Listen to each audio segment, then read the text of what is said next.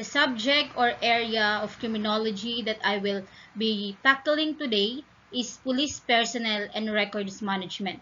And that is under LEA or Law Enforcement Administration. So, first, or let's go to part 1.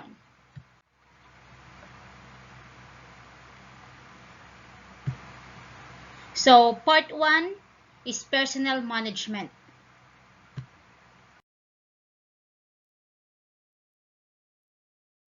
So, people are the essential human resources of organization. So, yan yung pinaka essential or pinakakailangan ng organization, yung tao. Okay? Kasi yung tao ang bubuo sa isang organization.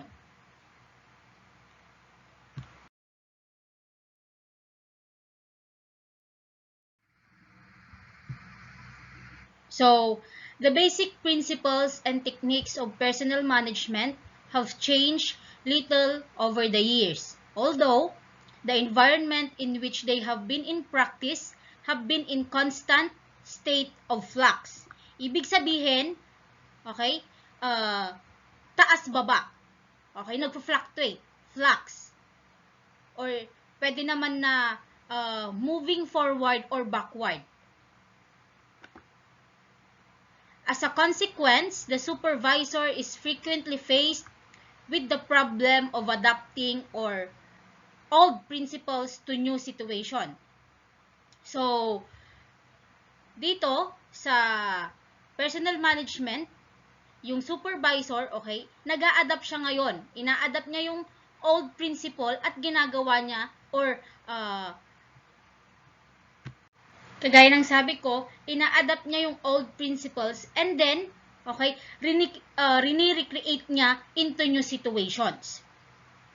The personnel manager must continually increase his or her repertoire or managerial skills to keep abreast within the demands placed on him or her in his or her work environment within the police organization.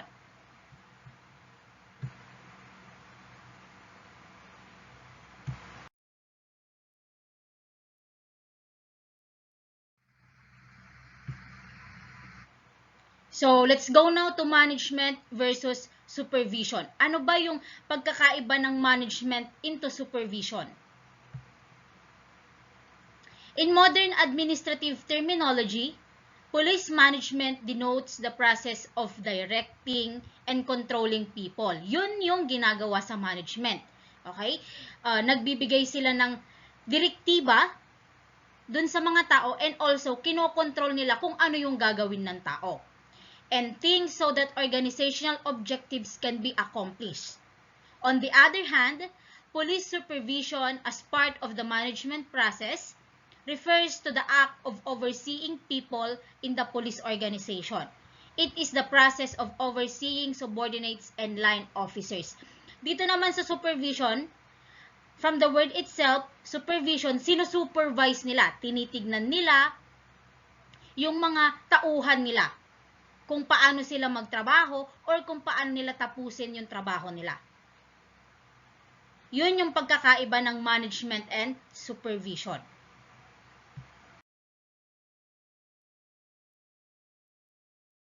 So, next, let's go now to police personnel management.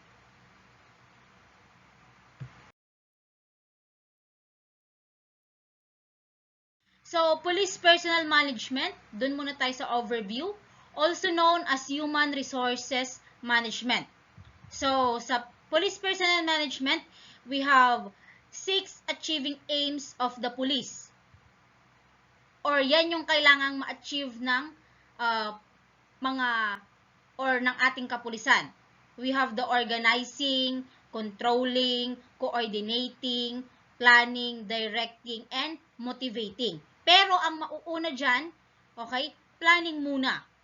And then, organizing, and then, directing, then, controlling, coordinating, and last, nandun na din yung motivating. Okay, so yan yung police personnel management natin.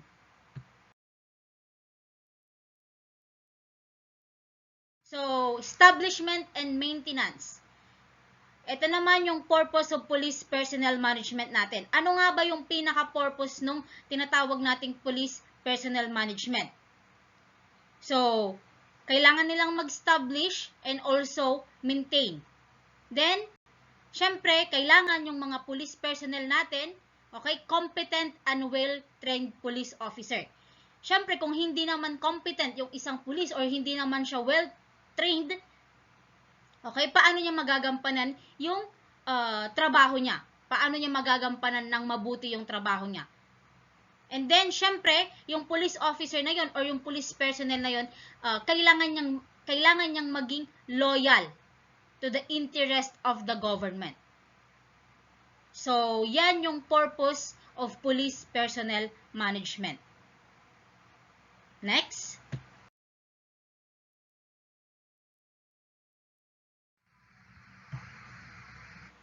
So, ngayon naman, what is personnel management? Ano naman ngayon yung tinatawag nating personnel management? So, personnel management may be defined as the function of management concerned with promoting and enhancing the development of work, effectiveness, and advancement of the rank and file of the police organization through proper planning, organizing, staffing, directing, coordinating, reporting, and budgeting. Ayan na yung tinatawag nating post-decor to achieve the organizational objectives of the police. These functions have several components which are interrelated with and supplementing one another in the administration and operation of the policing activities. So, dito naman sa personnel management natin, okay, ang pinaka-concern niya is to promote and enhance the development of work effectiveness and advancement of the rank and file of the police organization through the proper planning. Okay? So, syempre, kapag meron silang trabaho or meron silang gagawin, they need to plan. And then, also, they need to organize. Then, they need to staff people. Then, they need to direct. Kailangan nilang sabihan yung mga tao nila kung ano yung gagawin nila. And also, they need to coordinate to one another. Then, kapag natapos na yung trabaho na yun, syempre, kailangan nilang i-report kung ano ba yung nangyari. Positive ba or negative ba yung kinalabasan ng trabaho nilang yon. And last is the budgeting. Syempre, kailangan nilang mag-allocate ng fund doon sa gagawin nilang plano. So, yan yung pinaka-concerned ng personnel management. So, next slide tayo. Next, we have objectives of personnel management.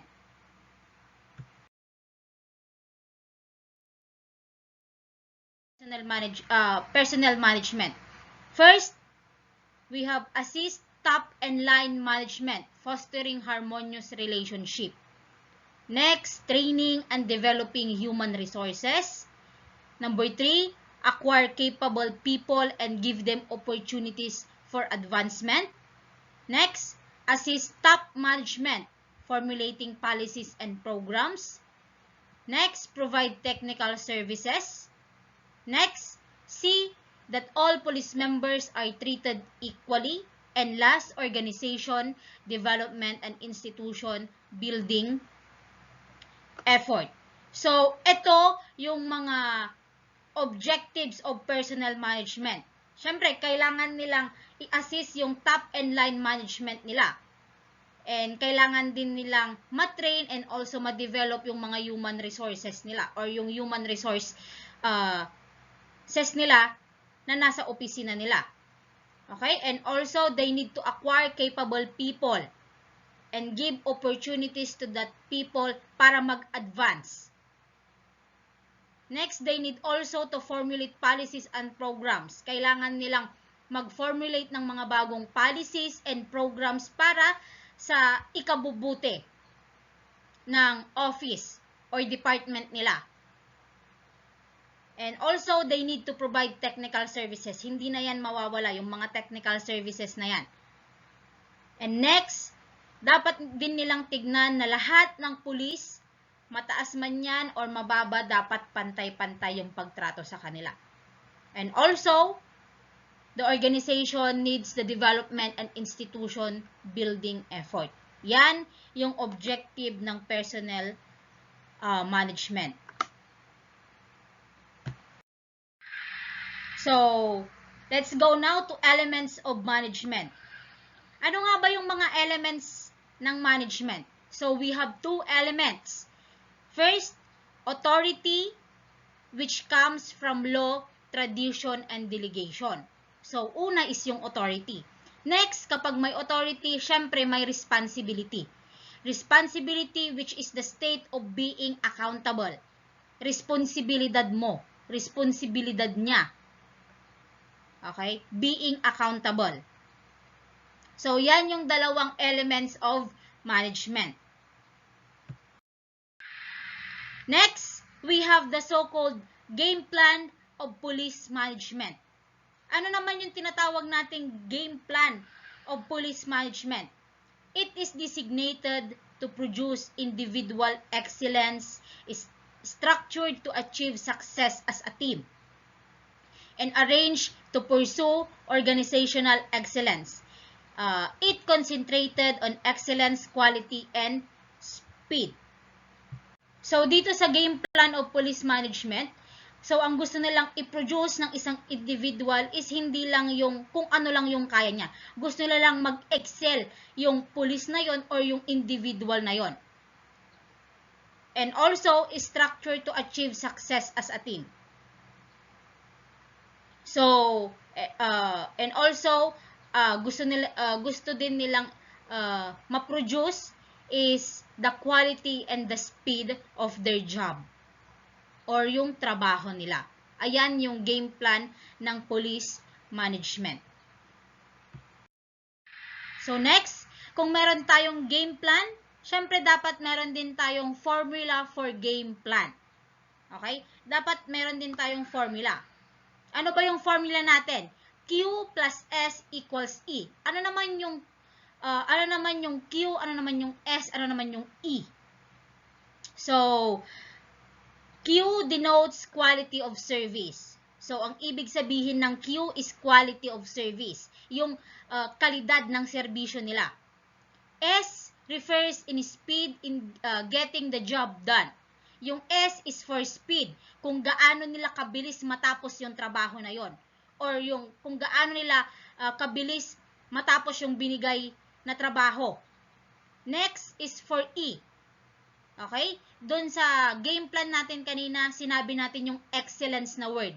So, E stands for excellence. Excellence which is result of Q and S. Okay? Yun na yung E. Yung ibig sabihin ng E, excellence. Because of the quality of their service and the speed para matapos yung trabaho nila. Yan yung formula for game plan. So, next slide tayo. So, next, signs of weak management. Ano naman yung signs? Okay? Ng isang weak management. First, know it all. Siyempre, mahirap naman na yung buong department mo is alam yung ibang sekreto ng department na yon. Na dapat sa mga matataas lang na authority. Pero even the lowest mammal is alam. So, isa yan sa signs ng weak management. Next, false expertise. Number 3, super solver. Super solver, siguro, yan yung palaging sinasabi na, sino ang pwedeng gumawa nito? Yung isa naman, dahil nga gusto palagi siya or gusto niyang magpapansin. So, sir, ma'am, ako po. Like that. Then next, exclusive responsibility. Last, elusive responsibility. So, yan yung signs ng isang weak management. Next, we have departmental values. We have 3 departmental values. We have challenge, candor, and commitment. Guys, commitment. Alam nyo kung anong ibig sabihin ng commitment. Kung meron na kayong ka-commitment, huwag nang makipag-commit sa iba. So, let's go now to challenge. Challenge, this is to improve our performance continuously and renew our understanding of our changing environment. Okay, challenge, kagaya ng sabi ko, to improve our performance. Siyempre, hindi naman pwede na doon na lang tayo. Okay? Hindi naman pwede na kung ano yung kakayahan mo doon na lang. Siyempre, kailangan mo ding ma-challenge para at least malabas mo pa kung ano yung mga skills mo o kailangan sa isang trabaho.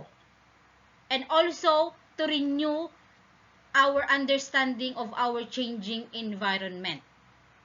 Siyempre, nag-iiba din yan. Araw-araw, nag-iiba yung environment natin. Kaya dapat sumasabay din tayo. Next, we have the candor. To conduct ourselves with honesty, openness, and integrity in our relationship. Sa relationship daw, kailangan ng honesty. Okay? Siyempre, kung kailangan ng honesty, dapat may openness din yan. Parang relationship lang talaga yan. And next, also, kailangan din natin ng integrity. Okay? Kailangan din po sa isang relasyon ang integridad. So, kung may honesty ka, may openness ka, and may integrity ka doon sa relationship, sa mga katrabaho mo hindi doon sa boyfriend mo or girlfriend mo, syempre, mas magiging effective yon.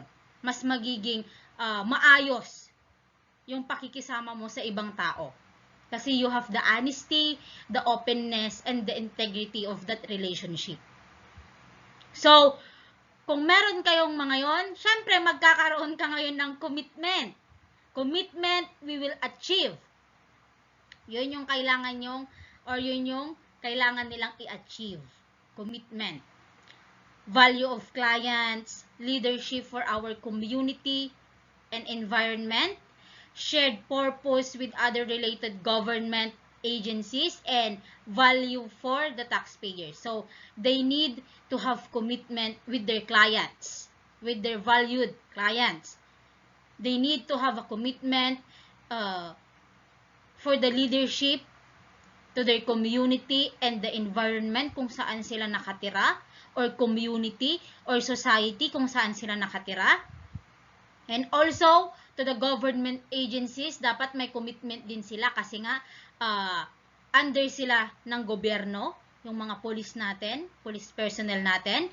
And also, syempre, they need or kailangan nilang magkaroon ng commitment also for the taxpayers. So, yan yung mga kailangan nila. Okay? Iba naman kasi yung sa inyo. Commitment naman yon sa iba. So, yan yung mga departmental values natin. Huwag niyang kakalimutan. We have 3. Challenge, candor, and commitment. So, let's go to the next slide. Next slide is total quality management. Ano naman tong tinatawag nating total quality management? It is intended to produce total quality services. It is management process that focus on the continuous improvement through quality teams, line level policy, and client first orientation. So, dito sa total quality management, okay, ang pinoproduce nila is yung quality ng serbisyo nila. Pinapakita nila dito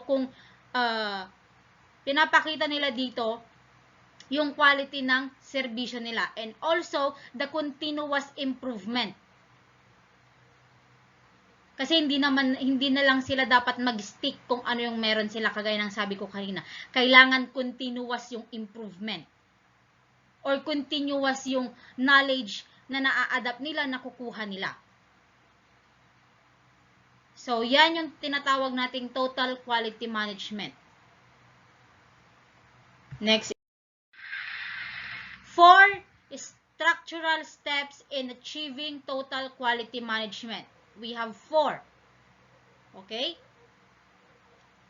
So, first, let's go muna dun sa evaluation. Evaluation, it entails research on the current quality status. This includes, syempre, kapag evaluation, you need to evaluate people. Okay? Yung mga nakapalibot sa'yo. First, they need to evaluate client or magbibigay sila ng client survey. Next, internal survey. Next, cost quality. And last, quality management practice. So, diyan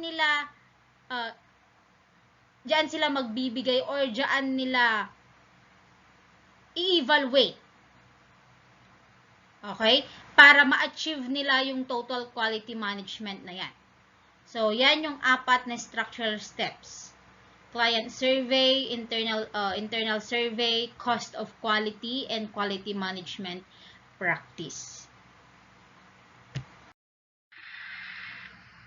Next, we have empowerment. Empowerment, the word power is related to the French word poudre. Power sharing, motivate people to get with it, get involved, get the job done, give high performance, and give to qualify services. So, dito sa empowerment, or yung tinatawag nating power, yung power mo daw, i-share mo sa iba para ma-motivate. No. Yung power na yan, siguro, okay, the knowledge, kung ano yung natutunan mo, or kung ano yung knowledge na meron ka. I-share mo sa ibang tao, or sa mga ka-teamwork mo, ka-teammates mo, para at least ma-motivate yung mga yon. Okay? Para naman yung performance nila,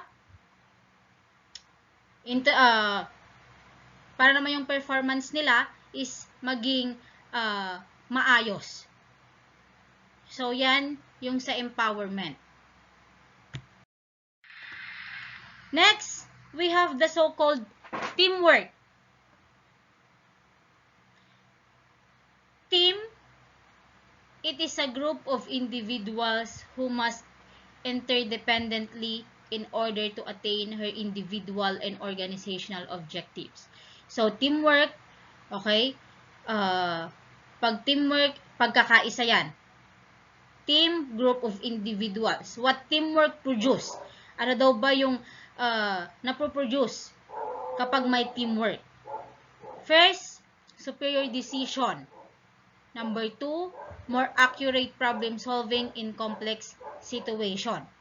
Siyempre, mas madali nilang masosolve yung isang problema kapag may tinatawag silang teamwork. Number 3, improve coordination. Na-i-improve din yung coordination ng individual na yon kasi nga meron din siyang mga kagrupo. Number 4, better implementation. Number 5, higher quality of services. Dito naman sa number 5, higher quality of services, yes, kung mag-isa kang gumagawa ng trabaho, siguro high quality na yon. Pero mas maganda kapag kung may kasama ka. Okay? Mas madali yung trabaho. Mas maayos mo na matatapos. Next, individual development.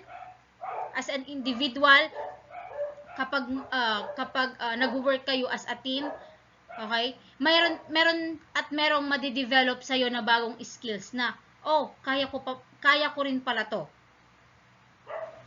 So, nadidevelop din yon sa'yo. Next, expanded individual feedback. Number 8, increase job satisfaction. And last, improve performance as a result of all the above. So, syempre, yung performance nyo as a team, okay, maganda yung kakalabasan.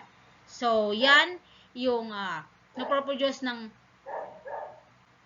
Or yan yung mapuproduce kapag may teamwork, may pagkakaisa, sama-sama. Next, we have time management. Time. Yan yung palaging nawawala. Yan yung palaging hinahanap. Time. Time, the measured or measurable period during which an action, processes, or condition exists or continues.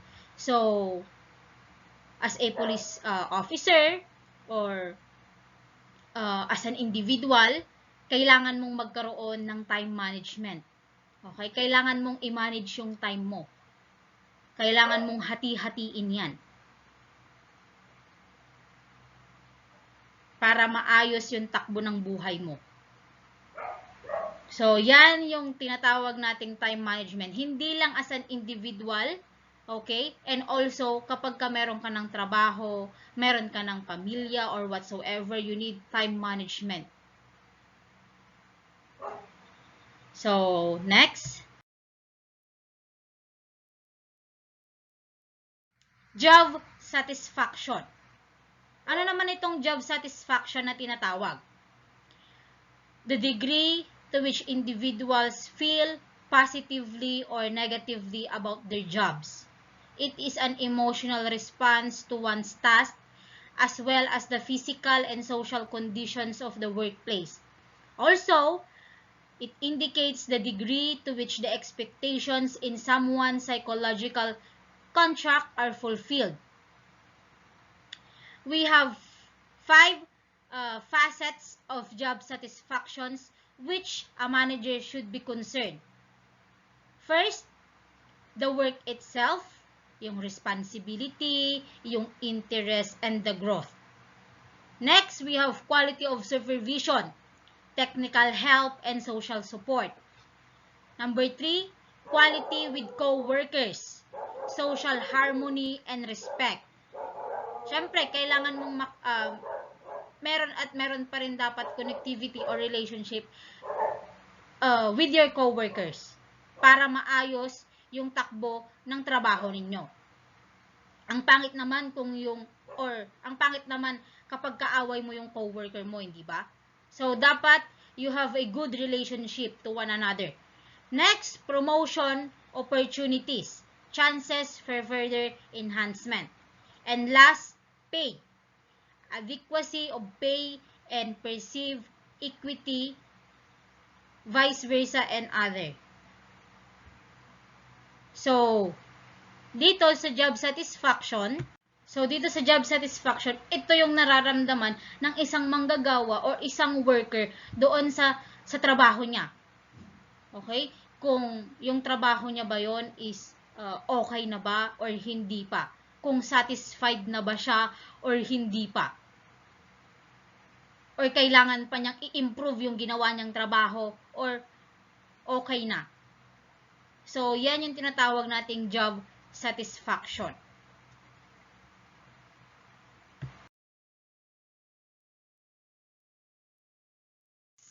We have supervisor. We have, kung makikita nyo sa baba, we have the manager and the leader. Ano yung pinagkaiba ng manager to leader? So, manager oversees work of rank and file workers. Next, middleman between subordinates and higher level. Manager is the middleman between subordinates and the higher level manager. Next, a manager and a leader. So, ayan yung sa manager. Sa leader naman, a person able to influence others to follow him. Next, responsible for the work that is accomplished through performance contributions of one or more person. So, kung titignan natin, magkaiba sila. Sa manager, tinitignan niya, okay, yung trabaho ng nasasakupan niya. And also, he or she is the middleman between his or her subordinates and his or her higher level manager.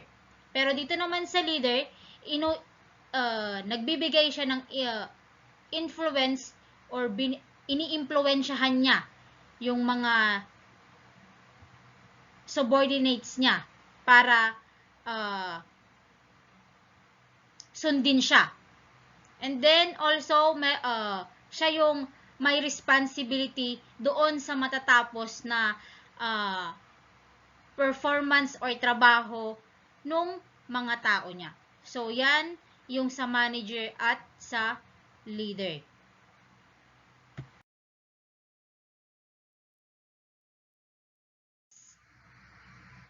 Sino nga ba yung mga matatawag nating best leaders? Siyempre, yung mga matatawag nating best leaders, dapat nag-grow sila, nag-stretch din yung knowledge nila, and also as a leader or para maging best leader ka, siyempre, araw-araw dapat natututo ka. Hindi lang porket magaling ka na, yun na. Dapat may igagaling ka pa. Learn and learn every day. And also, best leaders, okay, kailangan din nilang magsakripisyo. Make sacrifices. Okay? So, yan yung yan dapat yung meron sa isang leader. Next.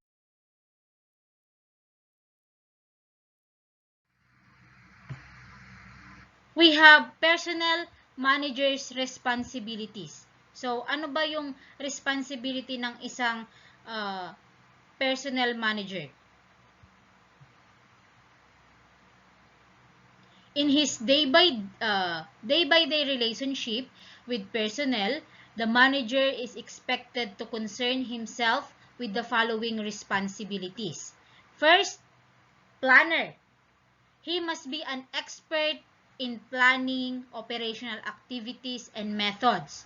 He must be capable of inspecting work systems, conducting studies, analyzing data, and developing matured recommendations for constructive changes in organization and operation when necessary.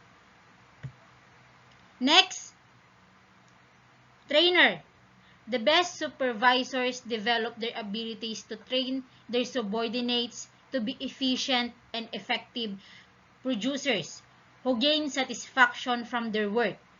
When the supervisor neglects to develop his capacity for the role of teacher, he deprives himself of the means of upgrading the service and ensuring that the standards of performance in the organization are maintained through the training process.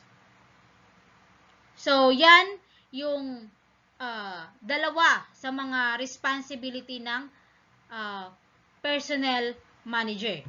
As personnel manager, okay, kailangan niyang magplano or kailangan may plano siya. Dapat expert siya sa pagpaplano. Operational man yan or any other plans. And also, dapat capable siya in inspecting work system, conducting studies, and also analyzing data. Dapat, ang isang personnel manager, alam yan lahat. And next, as a personnel manager, kailangan niyang i-train yung mga subordinates niya. Para yung mga subordinates na yon, okay, maging efficient and also effective para ma-produce nila yung gusto nilang kalabasan nung gagawin nilang trabaho para ma-satisfy sila. So, yan yung dalawang responsibilities ng personnel manager. So, let's go to the next responsibility.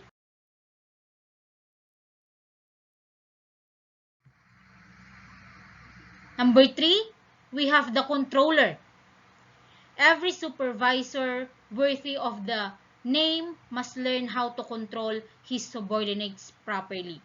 Yes, as a supervisor, as a manager, as a leader, kailangan mo or dapat may control ka sa subordinates mo. Because once na wala kang control sa subordinates mo, kayanin ka na lang nila. Hindi ka na matatawag na supervisor, hindi ka na matatawag na leader, at hindi ka na rin matatawag na manager kung ganon. And also, he must make proper follow-ups. Kailangan fina-follow up niya palagi yung mga subordinates niya. Kamusta na ito? Kamusta na yung pinapatrabaho ko? To determine that rules and regulations have been followed and orders properly executed. And also, dapat, habang kinokontrol na yung mga subordinates niya, dapat meron din siyang inilalatag na rules and regulations para alam ng subordinates na yun kung hanggang saan lang sila. Next, when necessary, he must take disciplinary action either positively through the process of training or negatively through punitive action. So, yan yung sa controller. So, next responsibility tayo. We have personnel officer. The supervisory officer should strive to assign his men as scientifically as possible to the positions for which they are best suited and to the places they are most needed. Siyempre, yung subordinate mo, kailangan mong ilagay sa isang trabaho na alam niya or sa isang lugar na kailangan siya doon. Kailangan yung skills niya. He places round plugs in round holes whenever possible because a happy worker is usually a productive one. Siyempre, kapag kayong worker na yon masaya sa trabaho niya, okay? Siyempre, yung trabaho niya na ginagawa niya, maayos niyang matatapos. So, a happy worker is usually a productive one. Parang din naman yun sa mag-asawa. A happy life, a happy wife. Okay? Siyempre, kapag happy yung asawa, magiging maayos yung buhay niya. Happy life. Happy wife, happy life. So, parang ganon. So, next.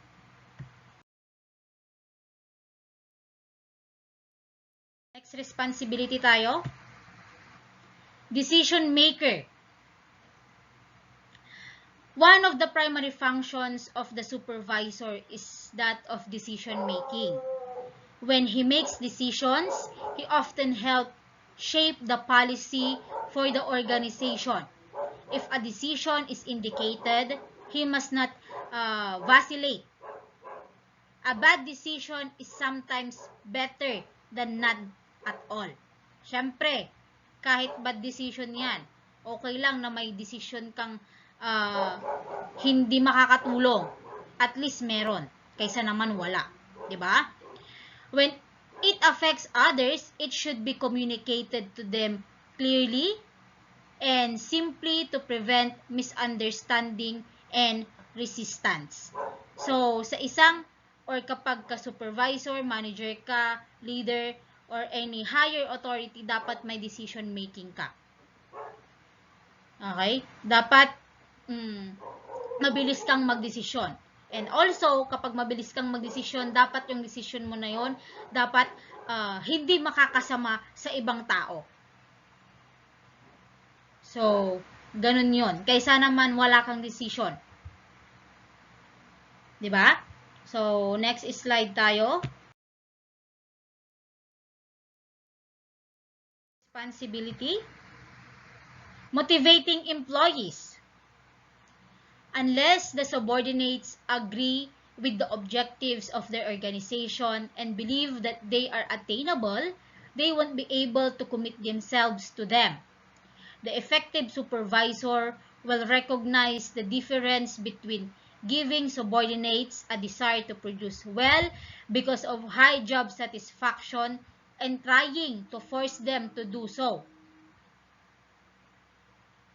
Deviously or otherwise, this is motivation versus manipulation. So, dito sa motivating employees, you need to motivate also your subordinates. Kailangan mo silang i-motivate para mas maging maayos yung trabaho nila. Mas na-motivate sila, mas nagiging maayos yung trabaho nila.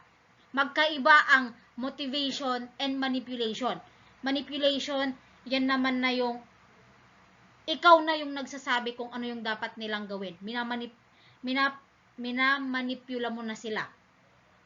Okay, dapat ganito yung gawin mo. Ganito dapat yung gawin mo. Okay? So, ganon ang motivating employees. So, next, responsibility. Next, leadership responsibilities. A major responsibility of every supervisor is to provide leadership for the men and women under him. To become a good leader, he must possess those traits of honor, courage, and vitality. He must be persuasive and flexible.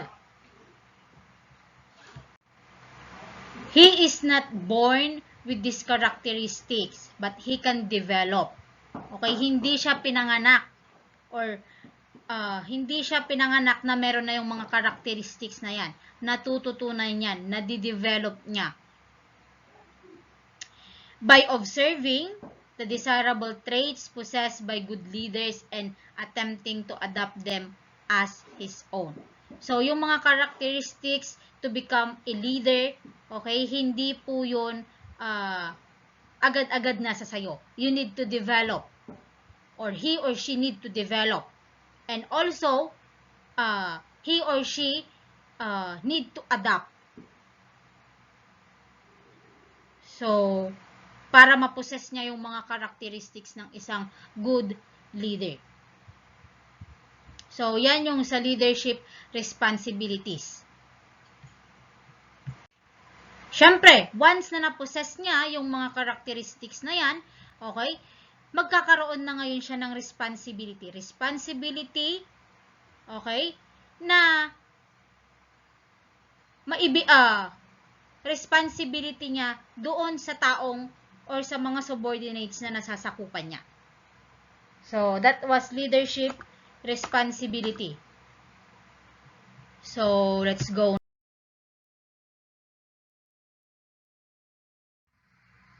Next was personnel manager's function. So, natapos na tayo sa mga responsibility ng isang personnel manager. So, sa function naman na tayo. The major duties of the personnel manager in the police organization differ only in degree from those of the police executive as prescribed by the acronym words POSDECORP, which stand for the following activities. Ano nga ba yung POSDECORP? P is for planning, O is for organizing, S is for staffing, D is for directing, C is for coordinating, and another C is for controlling, kung hindi ako nagkakamali. Next, R is for reporting, and B is for budgeting. So, yan yung ibig sabihin ng ating POSDECORP. So, first, planning.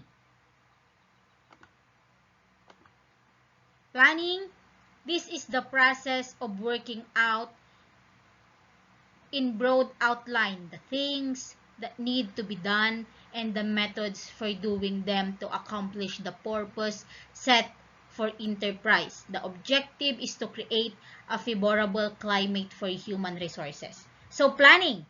Okay? Yan yung pinakauna mong gagawin. You need to plan. Okay? Kasi kung wala kang plano, walang mangyayari. Walang mangyayari doon sa gusto mong matapos. Kaya, you need to plan for that job that you will be doing. Okay? So, una is planning. Next,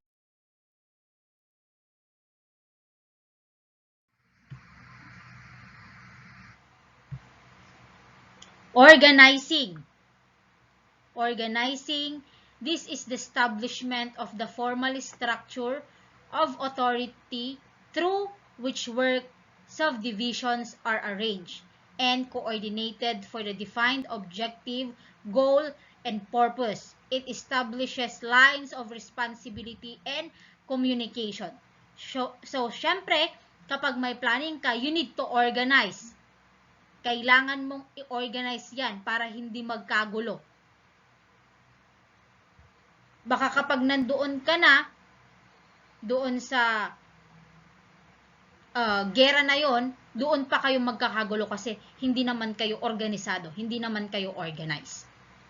So, that is organizing. Kailangan mong i-subdivide yung mga subordinates mo, isa-isa. Or by team. Para organize. Next, we have staffing. Staffing, this is the whole personnel function of bringing in and training the staff and maintaining favorable conditions of work inside and outside of the organization.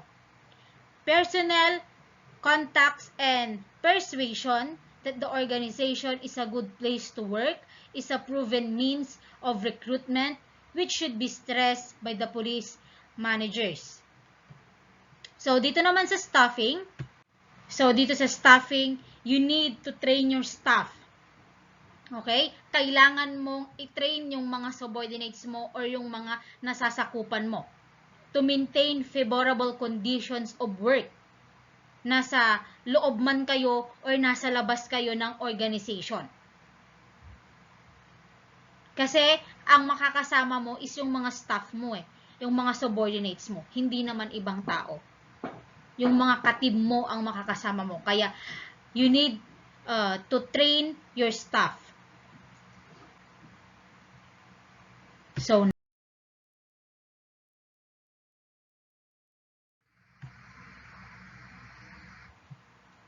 we have directing. This is the continuous task of making decisions and embodying them in specific and general orders and instruction and serving as the leader of the enterprise. The function of providing direction to police personnel and control their activities is one which consumes much of the personnel manager's time. Directing, ito na yung dinadirect mo na yung mga tao mo. Okay, sinasabi mo na yung mga kailangan nilang gawin. Dito mo na sisimulan yung pagbibigay ng directives, ng orders, ng instructions. Dito na yan magsisimula sa tinatawag nating directing. Next, we have coordinating. This is the all-important duty of interrelating the various parts of the work. Perhaps, no function of personnel management is less expandable than of that coordination of human efforts and activities to ensure the unity of action of all organizational units from top to bottom. So, coordinating from the word itself, coordination. Kailangan may coordination kayo. Okay, kasi kapag walang coordination, yung plano nyo, okay, mawawalan ng bisa. Yung outcome niya magiging negative, hindi magpa-positive, or hindi magiging positive yung outcome niya. Kaya, you need to have a coordination sa subordinates man yan or sa higher level authority. Kagaya nga dito, sabi niya, organizational units from top to bottom. Kailangan may coordination yan. Okay? Pataas, mula sa taas, pababa, or mula sa baba, pataas. Dapat may koordinasyon yan. Okay? Next.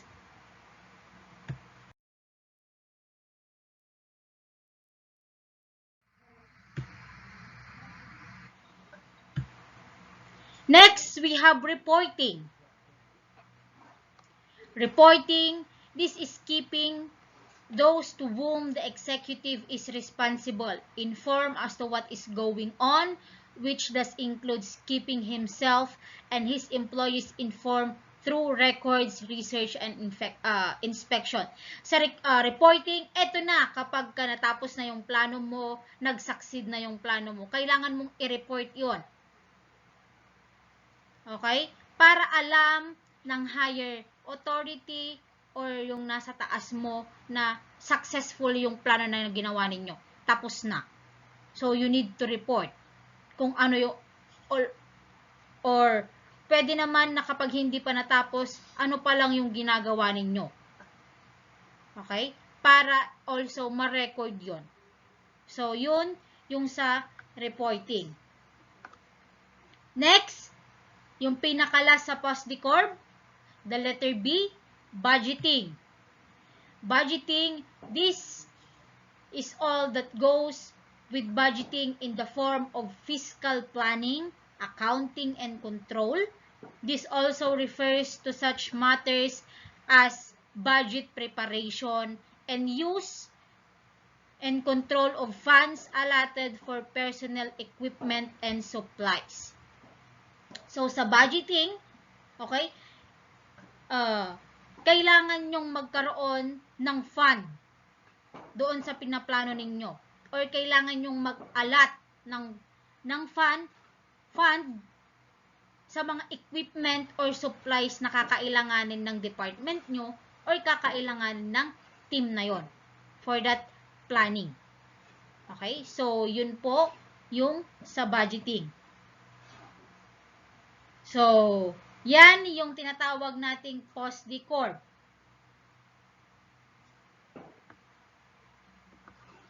Post-decorp, planning, organizing, staffing, directing, coordinating, reporting, and budgeting. Wala pala yung controlling, sorry. So, yun yung post-decorp. So, let's go now to the next slide.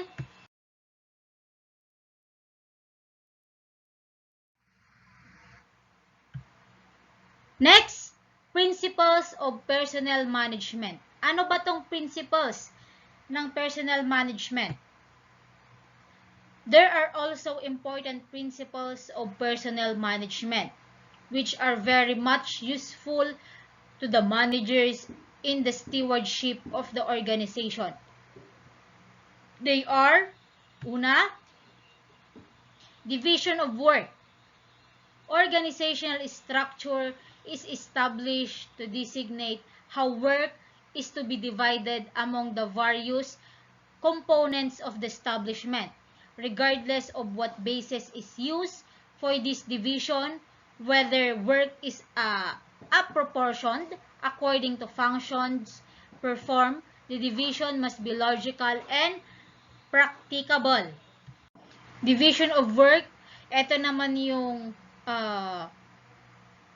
kailangan nilang i-designate kung saan sila pwedeng ipunta or kung ano yung magiging trabaho nila. Regardless of what basis is used for this division, whether work is apportioned according to functions performed, the division must be logical and practicable. So, division of work, kailangan mo lang namang i-designate kung saan sila magtatrabaho. So, next principle.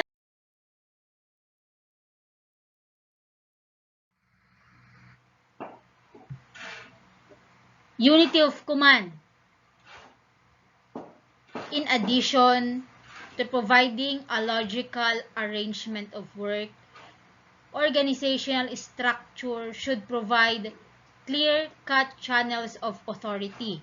The principle of unity and teamwork should be practiced in every organization. This principle requires that every employee should be under the direct supervision of but one manager. Unity of command, iisa lang ang nagsusupervise sa inyo. At yun lang, yung kaisa-isang nagsusupervise sa inyo ang susundin nyo. Kasi kapag dala-dalawa ang nagsusupervise sa inyo, hindi nyo alam kung sino yung susundin nyo. Yung isa ba na sinabi yung ganito or yung isa. So, dapat may unity of command din. Para hindi malito yung mga subordinates na yon. So, yun ang unity of command. Next, we have span of control. Ano naman yung tinatawag nating span of control? The principle of span of attention was initially adopted from psychologists, which refers to the number of subordinates an individual supervisor can manage effectively. Okay, ito naman yung dito naman makikita, okay, kung gaano karami yung pwede mong ma-supervise na subordinates mo. You can supervise effectively.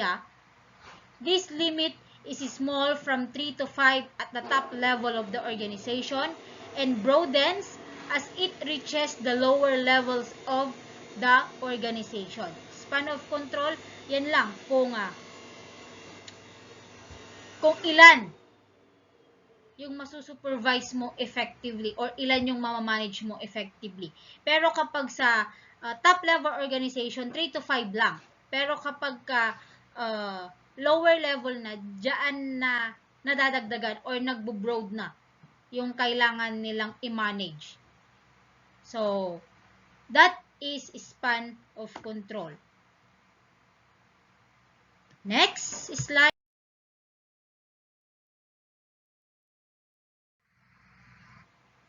The delegation of responsibilities. So, ano naman itong delegation of responsibilities na tinatawag natin? Delegation, syempre, you need to, kailangan mong i-delegate yung mga subordinates mo o yung mga tauhan mo. Okay?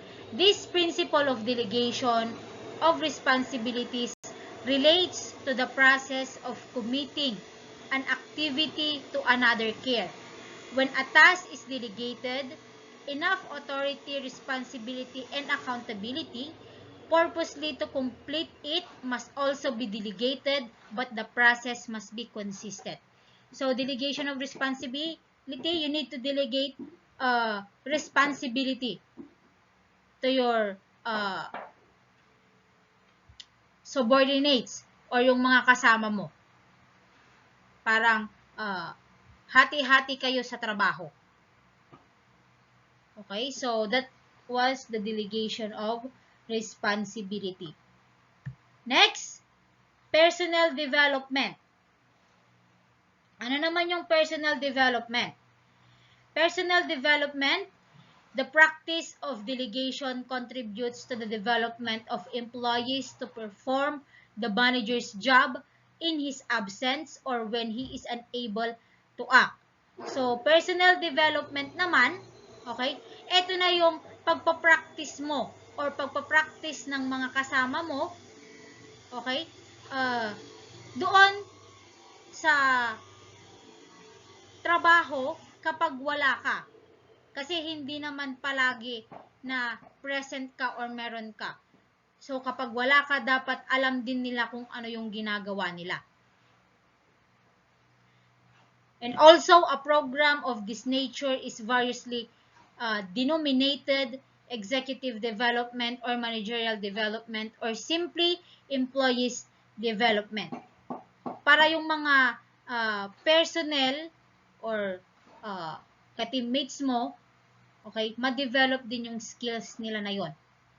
Hindi naman pwede na palagi na lang silang umaasa sa'yo. Mahirap umasa. Kasi, kapag umasa ka, tapos, hindi naman, wag na lang nga. Hindi, mahirap umasa. Okay? Kaya dapat alam din nila yung mga ginagawa nila. So, yan yung tinatawag nating personal development. So, let's go now to the next slide.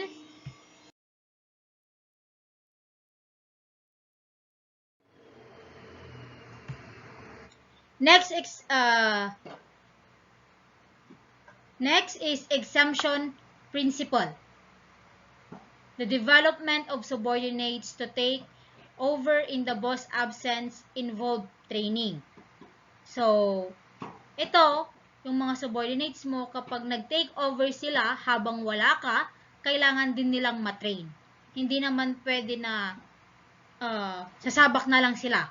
Hindi naman pwede yung ganon. And can be tagged as the exemption principle, which is specify that the head of hierarchical organization should not find necessary to act personally on each matter coming under his general jurisdiction. So, dito sa exemption principle, okay, dito sa exemption principle, kapag absent yung boss, dapat may isang subordinates din na may alam kung ano yung gagawin. Okay? Or tinatawag nating kanang kamay nung boss na yon, or nung manager na yon, or supervisor na yon. Okay? So, yun naman sa exemption principle. Next, we have completed staff work. This principle requires that the person to whom the responsibility has been assigned through the delegation process has to complete it to such an extent that the only thing left to be done by the person who delegated it is to approve or disapprove. So, dito naman sa completed staff work, kapag inassign yung tao na yon doon sa trabaho na yon, okay, and natapos na yung trabaho na yon, ang gagawin na lang nung nag-delegate or nung leader or manager na yon is titignan na lang niya kung i-approve ba yung ginawang trabaho nung tao na yon or hindi. Yun na lang yung iiwan doon sa leader na yon. I-approve na lang niya or i-disapprove na lang niya yung ginawa nung tao na yon. Dahil nga meron siyang ibinigay na responsibilidad or binigay na trabaho. So, i-check na lang niya kung approve ba or disapprove. Yun yung tinatawag nating completed staff work.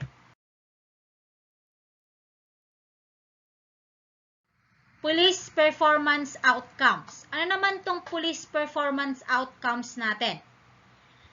We have police effectiveness. Police effectiveness measures whether or not important task goals are being attained. So, yan yung sa police effectiveness natin. We have also police efficiency. Measures how well resources are being utilized. So, yan yung police performance outcome. Effectiveness and efficiency.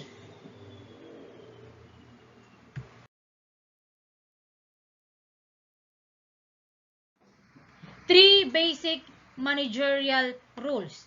So, ano naman tong three basic managerial rules?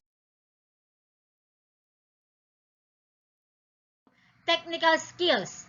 Ito yung may ability ka to perform special task. Yun yung tinatawag nating technical skills. Meron din naman tayong human skills. Ito yung you have the ability to work well with other people. May kakayahan kang makipagtrabaho or makisalamuha sa ibang tao. Next, we have conceptual skills. Ito yung you have the ability to analyze and solve complex problems. Yun naman yung tinatawag nating conceptual skills. Yan yung tatlong managerial rules. Okay? Technical skills, human skills, and conceptual skills. So, yan yung tatlo.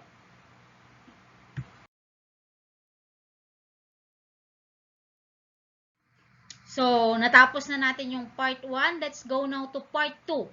Elements of leadership. So, elements of leadership na tayo.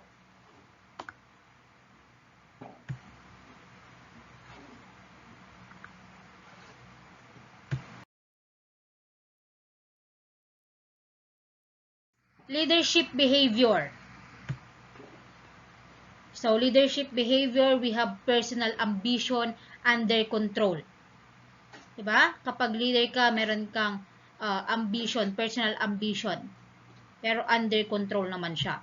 Next, bridge gap between the and the us. The and us. Next, visible, available, good listener. Ang leader daw, visible yan, palaging available, and also, she or he is a good listener. Next, sees the best in his people. Nakikinita niya kung ano yung pinaka-best doon sa mga tao niya. Next, fair, sense of humor and humble. Ang isang leader daw, okay, fair siya, may sense of humor and also humble. So, yan yung leadership behavior. So, let's go now to the next slide.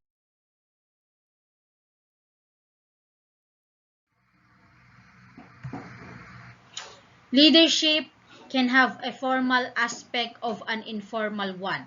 Speaking of leadership, rather than of leading usually implies that the entities doing the leading have some leadership skills or competencies.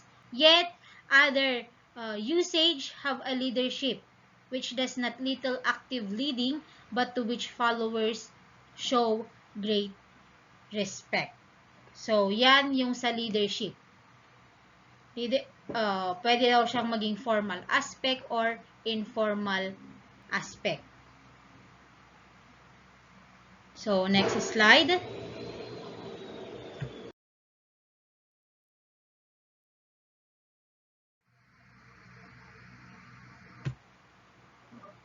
Ano yung tinatawag nating leadership? Ano nga ba ang isang leadership? Leadership is the ability of an individual to influence. Ito daw ay isang abilidad ng isang tao o ng isang individual para makapag-impluwensya, makapag-motivate, and enable others to contribute toward the effectiveness and success of the organization of which they are members. So, kapag na-influence nila, na-motivate nila yung tao na yon, yung tao naman na yon, makakapag-contribute, okay, toward the effectiveness and success of that organization na kinabibilangan nila. It is also considered as the art of influencing, directing, and guiding, and also controlling others in such a way as to obtain their willing obedience, confidence, respect, and loyal cooperation in the accomplishment of an objective. So, yun yung tinatawag nating leadership. Nandiyan yung kapag leader ka, you need to influence others, you need to direct others, you need to motivate others, you need also to guide them. Kasi leader ka nga. Okay? Kailangan mo silang i-guide para matuto sila. Para hindi sila magkamali. Yes, okay lang magkamali minsan, pero mas okay na yung gina-guide mo sila. And also para madagdagan din yung or para ma-boost din yung confidence nila. Okay? Ganon ang isang leader. Next.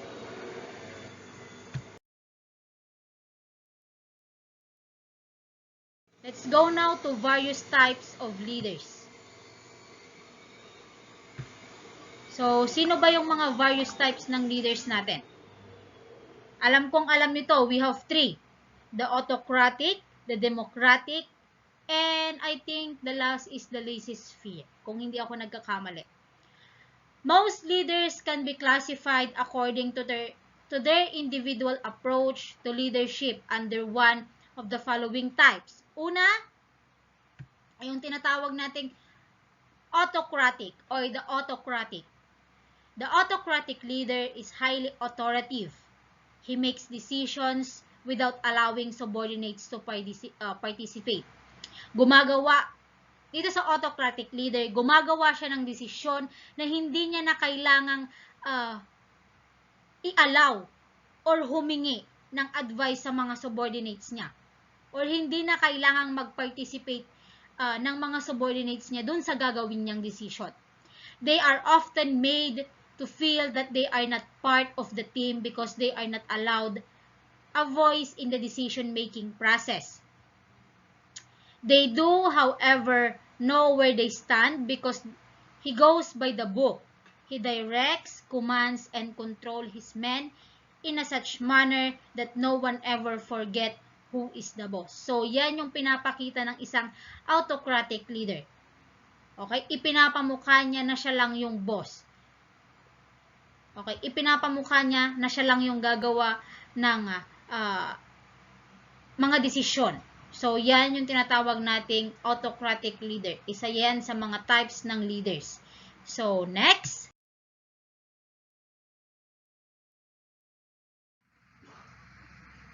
Democratic leader or the democratic. Okay? So, ano naman yung tinatawag nating democratic? The supervisor who leads democratically seek ideas and suggestions from his subordinates and allows them to participate in decision making that affects them, secure the best result as a leader. So, parang kabaliktaran naman ito ng autocratic. Ito naman sa democratic, hinihingi niya yung suggestion ng subordinates niya or inaalaw niya yung mga subordinates niya para makipag-cooperate sa kanya. He uses little authority because he encourages his men to participate with him in getting the job done. So, meron pa ring authority dito sa democratic dahil nga ini-encourage niya yung mga tauhan niya para mag-participate. So, democratic country tayo. Yung mga autocratic naman is Germany and part of Europe. So, next, we have the so-called free reign. Hindi pala laissez-faire, sorry. Free reign.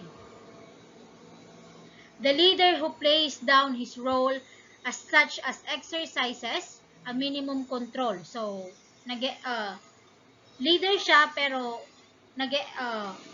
ina-exercise lang niya is a minimum control. Okay? He or she seldom gives his subordinates the attention or help they need. He does not interfere with them but permits a laissez-faire operation. His failure to maintain contact is as harmful as excessive amount of supervision. So, hindi niya masyadong binibigyang pansin yung mga subordinates niya. So, ganyan yung tinatawag nating free reign. So, next slide.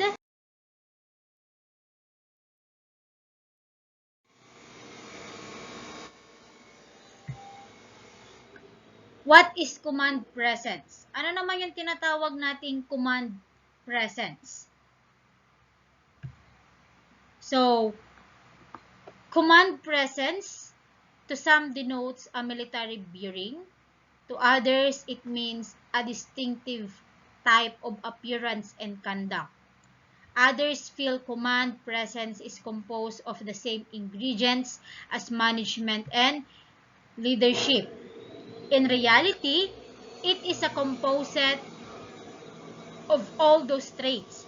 It is a natural manner of an individual indicating a complete command of his mental and physical faculties and emotions. It encompasses the qualities of dignity, self-assurance, and poise. So, yan naman yung command presence. Okay? uh, ang isang individual daw nag-i-indicate ng isang complete command of his mental and physical faculties and emotion, and encompasses the qualities of dignity and self-assurance and poise. So, yan yung tinatawag nating command presets.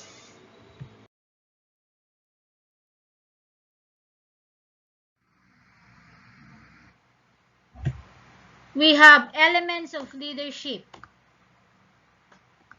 Ano naman tong elements of leadership natin? The elements of leaderships are, first, psychology of leadership. The maintenance of a high level of discipline and moral requires some practical knowledge of the psychological factors which affect human behavior. Few supervisors have an instinctive or uh, intuitive knowledge of these factors that come only with training and experience. So, isa yan sa mga elements of leadership, psychology of leadership.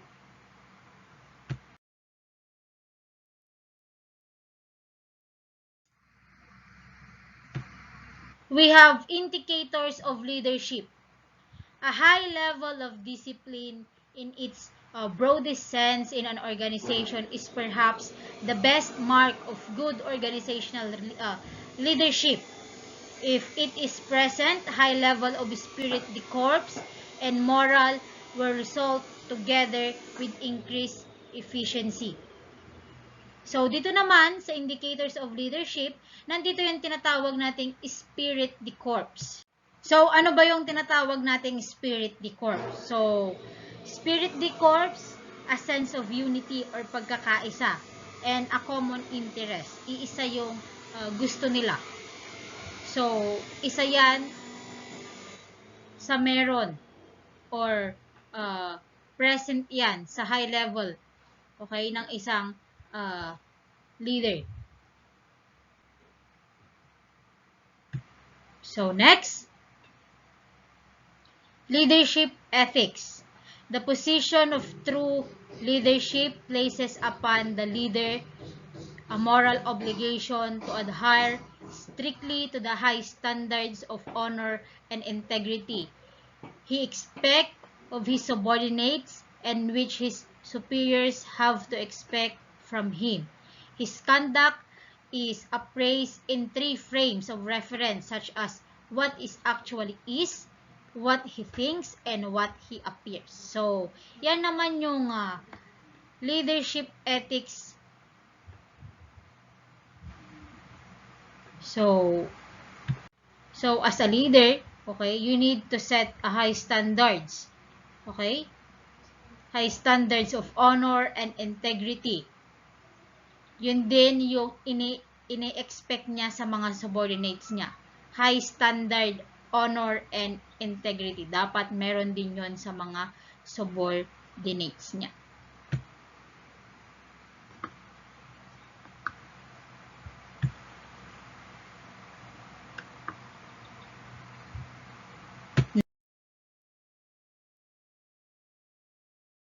Personalities of the leader. Ano ba yung mga personalities ng isang leader? The personalities of individuals are composite of all his personal characteristics. As such, personality plays an important part in the development of leadership ability and the ability to supervise. Every good leader has the capacity to be a good supervisor. Personal traits of successful leaders should be observed and studied by the supervisor in refining his techniques and techniques of leadership. Those desirable traits should be adapted to his or her natural style. Whenever possible, those traits he has found undesirable in others should be avoided meticulously. For example, If he has resented inconsiderate treatment by his superiors in the past, he should avoid treating his subordinates inconsiderately, but rather equally, fairly, justly, and squarely. For example, okay, merong ginawa noon yung superiors niya sa kanya. At ngayon, isa na rin siyang superior. And meron siyang mga subordinate.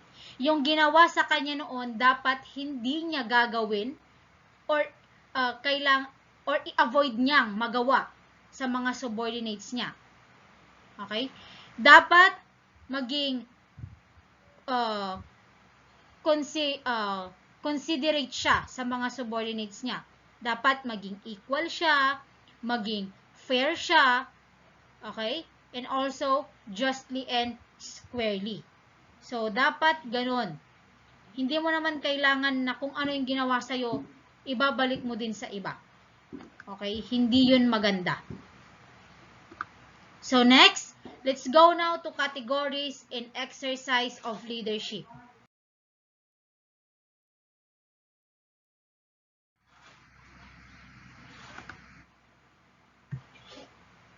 Categories in exercise of leadership. One can categorize the exercise of leadership as either actual or potential. First, actual. Giving guidance or direction to subordinates by the leader, as in the praise the inferior has provided satisfactory leadership. Siyempre, sa actual, you need to give guidance and directions to your subordinates. Para at least, kapag ginaguide mo sila, mas matututo sila or mas magagawa nila ng maayos yung pinapagawa mo. And also, you need to give direction or give direct orders to them. Then next, we have the so-called potential. The capacity or ability of an individual person to lead. Potential, yan yung capability or ability ng isang individual or isang tao para mamuno. As in the praise, he or she could have exercised effective leadership, or in the concept, born to lead. Okay, pinanganak kang or ipinanganak ka para mamuno. Ganon yung mga ganon yung sa potential. So, yan yung dalawang categories in exercise of leadership. So, next slide tayo.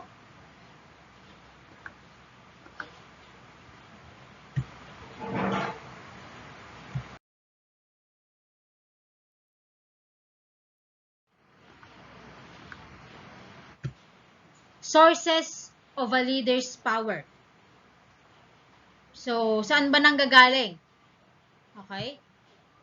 The sources of leader's power are coercive power. Okay? It is based on subordinates' fear of the manager. Leaders who rely on coercive power use their ability to punish as their primary means of influencing others. Specifically, coercive leaders may threaten to punish by giving undesirable work assignments, by administering reprimands, or by dismissing non-compliant subordinates. So, dito sa coercive power, ginagamit nung leader na yon yung coercive power na yon para i-punish yung subordinate. Lalong-lalo na kapag hindi niya sinusunod yung leader na yon. Yun yung tinatawag nating coercive power. The ability to punish as their primary means of influencing others. So, yan yung pinaka-primary na ginagamit nila. Okay, pinapunish nila kapag hindi sila sinusunod. Next, we have expert power. So, expert power, it is based on the leader's possession of expertise, skill, or knowledge that convinces subordinates that the leader's view should serve as basis for the action Leaders who rely on expert power use their perceived ability to improve the job performance of others as their means of controlling decisions or decision making. Dito naman sa expert power, ayan yung mga expertise, kung saan expert yung si leader, or kung saan siya magaling, kung ano yung mga skills niya, and also kung ano yung merong knowledge sa kanya, or kung ano din yung mga natutunan niyang knowledge. That convinces his or her subordinates that the leader's view should serve as basis for the action. Okay? Para maniwala yung subordinates niya na isa din siyang leader. So, yan yung sa expert power natin. Next source.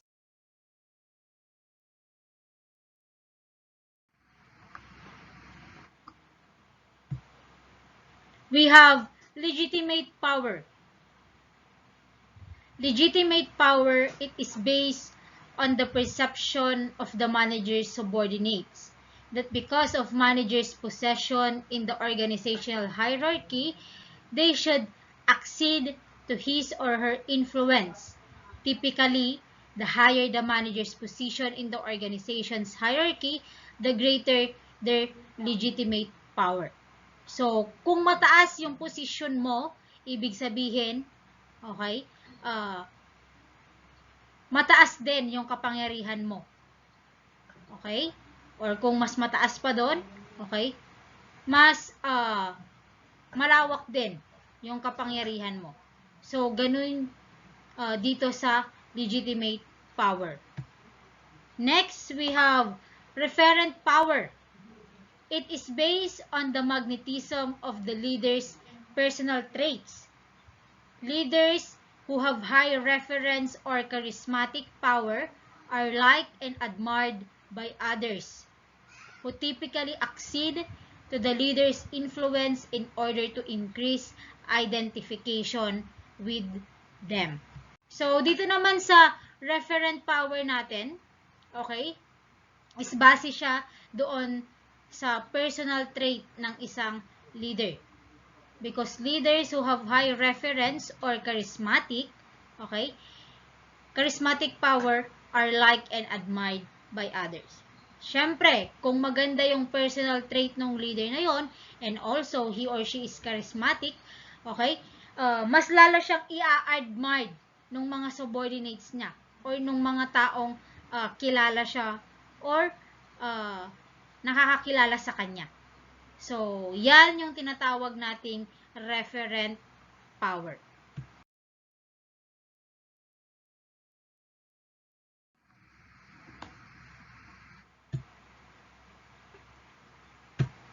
We have reward power.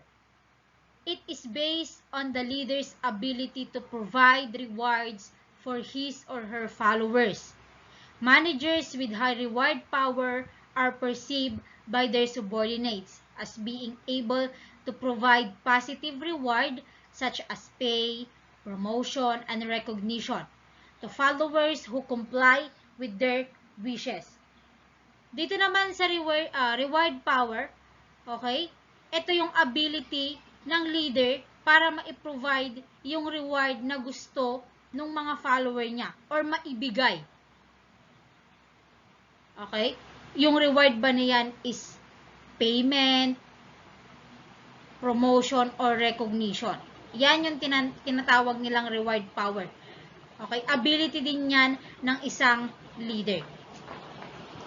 So, next. Connection power. Ano naman yung connection power? It is based on the leader's relationship with influential persons both inside and outside the organization. Followers accede to the preferences of a leader with high connection. Siyempre, mas maniniwala ang subordinate kapag alam nilang meron kang connection sa mas mataas or higher level of authority. Okay? Kung meron kang connection sa mga influential persons because they wish to gain favor with such a well-connected person or at least to avoid his or her disbehavior. Connection power. Sabi nga ni Sarah Geronimo, di ba? Connections that they don't have. So, ganun po yun. Mga connections in higher authority. So, next, information power. Information power is based on the leader's knowledge of or access to information that is believed to be valuable to others. A leader who has high information power is willingly followed by those who need the leader's information or simply enjoy being on things. Okay, dito naman sa information power, ito naman yung ability ng isang leader na, or yung leader na yon may access sa mga information na mahalaga. Okay? Kaya, tinawag siyang information power. And also, a leader who has high information power is willingly followed by those who need the leader's information. Maraming or merong mga taong susunod sa kanya or yung mga taong susunod sa kanya is may kailangan doon sa information na hawak ng leader na yon. So, ganun po yung tinatawag nating information power. So, let's go now to the next slide.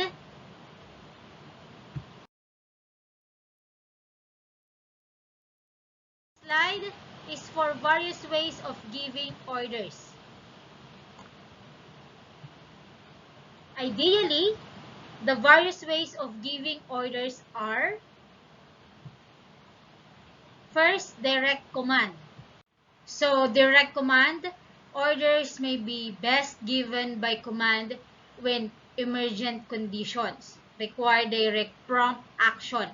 This method of giving orders may be indicated in dealing with irresponsible employees or the one who refuses or neglects to obey standard operating rules or fails to respond to suggest or implied orders. So, dito naman sa direct command, okay? So, they giving command directly. The leader, the manager, or the supervisor will give command directly to his or her subordinates.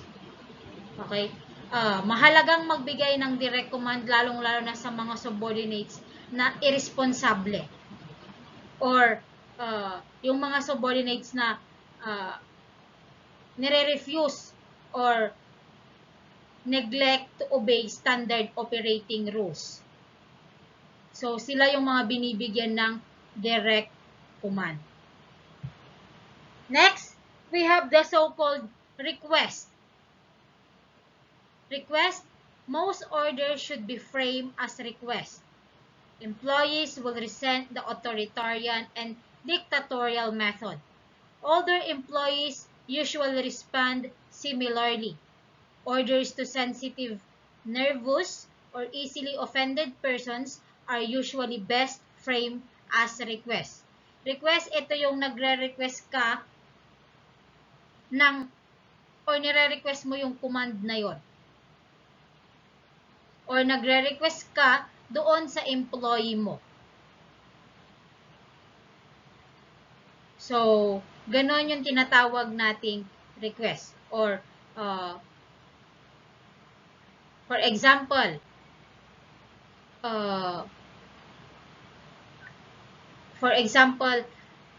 Anika, baka naman, request ko naman, baka naman pwede na ikaw nang gumawa nito. Okay? Something like that. Yung sa ways of giving orders. Pero, kapag ginamit naman tong request, meron pa rin yung tinatawag nilang authority, nandoon pa rin. Hindi pa rin yun nawawala. So, ganon yung sa request. Next.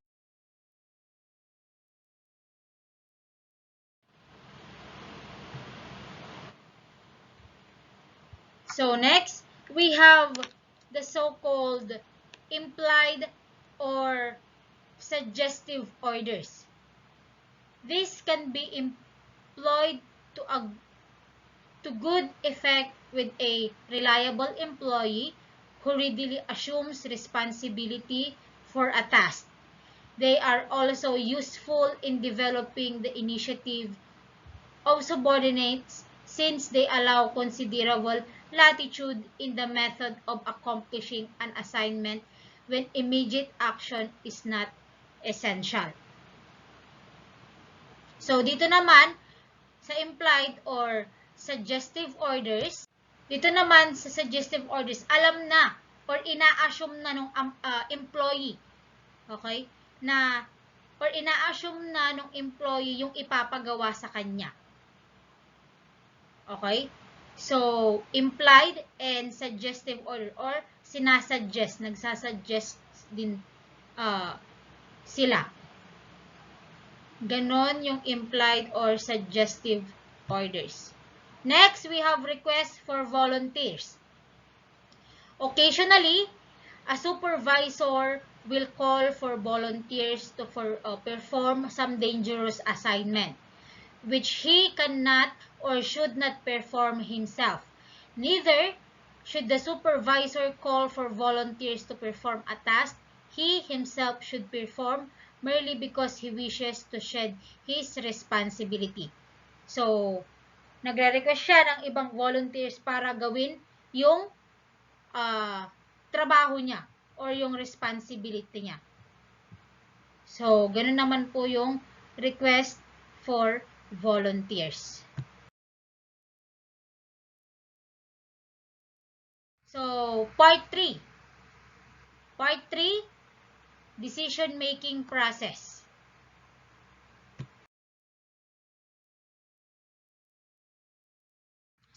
So ano nga ba yung decision-making process? Decision-making process is to take an idealized, completely rational approach to decide and then to identify some of the differences between the ideal and what actually occurs. There would be continuity and logical consistency from the basic definition of the organization's strategies to its objectives, policies, and operational plans, as well as to the specific choices and acts of all police supervisors and other subordinates in the entire organization. So, ayan yung ibig sabihin ng decision-making process. So, what is decision-making? Decision-making is the process of choosing a course of action from two or more alternatives. Decision-making, ayan yung kailangan mong mamili. Okay? Kailangan mong mamili kung ito ba yung gagawin mong plano or ito. A decision is a conscious choice to behave and to think in a particular way in a given set of circumstances. Tsaka ka lang naman magdidesisyon ng mabilisan kapag kinakailangan or for emergency. Pero kung tutuusin, everyday nagkakaroon tayo ng decision making. Kahit nga sa pagkain, pinagdesisyonan mo pa kung anong kakainin mo. Kahit sa damit na susuotin mo, didesisyonan mo kung ano yung damit na isusuot mo. Diba? So, sabi ko nga, everyday nagkakaroon tayo ng decision making. Emergency man yan or hindi. So, next slide.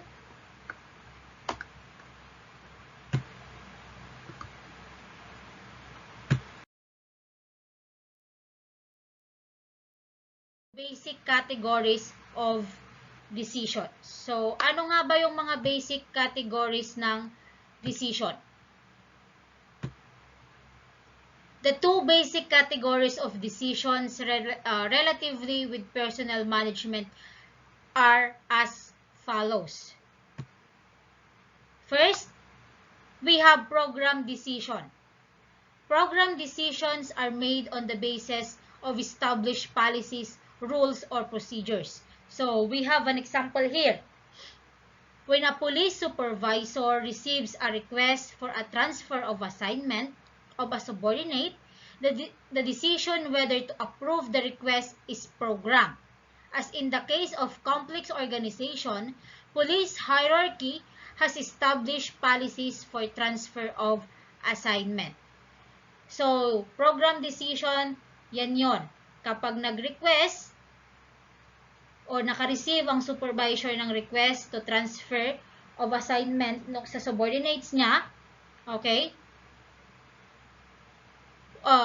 whether to approve the request is program. So, ganyan po ang program decision. Kasi nga, ang program decision, okay, are made on the basis of established policies, rules, and procedures niya. Kaya yung transfer of assignment, okay, nasa rules and procedures niya ng mga kapulisan yan. Okay, so, i-disapprove man yan or i-approve, okay, tinatawag yung program decision kasi nga, nasa policies nila yan or rules or procedures nila.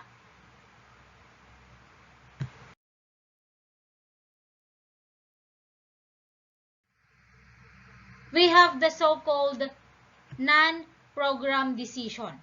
Non-program decisions are not bound by policy and procedures. The non-program decisions are usually made in cases of exceptional or novel problems, and they typically involve the broad use of supervisory initiative and judgment. Supervisors, in conjunction with personnel staff, will have to make important decisions clarifying the policy itself. Dito naman sa non-program decision, okay, hindi bound doon sa policy and rules, also the procedures ng PNP. Kaya tinawag siyang non-program. Ginagamit lang itong non-program, okay, in cases of exceptional or novel problems. Doon lang yan. So, next. Conditions. So, ano ba tong mga decision-making conditions na to? The certainty condition is at one end of the continuum. The complete uncertainty condition is at the other extreme, and the risk condition occupies all points between first, certainty condition. Certainty condition exists when the supervisors knows precisely what the result will be if a certain decision is implemented. Itong certainty condition, okay, nag-i-exist yan kapag alam na ng supervisor kung ano yung magiging resulta ng desisyon na yon. It has a significant effect on the process of evaluating alternatives. When the outcome of each alternative can be reliably predicted, supervisors are likely to choose the alternative when the most acceptable predicted outcome. So, certainty condition, okay? Nag-e-exist yan. Kapag alam na nung supervisor kung ano yung kakalabasan nung ini-implement nila or ano na yung, alam na nila yung result. So, ganun yung certainty condition. Certainty condition, we have also uncertainty condition. The uncertainty condition prevails when the supervisors have no information that can help them predict the outcome of an implemented decision. Dito naman sa uncertainty, okay, hindi alam or walang information or wala silang alam na informasyon para makadulong na ma-predict kung ano yung magiging outcome nung in-implement nilang desisyon. Ganon naman dito sa uncertainty condition. In such conditions, decisions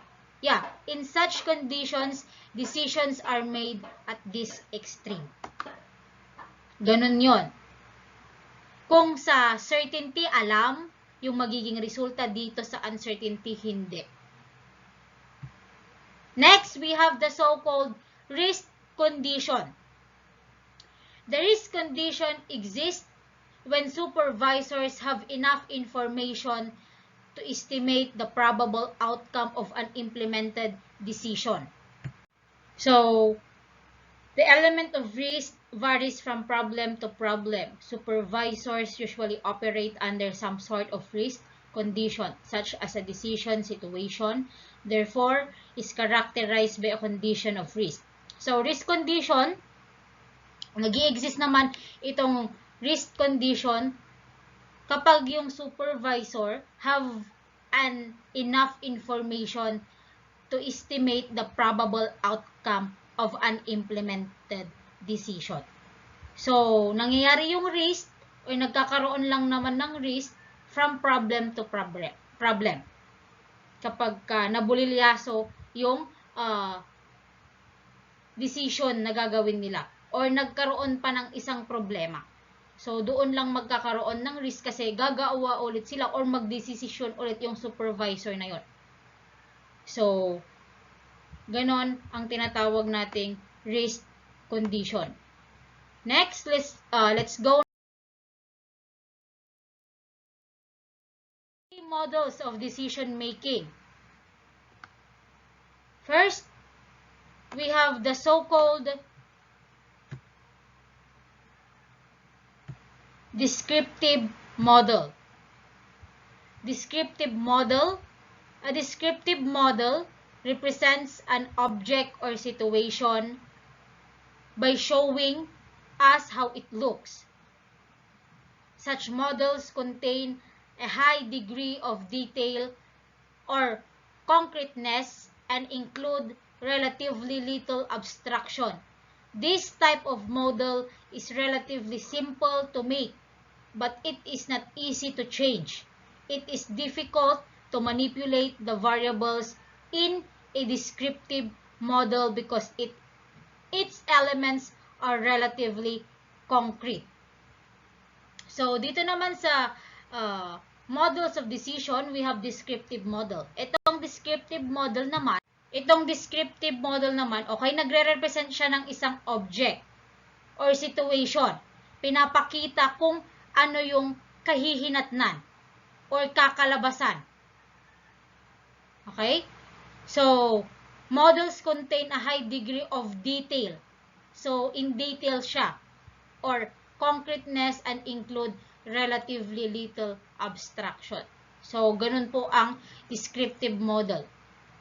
Meron siyang object. Okay, pinapakita na kung ano na yung kakalabasan.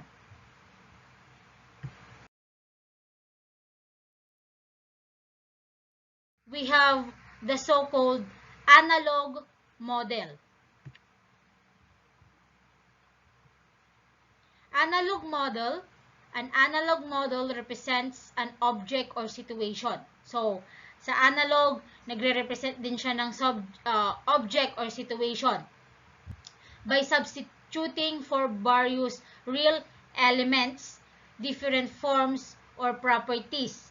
These models are easier to manipulate than descriptive models. So, itong analog model na to is mas easier to manipulate kaysa sa descriptive model because they exhibit a higher level of abstraction from the concrete situation.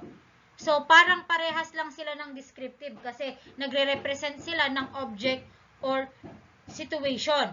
Kaya lang nga, mas easier i-manipulate ang analog model kaysa sa descriptive model. So, next, we have the so-called symbolic model. A symbolic model represents the various properties or elements of a situation with symbols. An example of this type of model is the mathematical model. Siyempre, symbolic, symbol.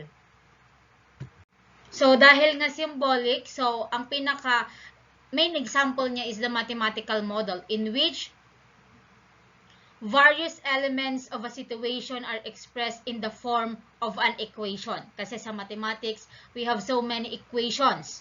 Symbolic models are easier to manipulate because of their high level of abstraction. Para lang din siyang analog model. This model can serve a number of supervisory purposes. So, same lang. Kaya lang nga, ang nire-represent lang din ito is symbols. Like equations. Pero, easier to manipulate lang din. Like analog model.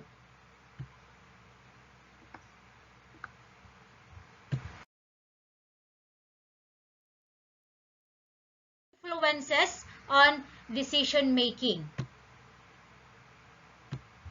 So, each of the influences may have an impact and must be understood to fully appreciate in decision making as a process in organizations as in the following. First, we have values. In the context of decision making, values can be thought of as the guidelines that a person uses when confronted with a situation in which a choice must be made. Values are required early in life and are basic. Siyempre, yung mga values natin, alam na natin. Okay? Early life pa lang natin, meron na tayong values. Next, we have the so-called personality. Decision makers are influenced by many psychological forces, both conscious and subconscious. One of the most important of these forces is personality. Decision makers' personalities are reflected in the choices they make. Studies have examined the effect of selected personality variables on the process of decision making. So, decision makers, okay, influenced by many psychological forces, both conscious and subconscious. And ang pinaka-importanting forces is yung personality ng isang tao. Okay? So, in decision making, okay, nakikita din doon kung paano yung personality mo, kung ano yung personality mo. So, yan po yung influences ng decision making. So, next, number 3.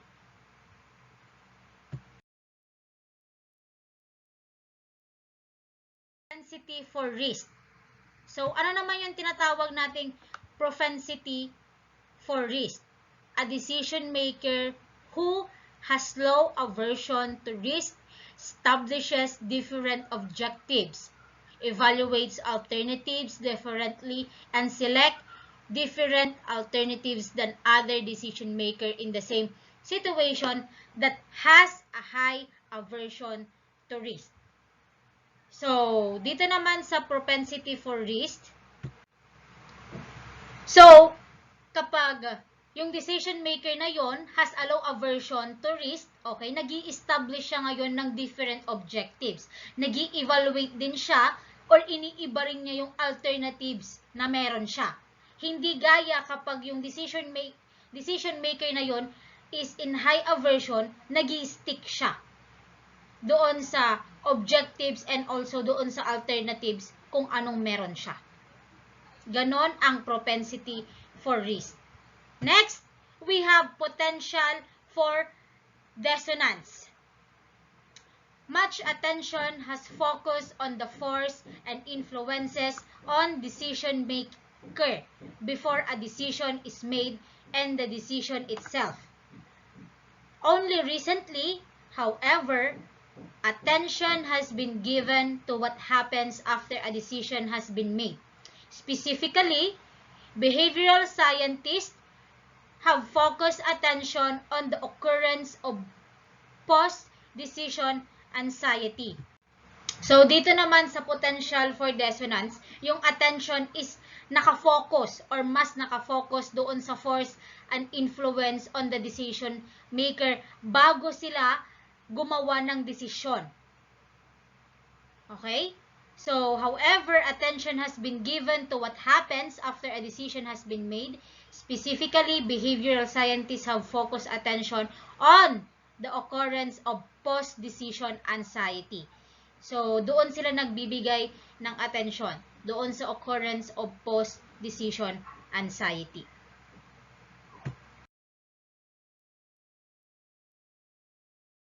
Chess. Ano naman tong decision-making approaches natin?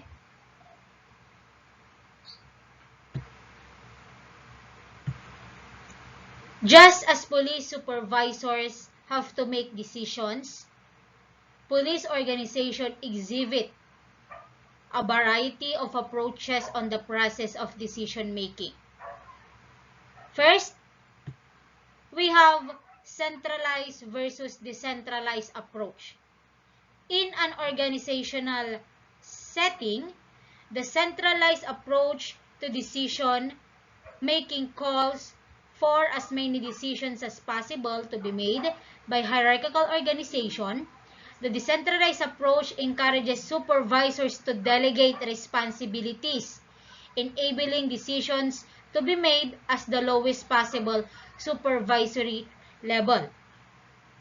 Kung dito sa centralized approach, decision-making calls for as many decisions as possible. Pero kapag dito naman sa decentralized organization, approaches, ini-encourage nila yung mga supervisors naman to delegate responsibility.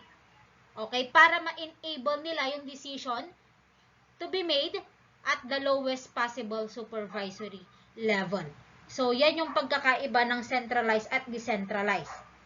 Kung yung isa, making calls, yung isa naman, ini-encourage niya yung mga supervisors to delegate responsibility. So, next is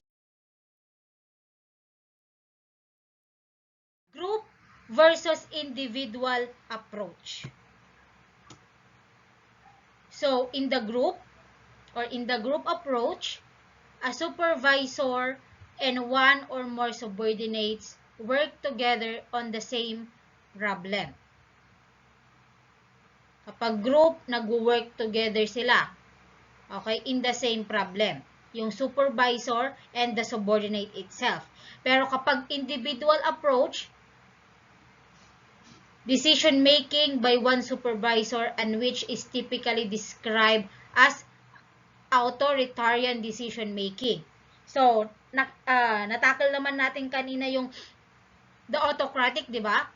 So, siya lang yung nagbibigay ng desisyon on the part of the supervisor and consequently producing adverse result in decision-making approaches. Sa individual, dinidescribe niya yung tinatawag nating authoritarian. Sa group, syempre, teamwork yan, lahat sila magpa-participate. Subordinate and the supervisor itself.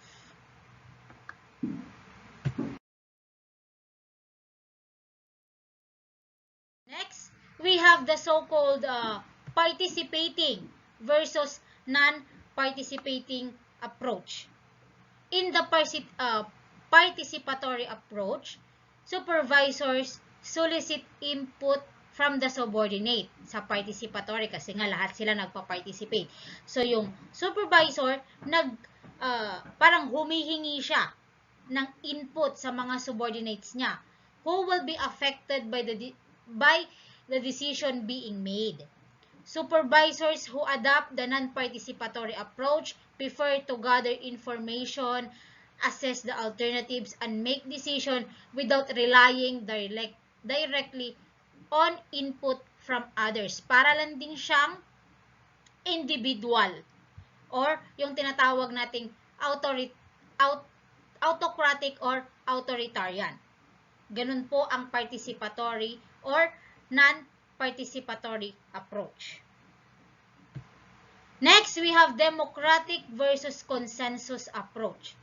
In a democratic approach, decisions are made on the basis of majority rule. This approach is rarely used in private organization because it tends to polarize voting participant into winners and losers or in any given question. Dito sa democratic, okay, kailangan may winner, may loser.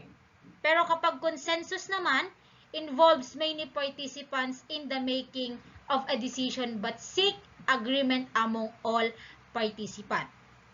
Consensus, marami silang participant na gagawa ng desisyon, pero kapag nakagawa na sila ng desisyon, okay, hinihingi pa rin nila, okay, yung agreement ng mga kasamahan nila. Dito sa democratic, hindi kasi meron silang tinatawag na winners and losers.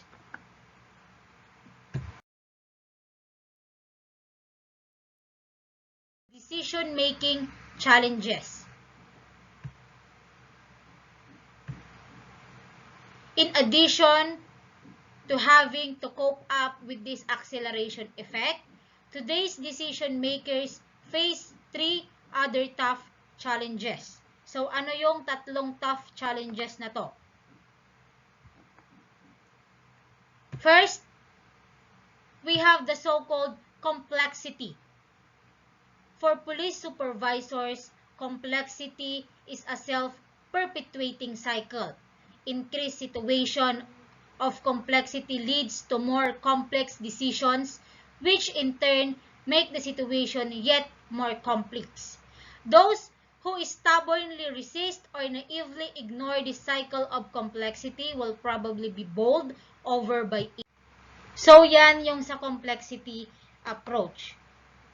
So, nating uncertainty. Uncertainty, police supervisors are enthusiastically aware of varying degrees of certainty in their daily personal affairs. But their confidence drops when circumstances become more uncertain. Police supervisors must be familiar with the 3 primary degrees of uncertainty. That is certainty, risk, and uncertainty. So, natakal din natin to kanina. To be able to make more effective decision. So, yan yung tatlong degrees ng uncertainty. We have the certainty, the risk, and the uncertainty. Next challenges or yung last na challenges, we have the so-called flexible thinking. Flexible thinking is one of those activities that police supervisors are engaged in constantly, yet seldom posed to examine systematically. But with the context of managerial decision-making, it is important that one's flexible decision does not get into an unproductive rut. The quality of the decision is a direct reflection of the quality of flexible thinking. So, challenges ng decision making is flexible thinking. Dapat flexible ka. Mabilis kang mag-come up ng decision. So, ganon ang flexible thinking naman. So, next slide tayo. RA 8551, Philippine National Police Reform and Reorganization Act of 1998.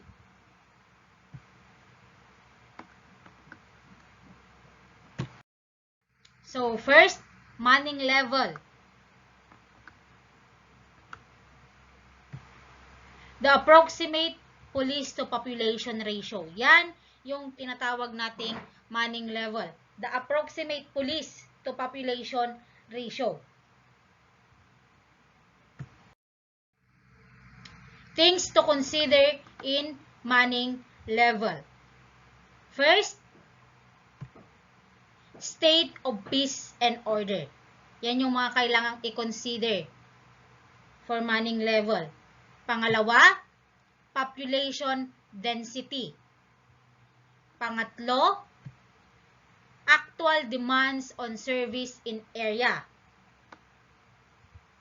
So, yan yung mga things to consider in manning level. We have 3. State of peace and order, population density, actual demands on service in area.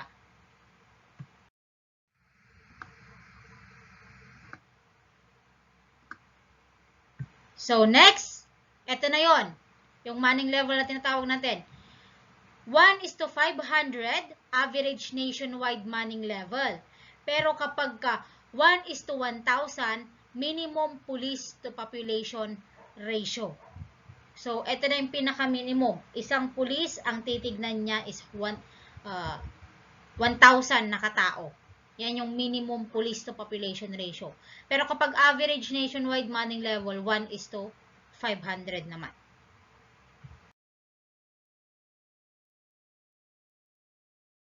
Police Commission or NAPOLCOM. So, let's go now to attrition system. Ano yung tinatawag nating attrition system?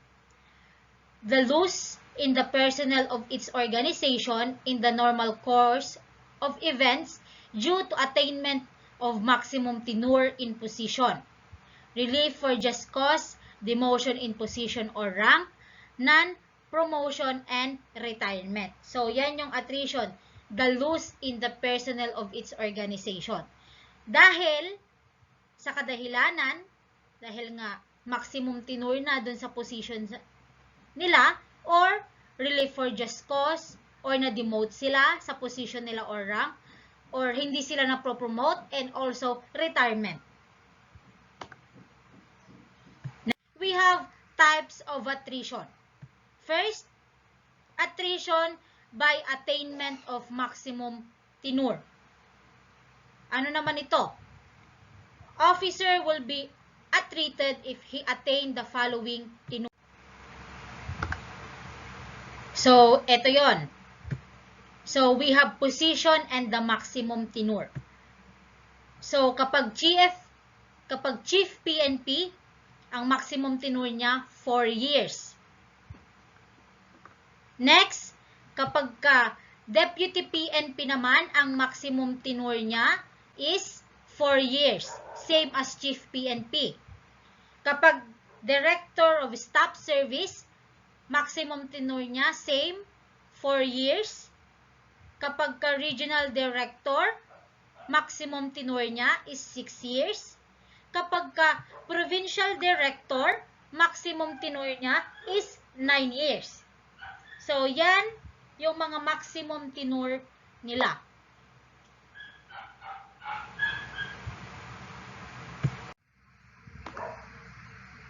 Next, we have attrition by relief. Ano naman yung tinatawag nating attrition by relief? PNP personnel who have been relieved for just cause and not given assignment within 2 years. Ayan, kapag hindi sila nabigyan ng assignment for 2 years, ang mangyayari sa kanila is attrition by relief. Next, we have attrition by demotion in rank or position. So, dito naman, attrition by demotion in rank or position, personnel assigned in a position lower than his grade despite the existence of vacancy within 18 months after the demotion. Kaya, madidemote siya in rank or position kapag within 18 months, okay, hindi pa siya napunta doon sa talagang position niya. Next, we have attrition by non-promotion. Personnel who has not promoted despite there is a vacancy for a period of 10 years.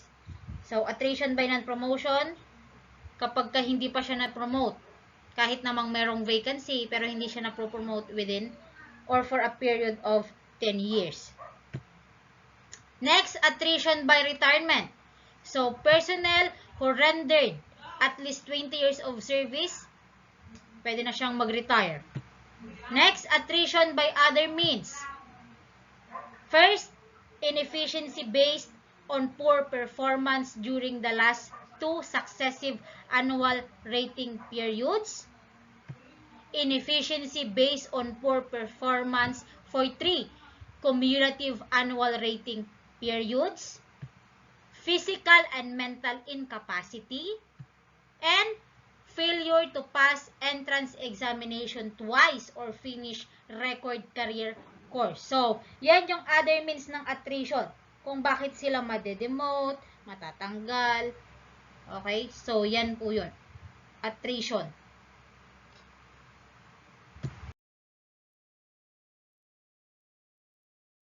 So, we have the modes of recruitment process. Ano ba yung, we have 2 modes of recruitment process. We have the regular and the attrition. So, regular and attrition ang meron tayo kapag modes of recruitment.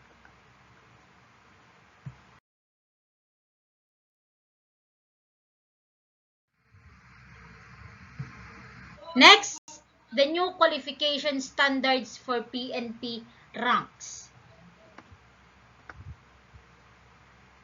So, sa new qualification na tayo.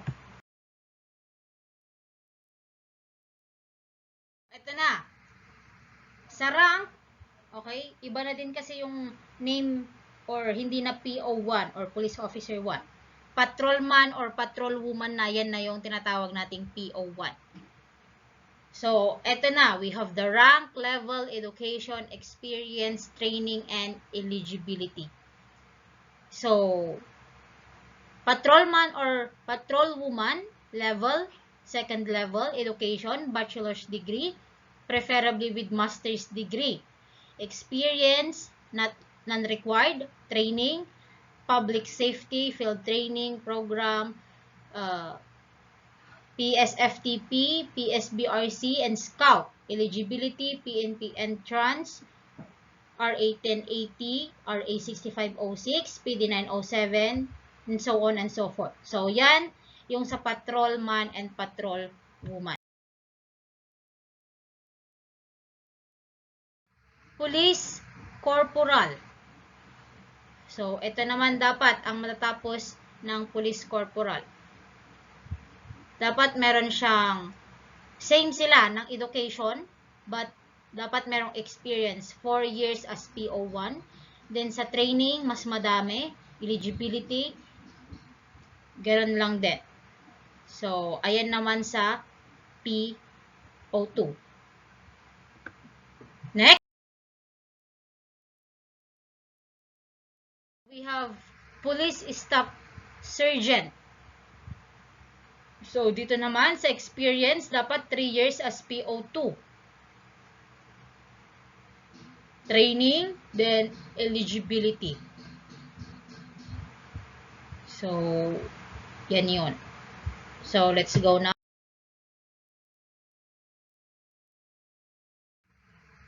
Police Master Sergeant. Dapat meron siyang experience 3 years as police or PO3. Training niya, ito dapat. Then, eligibility niya, ito naman. So, tingnan nyo na lang.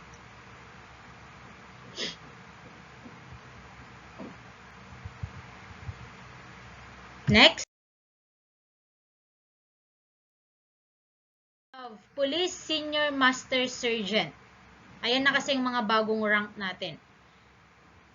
Experience niya, dapat 3 years as SPO1. Then, training, madami-dami dapat. Eligibility also, ganyan.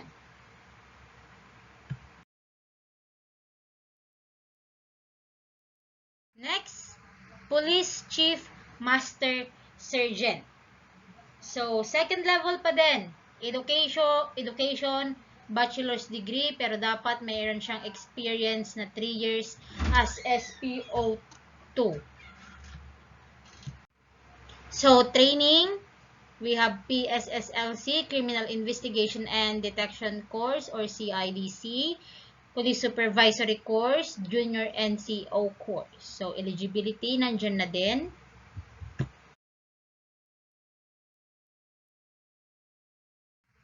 Police Executive Master Sergeant.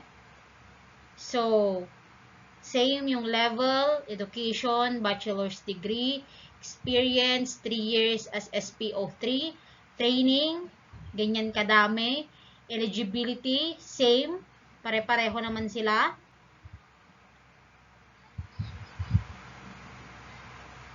Ayan, makikita nyo. We have Police Lieutenant. Same. Ang pagkakaiba lang nila is sa training and eligibility siguro. So, ayan, tignan nyo na lang.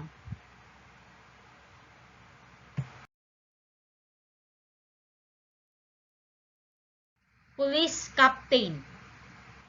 Ito naman sa experience niya, dapat 4 years as police inspector. So, training, madami-dami din. Eligibility, dami din. Pero sa level, second pa din.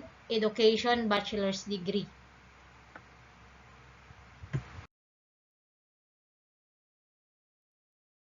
Next, we have police major. Level, second, education, bachelor's degree, preferably with master's degree. With 5 years experience as police senior inspector. Sa training, ganito din, dami din, and the eligibility. Dapat may bar exam na pala siya. So, ito naman sa police major. Dami, di mo? Sa training pa lang nila.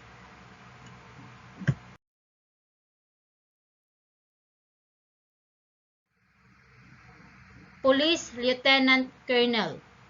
Hindi po colonel colonel. Level, second, education, bachelor's degree with preferably with master's degree and with experience of 5 years as police chief inspector. So, yan yung mga training nila. And also, yung eligibility, dapat may bar exam na. Ganyan din naman sa police lieutenant colonel.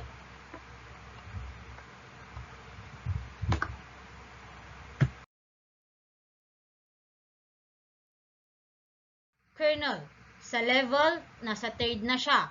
Education, dapat MPSA, Allied Master's Degree, with experience of 3 years as Police Superintendent. Training, Public Safety Officer Senior Executive Course, General Staff Course. Eligibility, nandiyan na din. Makikita nyo naman na.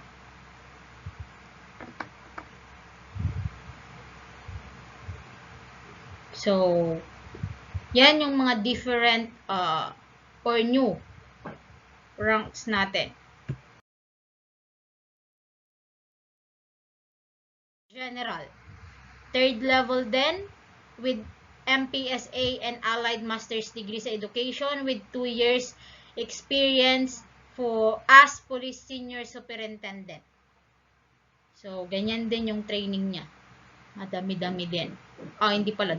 Dalawa lang pala. PSOSEC and GSC. Pero sa eligibility, madami.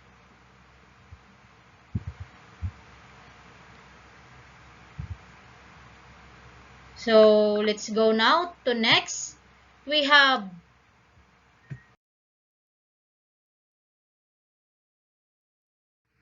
third level din siya. Education, same nung previous. Experience, Chief Superintendent. Training, Public Safety Officer or yung PSOSEC and GSC. Eligibility, same. Dami din.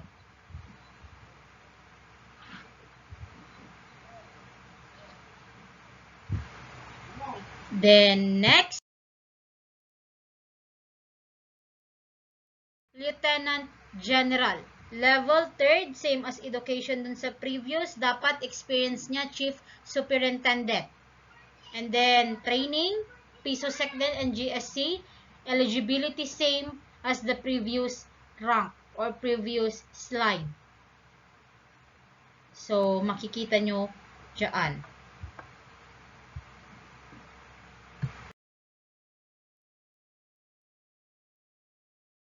Ito na yung pinakalas.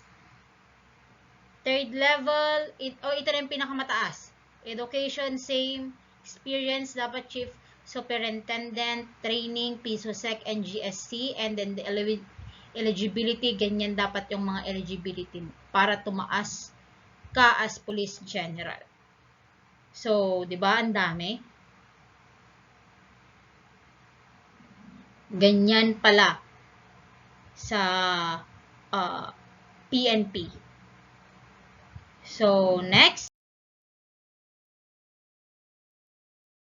We have, dito naman sa promotion system, syempre hindi matatanggal yung kinds of promotion. So, we have regular promotion. Ayan. Requirements, successfully pass the promotional examination given by the NAPOLCOM, satisfactorily completed the appropriate and accredited course in the PNPA and training institution. So, yan yung mga requirements for regular promotion. So, nasabi dito yung mga accredited or yung mga appropriate and accredited course. So, let's go now to the next slide. Doon yung makikita yung mga yon.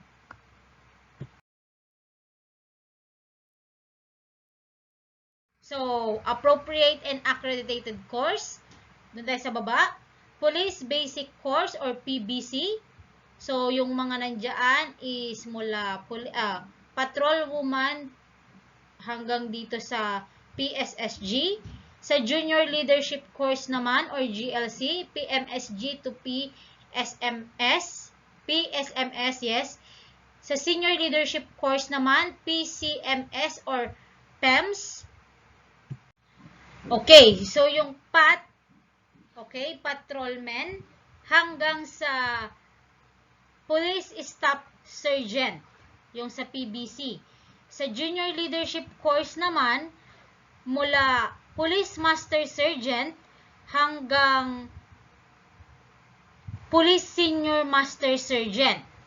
Sa Senior Leadership Course naman, PCMS or Police Chief Master Sergeant hanggang Police Executive Master Sergeant. Then, sa Officer Candidate Course or yung tinatawag nating PLT, Police Lieutenant. Next, Officer Basic Course or PCPT, Police Captain. Officer Advanced Course or yung tinatawag nating OAC, Police Major. Sa General Staff Course or yung tinatawag nating GSC, we have Police Lieutenant Colonel to Police Colonel. And last, we have Officer Senior Executive Course or OSEC. Okay? Lahat ng MNSA or Allied Related Master's Degree ang dyan naman. So, yan yung mga appropriate and accredited course. So, let's go now to the slide. We have time in grade in permanent rank.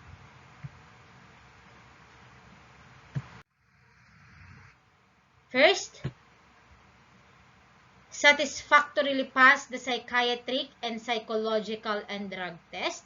No pending administrative and criminal case. Cleared by the People's Law Enforcement Board or yung tinatawag nating PLEB. So, tapos na tayo sa regular promotion. Doon naman tayo sa tinatawag nating special promotion. Ano naman tong tinatawag nating special promotion? Special promotion given to PNP personnel who have exhibited acts of conspicuous courage and gallantry at the risk of his life above and beyond the call of duty shall be promoted to the next higher rank.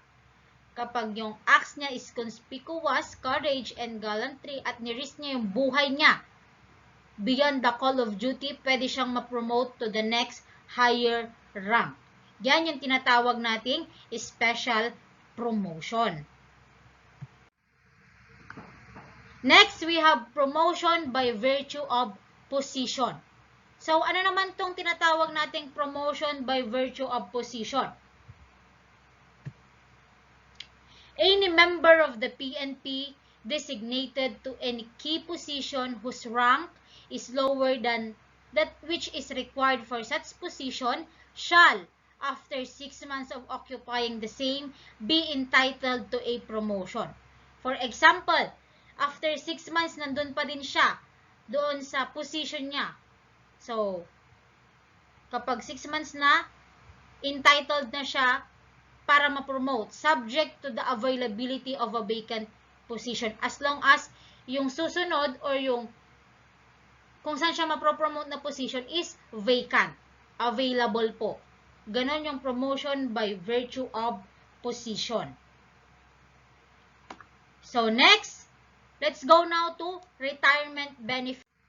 Ano naman yung makukuha ng mga kapulisan natin once na nag-retire na sila? So I think first we have compulsory retirement. Retirement for officer and non-officer yan of the PNP upon the attainment of 56 years old, even without reaching 20 years in the service. For example, 56 years old na sila, pero 15 years in service pa lang, pwede na rin silang mag-retire. Yun yung tinatawag nating compulsory retirement. Kahit hindi na nila ma-reach yung 20 years, as long as 56 years old na sila, okay lang na mag-retire na sila. Next, we have optional retirement. Accumulation of at least 20 years. Ito naman, dapat 20 years in service sila. Of satisfactory active service even without reaching 56 years old naman. For example, 40 years old na sila, pero 20 years in service na sila, pwede na din silang mag-retire. Tinatawag yung optional retirement naman.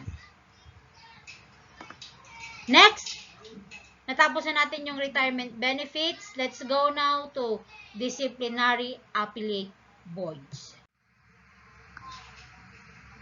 So, ano ba yung mga, or sino ba itong mga tinatawag nating mga appellate board or disciplinary appellate board? First, we have the National Appellate Board. Consider appeals from decision of the chief of the PNP. Next, we have the Regional Appellate Board. Consider appeals from decision of the regional directors and other officials, mayors, and the plebe. So, kinukonsider niya yung appeals from decision to regional directors, other officials, mayors, and plebe. So, yan yung dalawang apat na yan, pag ganyan, dalawa lang. Yan yung dalawang disciplinary appellate board natin, the National Appellate Board, and the Regional Appellate Board, the NAB and the RAB. So, let's go now to police assignment. So, ano naman yung police assignment na tinatawag? The process of designating a police officer at a particular function, duty, or responsibility. So, assignment, ayan kung saan sila madidistino.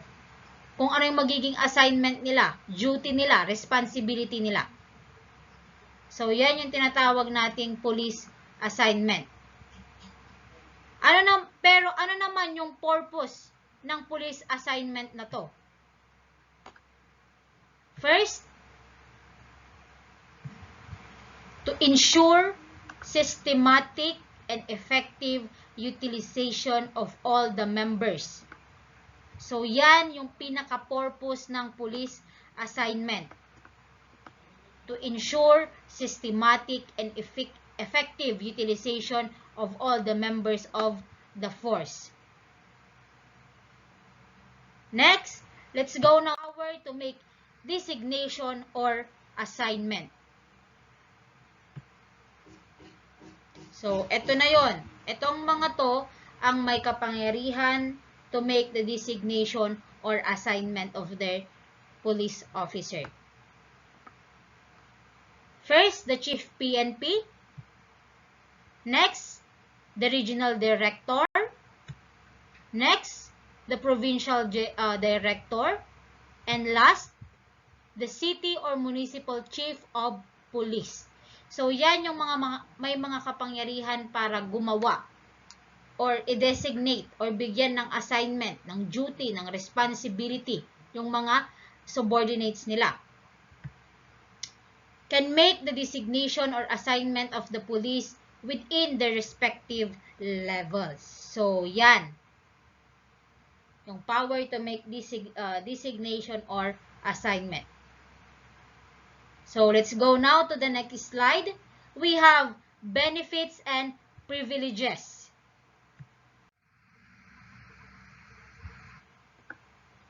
Ano naman tong benefits and privileges na tinatawag natin? Incentives and awards. The NAPOLCOM shall promulgate standards on incentives and reward system in the PNP administered by the Board of Incentives and Awards. The following are examples. Ito yung mga binibigay nilang incentives or awards. Decorations, medals, or citations. First, Medal of Valor. Next, Police Medal of Merit. Next, Wounded Police Medal. Next, Police Efficiency Medal. Next, Police Service Medal. Next, Police Unit Citation Badge. And last, Posthumous Award in case a police officer dies. Posthumous award ang binibigay kapag merong namamatay na police. So, yan yung mga incentives and awards or medals or citations na binibigay ng NAPOLCOM. So, we have 2, 4, 6, 7 incentives and awards. So, next. Let's go now to longevity pay and allowances. Under Republic Act 6975, PNP personnel are entitled to a longevity pay of 10% of their basic monthly salaries for every 5 years of service. So, sa longevity pay, meron silang 10% of their basic monthly salaries for every 5 years of service. They shall also enjoy the following allowances. So, ito pa yung mga different allowances na pwede nilang ma-enjoy. Una, subsistence allowance. Next, quarters allowance. Pangatlo, clothing allowance. Pang-apat, cost of living allowance. Panglima, sa tingin nyo ano yung panglima? Hazard pay and others. So, yan yung mga pwede nilang makuhang allowances pa. Meron silang clothing, hazard pay, subsistence, quarters, and many more. So, yan yung mga allowances na pwede pa nilang makuha, hindi lang yung sa longevity pay nila. So, next, let's go now to retirement benefit.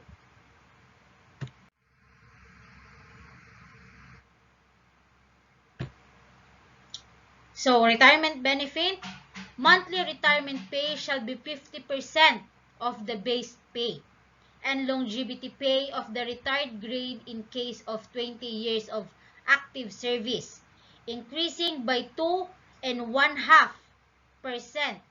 or 2.5% for every active service rendered between 20 years to a maximum of 90% for 36 years of service and offer. Yan naman yung makukuha nila once na nag-retire na sila. Kaya nga siya tinawag na retirement benefit.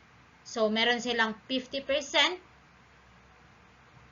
dun sa base pay nila kapag nag-retire sila in case of 20 years of active service. Then, tataas yan ng 2.5% kapag active service sila beyond 20 years, like 25 years, okay?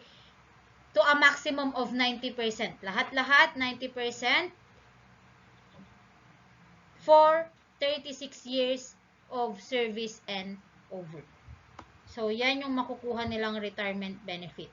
Next, we have also permanent physical disability. So, ayan, permanent physical disability pay. A PNP member who is permanently and totally disabled as a result of injuries suffered or sickness contracted in the performance of duty as certified by the NAPOLCOM upon finding and certification by the appropriate medical officer that the extent of the disability or sickness renders such member unfit or unable to further perform the duties of his or her position. So, ito, sa permanent physical disability pay, kapag nagkaroon ka ng sickness or disability sa katawan, and that is permanent, so, babayaran ka pa rin nila. As long as, sabi dito, contracted in the performance of duty as certified. Sino-certified siya ng NAPOLCOM. So, dapat ma-certify ka ng, or for example, yung tao na yon is disabled, dapat ma-certify siya ng NAPOLCOM para meron siyang tinatawag na permanent physical disability pay. Next, we have police inspection. Ano naman yung tinatawag nating police inspection? The purpose of police inspection is to ascertain the standard policies and procedures, review and analyze the performance, activities, and facilities affecting operations, and to look into the moral needs and general efficiency of the police organization in maintaining law order. So, yung purpose ng police inspection is to ascertain the standard policies and procedures. Okay? And then, review. Kailangan din nilang i-review and i-analyze yung performance, activities, and facilities affecting operations. Okay? So, yan yung tinatawag nating police inspection. Siyempre, kailangan din naman nilang i-inspect yung policies and procedures kung nasusunod ba. So, yan yung sa police inspection naman. Next, we have, so police inspection, we have also types of police inspection. So, first, we have authoritative inspection. Those concluded by the head of subordinate units in a regular basis. Kapag authoritative inspection, okay, head of subordinate units in a regular basis. Siya ang nagko-conclude, yung head of subordinate. Regular yan. Next, we have staff inspection. Those conducted by the staff for and in behalf of the chief PNP or superior officers in command of various units or departments. So, staff inspection, okay, ang nagkakandak dyan is yung staff in behalf of the chief PNP or superior officers. Ang ine-inspect niya is units or department, dun sa department nila. So, yan yung types of police inspection.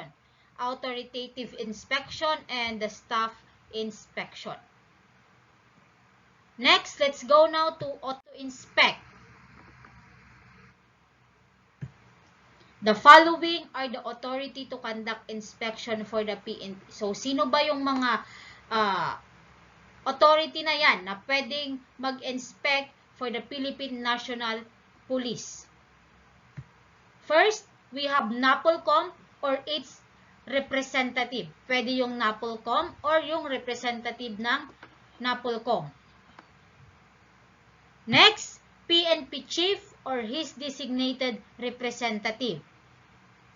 So, pwedeng yung PNP chief or yung representative din niya. Next, PNP director for personnel or his representative also.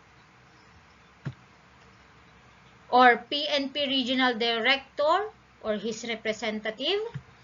City municipal chief of police or his representative. And internal affairs service or yung IAS under RA 8551. So, yan yung mga authority na pwedeng mag-conduct ng inspection for PNP. So, we have 2, 4, 6. 6 silang authority na pwedeng mag-conduct ng inspection sa PNP. Next,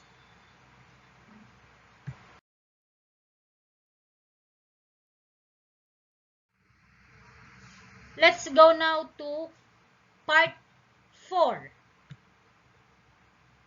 Ano yung part 4? Personnel motivation. So, let's go now to personnel motivation.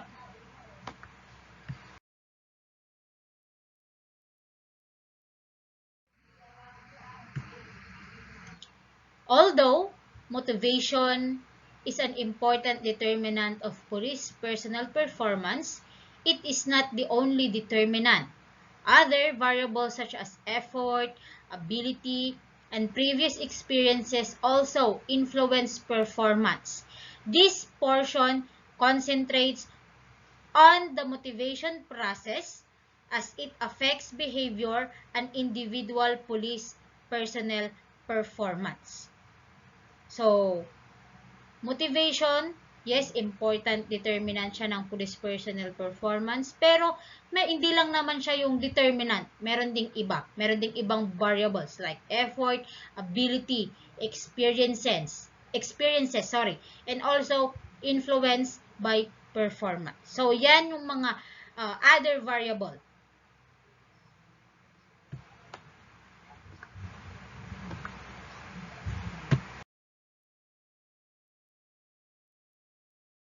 Personal motivation. So, ano nga ba yung personal motivation na tinatawag? Or yung motivation na tinatawag? The word motivation is derived from the word motivate, which means to move, impel, induces, or to act, to satisfy a need or want. Any consideration, idea, or object prompting or exciting an individual to set or move him to do what his leader wants to be accomplished is motivation. Personal motivation may therefore be defined as willingness, kagustuhan, to exert effort to achieve a goal or objective for reward. So, motivation, okay, derived from the word motivate. Alam kong alam nyo na kung anong ibig sabihin ng motivation. Okay?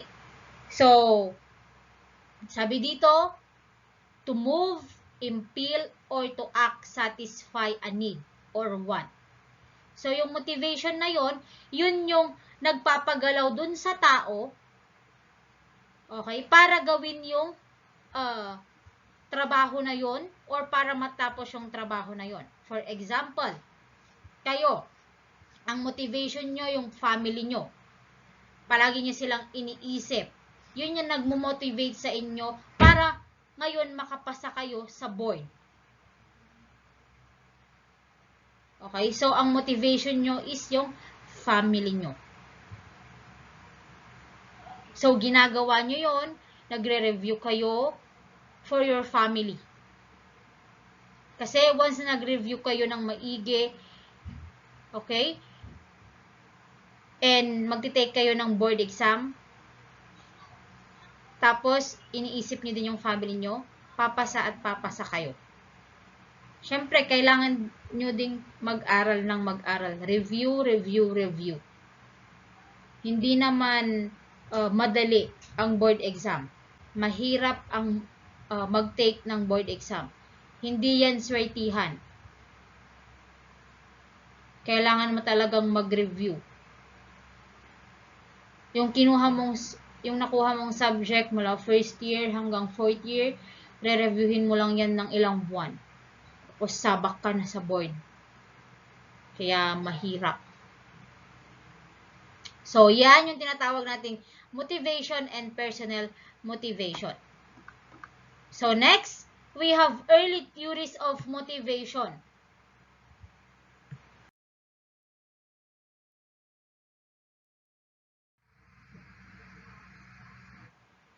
Okay? So, early theories of motivation. The early years were a fruitful time for the development of motivation. Concept. These theories represent a foundation from which contemporary theories grew as follows. So, we have first, hierarchy of needs theory. The best known theory of motivation probably is hierarchy of need theory. Alam kong alam nyo na to. Kasi high school pa lang napapag-aralan na to. It is hypothesized that within every human being, there exists a hierarchy of 5 needs. These needs are, first, physiological needs. Physiological needs consist of basic and essential unlearned primary needs, sometimes called the biological needs. In the modern work environment, they include the desire of remuneration, leaves, retirement plans, duty assignment, safety work environment, and other amenities. Diba ang physiological needs naman natin is food, shelter, pero ito naman iniba kasi nga bago in modern work environment. Ito na yung mga physiological needs natin, yung remuneration, leaves, retirement, duty assignment, safety work environment, and other amenities. So yan yung isa sa 5 hierarchy of needs natin. Next,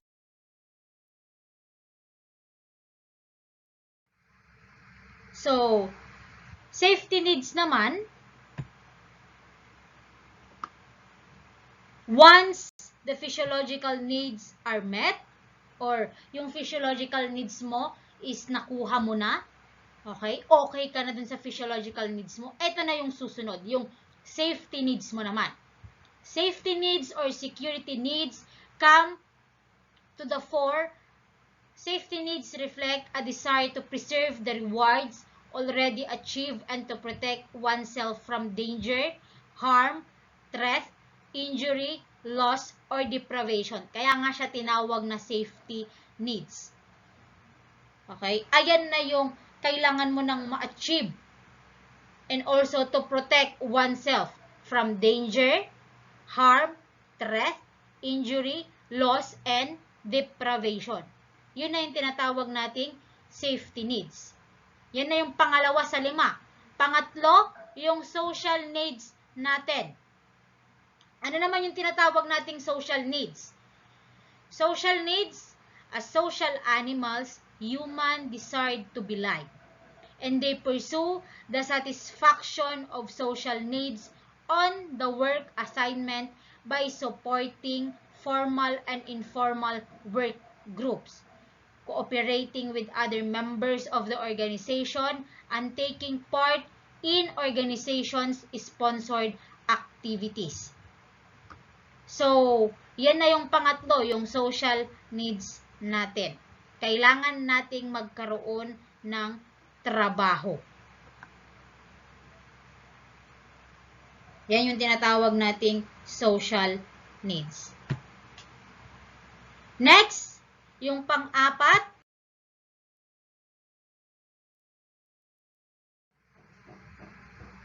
Ano naman yung tinatawag nating STEAM needs? STEAM needs at the fourth level of the hierarchy are an individual STEAM needs or ego needs. Yung ego na yung may kailangan nito. These needs take two different forms. The first is the need for self-esteem, and that is satisfaction with oneself. The second is the need to be held in esteem by others. So, esteem needs, yan na yung kailangan ng ego natin. Una, need for self-esteem. Pangalawa, yun na yung makukuha natin doon sa iba. And last, we have the self-actualization needs. Ito na yung pinakahuling needs doon sa hierarchy. The self-actualization needs. When all four lower levels of the needs are satisfied, subordinates often focus on meeting the need for self-fulfillment. So, self-fulfillment na. In doing so, they try to realize their full potential, to increase their abilities, to be creative, to be the best that they can be. Such self-actualization needs the highest human needs. Ito na yung pinaka-highest human needs na kinakailangan ng isang tao. Okay? Kapag nakuha nyo ng 4, okay, ito na yung pang-5, yung self-fulfillment na. So, yan yung 5 hierarchy of needs natin. So, next.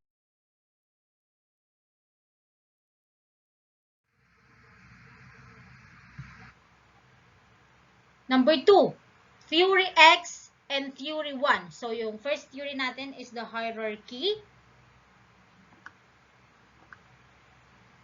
Then, pangalawang theory is ito namang the X theory and theory or Y theory. There are two distinct views of the nature of human beings. A basically negative view labeled by the theory X and basically positive view labeled as theory Y. So, kapag theory X, negative. Kapag theory Y, positive. After viewing the police supervisors dealt with subordinate, it is concluded that a police executive view of human nature is based on a group of assumptions, and that the police executive mold his or her behavior toward subordinates according to this assumption. So, ito naman yung tinatawag nating theory X and theory Y. Between police supervisors dealt with subordinates. So, ayan yon. Number 3 theory, we have motivation hygiene theory. So, ano naman tong tinatawag nating motivation hygiene theory? The motivation hygiene theory was proposed by psychologists in the belief that an individual relation to his or her work is a basic one, and that his or her attitude to work can very well determine success or failure.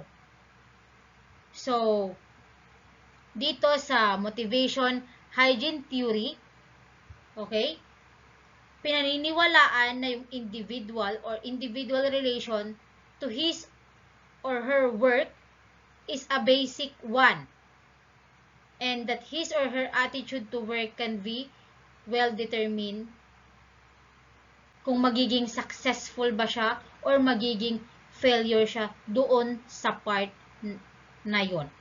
So, yan yung tinatawag nating motivation hygiene theory.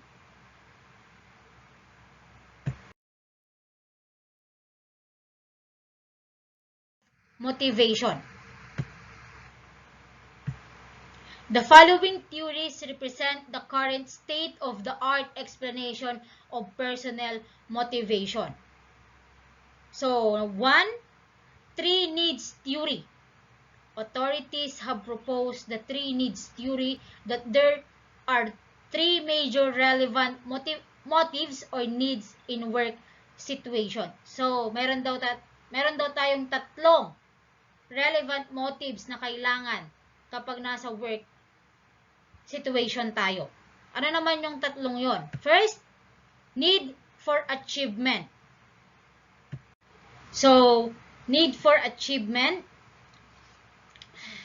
it is the drive to excel, to achieve in relation to a set of standards set forth by the organization, purposely for the subordinates to strive to succeed.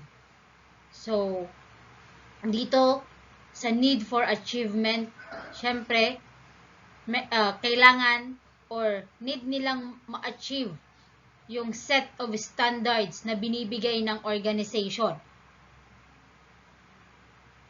Para once na na-achieve nila yon, okay, masasabi nilang nag-succeed na din sila. So, that is need for achievement. Next, we have need for power.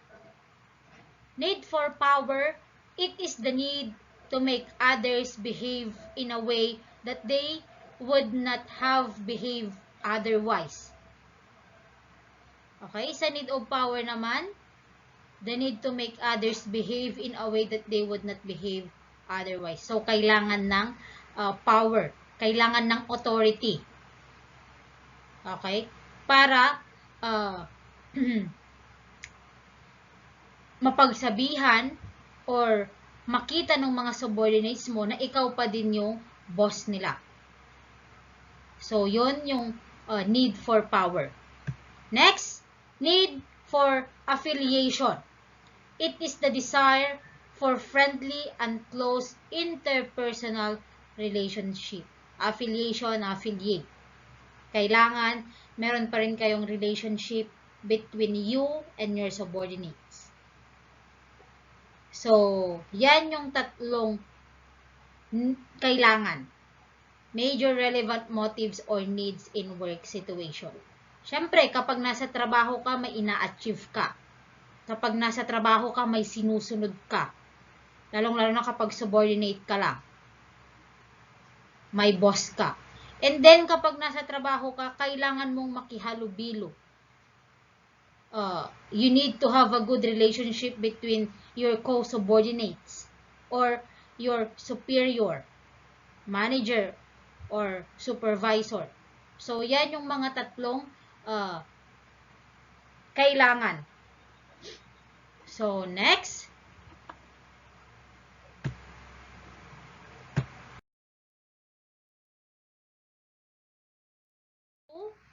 Goal setting theory. So, ano naman tong goal setting theory na tinatawag? Intention to work toward a goal is a major source of job motivation.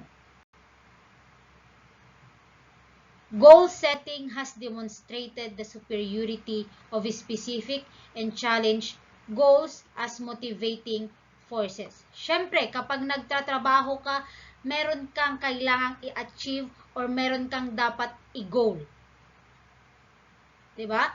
Every work naman, kailangan mo or kailangang ganito or meron kang goal sa buhay.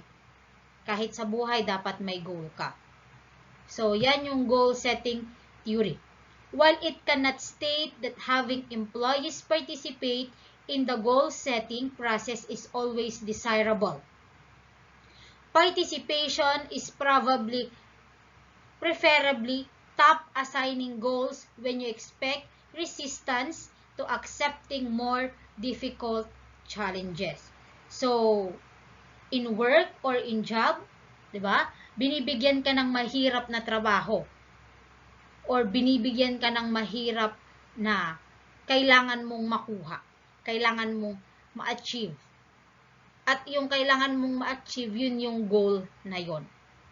So, that was goal setting theory. Next.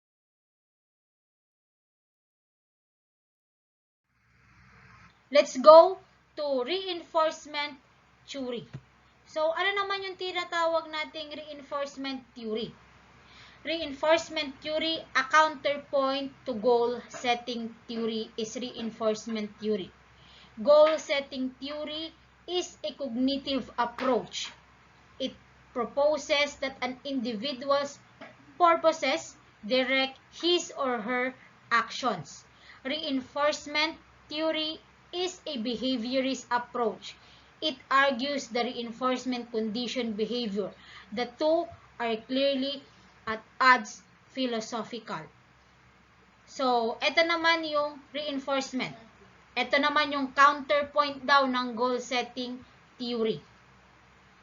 Ito kapag goal setting theory, cognitive approach proposes an individual purpose to direct his or her action. Kapag reinforcement naman, nasa behaviorist approach. It argues the reinforcement condition behavior. So, yan yung pagkakaiba ng goal-setting theory and reinforcement theory. We have equity theory. Ano naman yung tinatawag nating equity theory?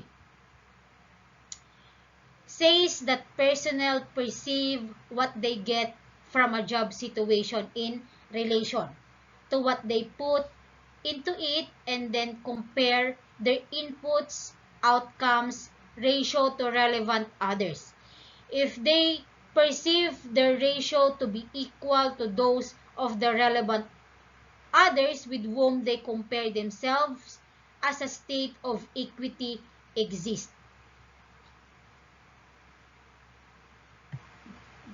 They perceive that their situation is fair and that justice prevails. If the ratios are unequal, inequity exists. Siyempre, kapag unequal, unequity talaga ang lalabas.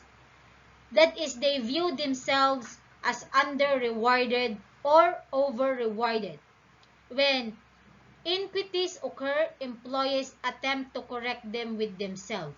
So, dito sa equity theory, okay? So, dito sa equity theory, kung ano yung nakukuha nila, napuperceive nila doon sa job situation, okay? Yun naman yung kinukompare nila sa inputs and outcome ratio. Okay? And also, kapag na-perceive na nila, if they perceive the ratio to be equal to those of the relevant others with whom they compare themselves, a state of equity exists. So, doon na lalabas yung equity. Kapag na-compare na nila at kung na-compare na nila yung sarili nila at lumabas is relevant, doon na lalabas yung tinatawag nating state of equity exists. Pero, kapag ang lumabas is unequal, doon lalabas yung tinatawag nating unequity.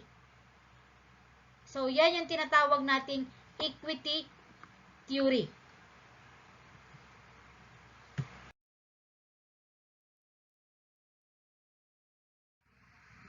Next, we have expectancy theory. Ano naman tong tinatawag nating expectancy theory? The expectancy theory argues that the strength of a tendency to act in a certain way depends on the strength of the expectation that the act will be followed by a given outcome, and on the attractiveness of that outcome to the individual. It includes three variables or relationship. So, dito, kapag nag-expect yung tao na yon, okay, susunod na doon yung outcome. Okay? Siyempre, kapag nag-expect ka or in-expect mo kung ano yung magiging outcome ng trabaho na yon, so mag-e-expect ka. Okay? So, we have three variables or relationship. First is the so-we-called attractiveness. This is the importance that the individual places on the potential outcome or reward that can be achieved on the job. This considers the unsatisfied needs of the individual from within the hierarchical organization. So, dito sa attractiveness, okay, ang tinitignan ng individual na yon or nung tao na yon is yung potential nakakalabasan nung ginawa niya and kung ano ba yung reward na makukuha niya. Kasi kapag alam niya yung reward na makukuha niya and alam niya yung magiging kalalabasan, okay, mas lalo siyang ma-attract or mapupursu para galingan niya. So, yan yung sa attractiveness. Next. So, number 3 na tayo doon sa tatlong relationship. We have performance reward leakage. So, ano naman tong performance reward leakage na sinasabi? This is the degree to which the individual believes that performing at a particular level will lead to the attainment of a desired outcome. Siyempre, okay? Kapag meron kang trabaho, ano ba yung gusto mong maging outcome ng trabaho na yon? 'Di ba? Maging okay. Or ano ba kapag nagtatrabaho ka ba, ano ba yung makukuha mong reward? Or ano yung pinaka gusto mo or pinaka desired mo? Okay? Kapag nalaman mo yon, syempre, gugustuhin mong ma-attain yung desired outcome nung gagawin mong trabaho. So, yan yung performance reward leakage. Next, effort performance leakage. Ano naman tong tinatawag nating effort performance leakage? This is the probability perceived by the individual that exerting a given amount of effort will lead to performance. So, effort. Kapag nag-exert ka ng given amount of effort or nag-exert ka ng effort mo, okay, sinasabi dito na magkakaroon or will lead to performance. So, yun yung effort performance leakage naman.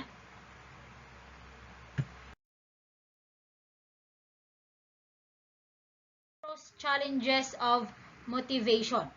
Ano naman tong tinatawag nating numerous challenges of motivation? Police supervisors face an interesting problem. They are held responsible for completing a task, running a personal office, or handling any of countless other tasks performed by organizations. But a supervisor alone cannot complete the task. Siyempre, hindi naman matatapos ng supervisor na yon yung task na yon. Siyempre, kailangan pa rin niya yung tulong ng personnel or ng subordinates niya. The contributed efforts of subordinates are necessary. So, kagaya na sabi ko, kailangan niya. What a supervisor must do is induce people to contribute their efforts to the performance of the task at hand. This is the challenge of motivation. So, yun yung tinatawag nating numerous challenge of motivation. Siyempre, supervisor ka, hindi mo matatapos yung task na yun, kailangan mo ngayong i-motivate yung mga subordinates mo, yung mga tauhan mo. Para, yes, tinutulungan ka nila, pero kinakailangan mo pa rin silang i-motivate para mas mapabilis yung trabaho o yung tinatapos ninyo.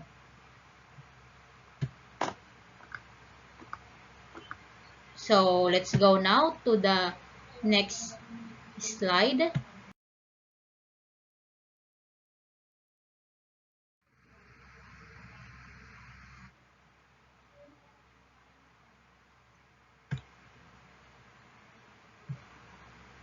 Yet, identifying a list of needs that is both sufficiently comprehensive and workable is not easy. Sufficiently comprehensive na siya, tapos workable pa, pero hindi pa rin siya madali. Even today, there is no single list of human needs that all psychologists accept. But there are few basic categories of needs that are generally accepted and whose clarity and usefulness would probably have pleased. For example, the needs for air, food, and water are primary. Yan kasi yung mga basic needs natin. O yung tinatawag nating physiological needs ata, yung nasa hierarchy of needs. So, yan yung mga kailangan natin. These needs are innate. The body can't live, hindi mabubuhay yung katawan natin or hindi tayo mabubuhay without their satisfaction. Needs to heat the room to 70 degrees Fahrenheit rather than 60 degrees Fahrenheit or to have a particular brand of food or beverages are secondary. The needs are learned. Yung mga kailangan natin, natututunan yan. The body can live without the satisfaction of secondary needs, but life will be less pleasant. So, yung mga primary needs natin, kailangan natin yan. Ganon din yung mga secondary needs natin. Secondary needs. Yung nakakapagbigay satisfaction sa atin. Kailangan po natin yan. Yan yung mga tinatawag nating needs. So next, let's go now to effects of motivation to management. Ano ba yung effect ng motivation na yon doon sa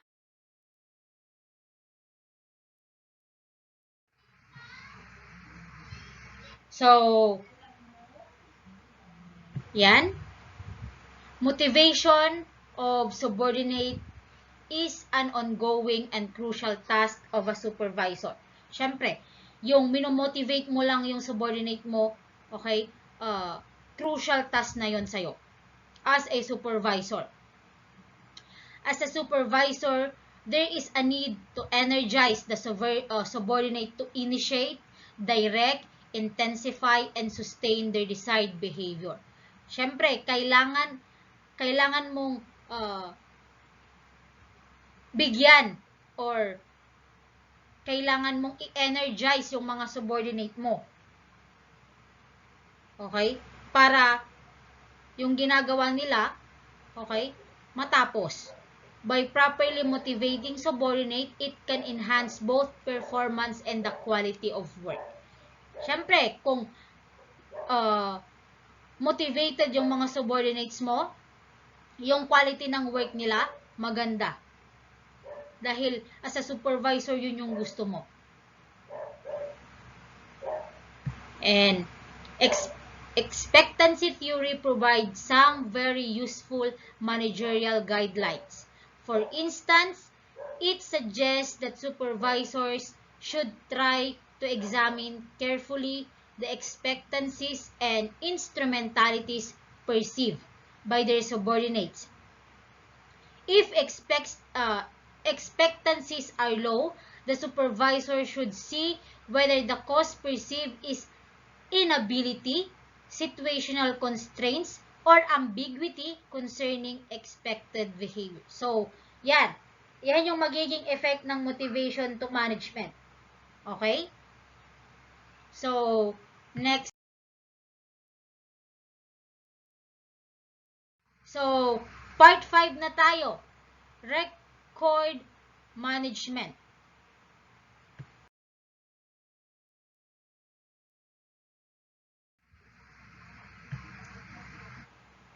To some, managing records represent one of the most boring and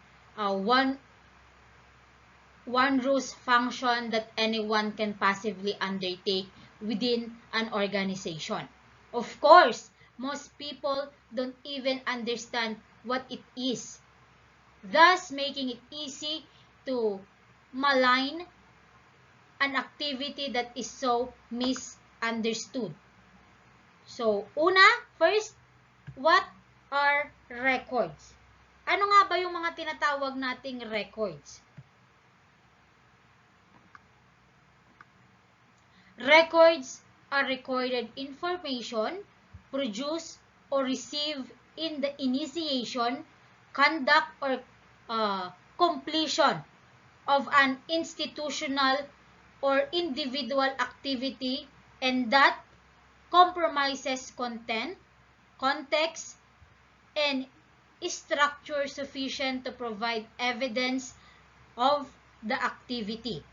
So, yan ang tinatawag nating records. Yan yung mga recorded information na na-produce or binigay in the conduct or completion of an institutional or individual activity. So, yan yung mga tinatawag nating record.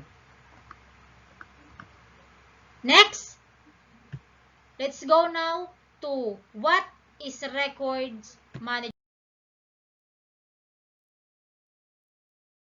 Record management.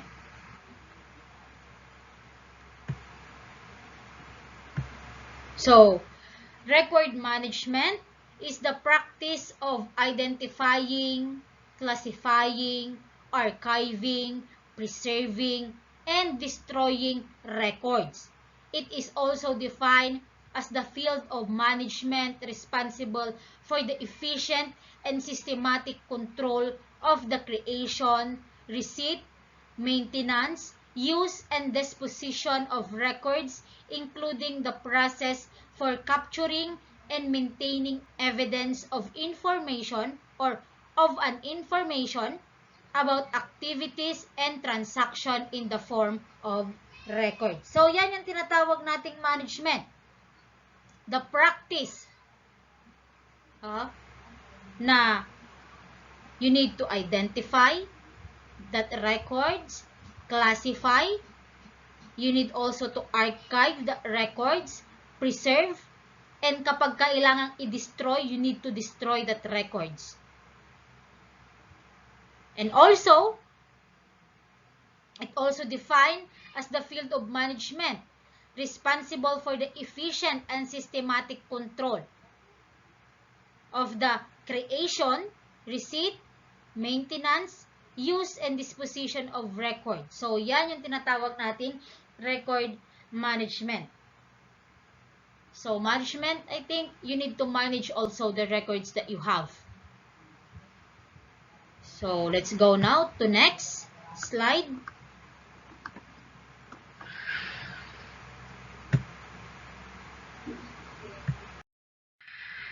Three basic styles in note-taking. So, ano ba yung tatlong basic styles in note-taking? First, we have the narrative style. Narrative style, this is in the language of the witness taken down as he tells it. It has the advantage of giving him free rein and not redirecting him to the point where he leaves out vital or important information. It has the disadvantage of being too long and a burden in note-taking. So, narrative style, taken down as he tells it. So, tinitake down niya habang sinasabi nung kausap niya. So, yun yung tinatawag nating narrative style. 2. The question and answer style.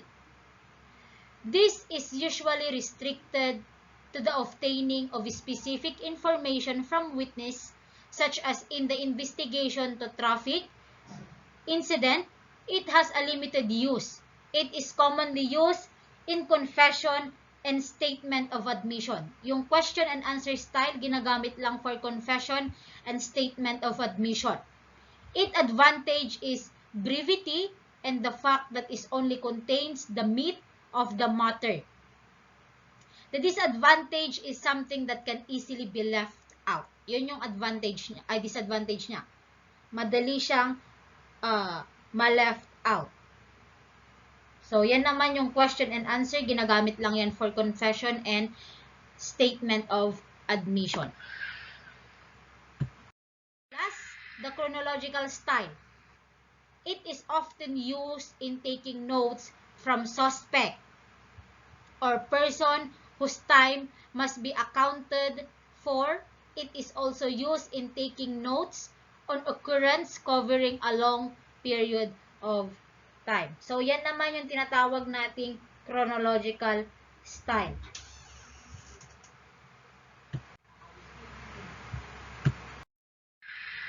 So, let's go now to general classification of police report.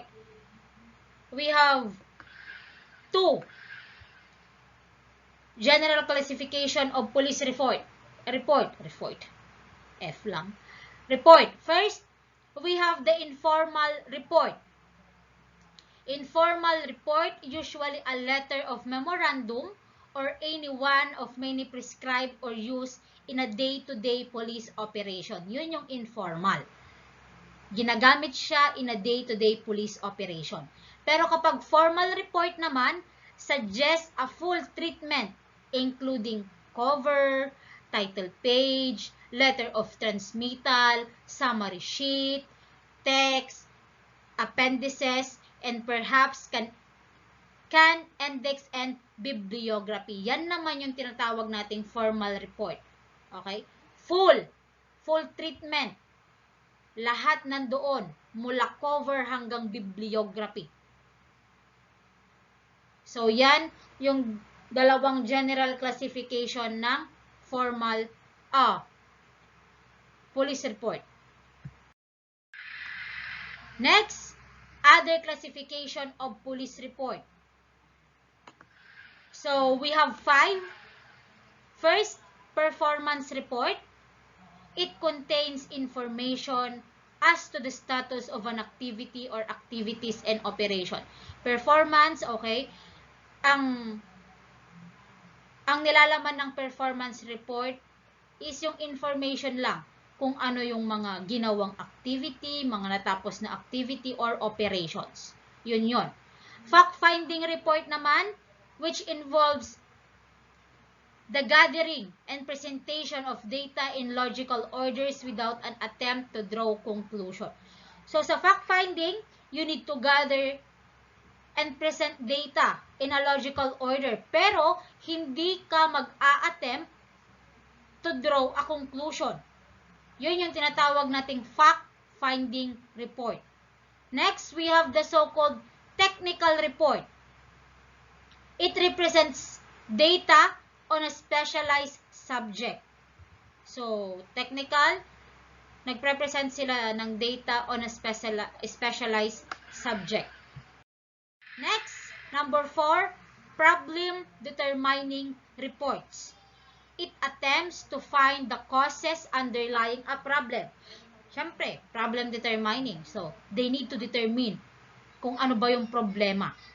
So, they need to find the cause underlying a problem or to find whether or not a problem really exists.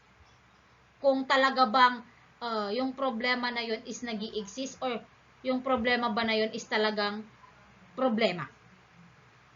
So, yun ang problem determining reports. Next, we have problem solution report.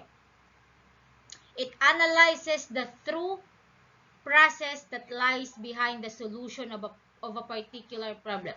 Siyempre, every problem, there is a solution. Diba?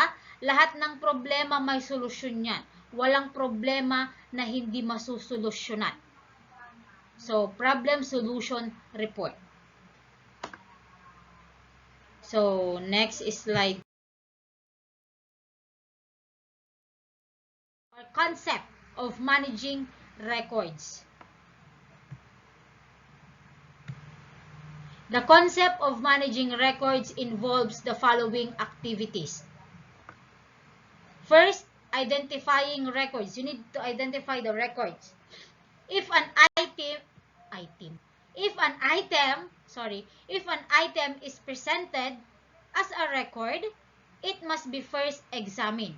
So, kapag yung item na yon is present as a record, kailangan muna nilang i-examine as to its relevance. And it must be authenticated. Forensic expert may need to examine a document or artifact to determine that is not a forgery, or if it is a genuine, that any damage, alteration, or missing content is documented. So, kapag nag-a-identify sila ng records, kailangan muna nilang i-examine. Una, i-examine nila para ma-identify nila kung forgery ba or genuine yung present na record. Next, storing records. Records must be stored in such a way that they are both sufficiently accessible and are safeguarded against environmental damage. A typical contract or agreement may be stored on ordinary paper in a file cabinet in an office. So, storing records, kailangan mong itago, stored, para hindi siya masira. Okay? Kaya nga sabi, safeguarding against environmental damage. So, lahat ng importanteng records kailangan mong itago.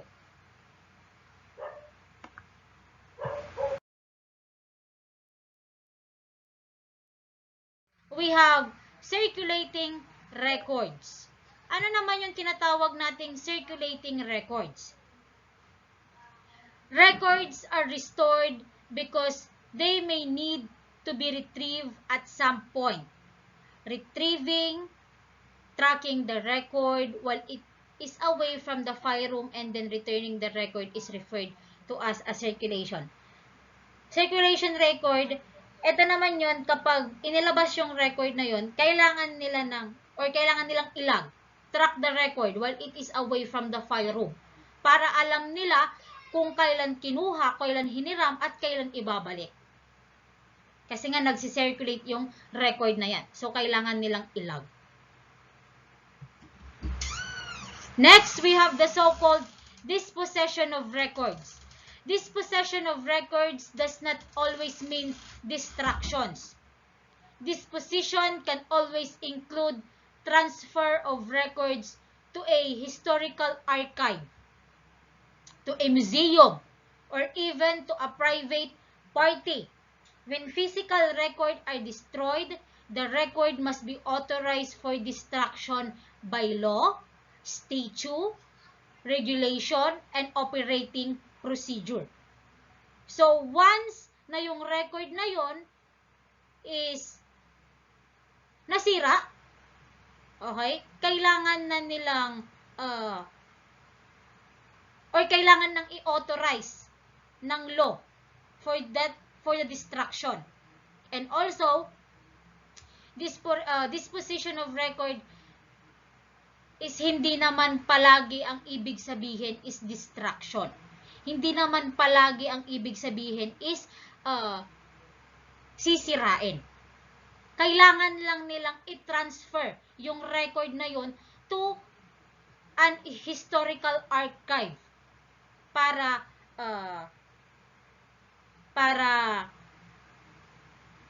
ma-restore, okay, at hindi na masira pa.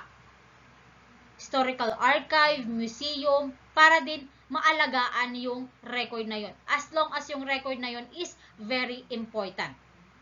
So, yun ang kailangan nila. O yun yung tinatawag nating disposition of record.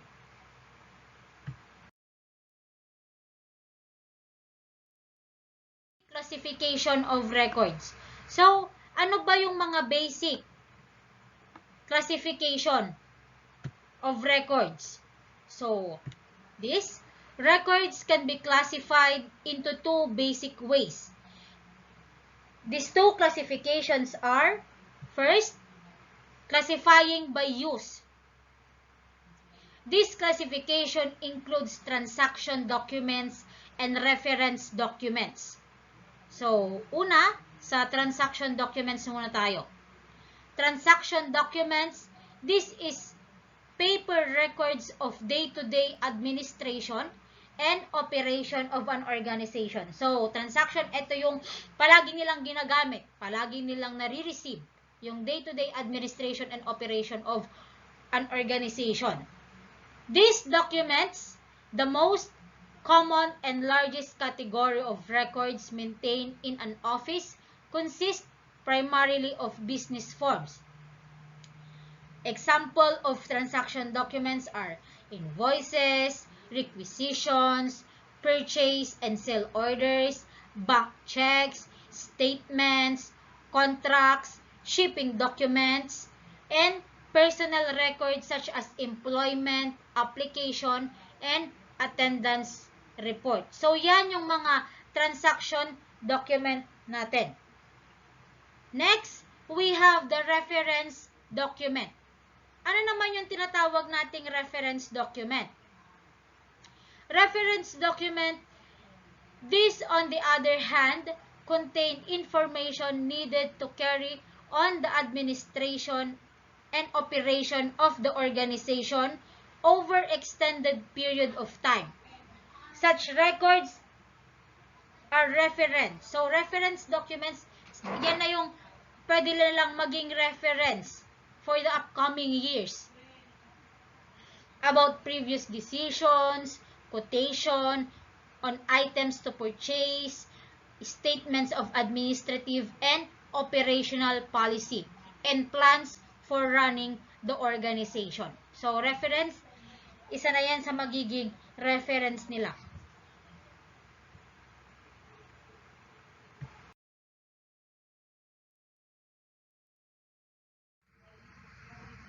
Number 2 is classification by destination. So, classification by destination, this classification is divided into external and internal records. So, ano naman tong external records na to? It is created for use outside the organization. So, ginagamit ito outside the organization. Examples of such records are letters sent to outside organization, to the community members, and to other agencies of national and local government. Yun yung tinatawag nating external records. Yung mga ginagamit nilang records outside the organization. Pero kapag internal naman, okay, syempre internal sa loob. Internal records, it contains information needed to administer and operate the organization and may be created inside. So, external record, pwede siyang manggaling sa loob or ginagawa yun sa loob.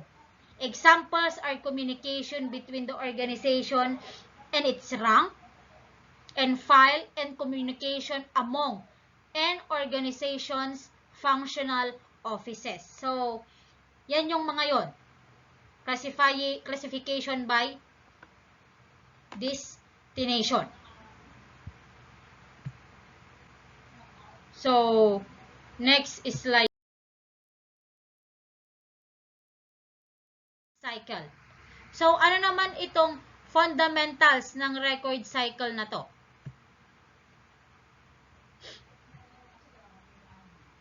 The lifespan of a record from creation to final disposition is called the record cycle. All types of record follow these steps. A brief explanation should be of help at this point in understanding the record cycle. Whenever a letter is typed, a form filled out, a cassette tape dictated, or a pamphlet printed, a record is created. This record is then distributed to the person responsible for its use. Illustration on record cycle has been presented on various records management books. After a predetermined period of time has elapsed, records to be kept are transferred to less expensive sites within the organization or to an external storage center. At the end of a stated number of years, the record is deposited or either by destruction or by being put into a final storage place. The archives to be kept permanently. The record cycle is an important concept and must be understood for it serves as a basis for the management programs that control organization record. So, yan yung fundamental of record. So, meron tayong tinatawag na record cycle. From the beginning or from the creation until to the final disposition.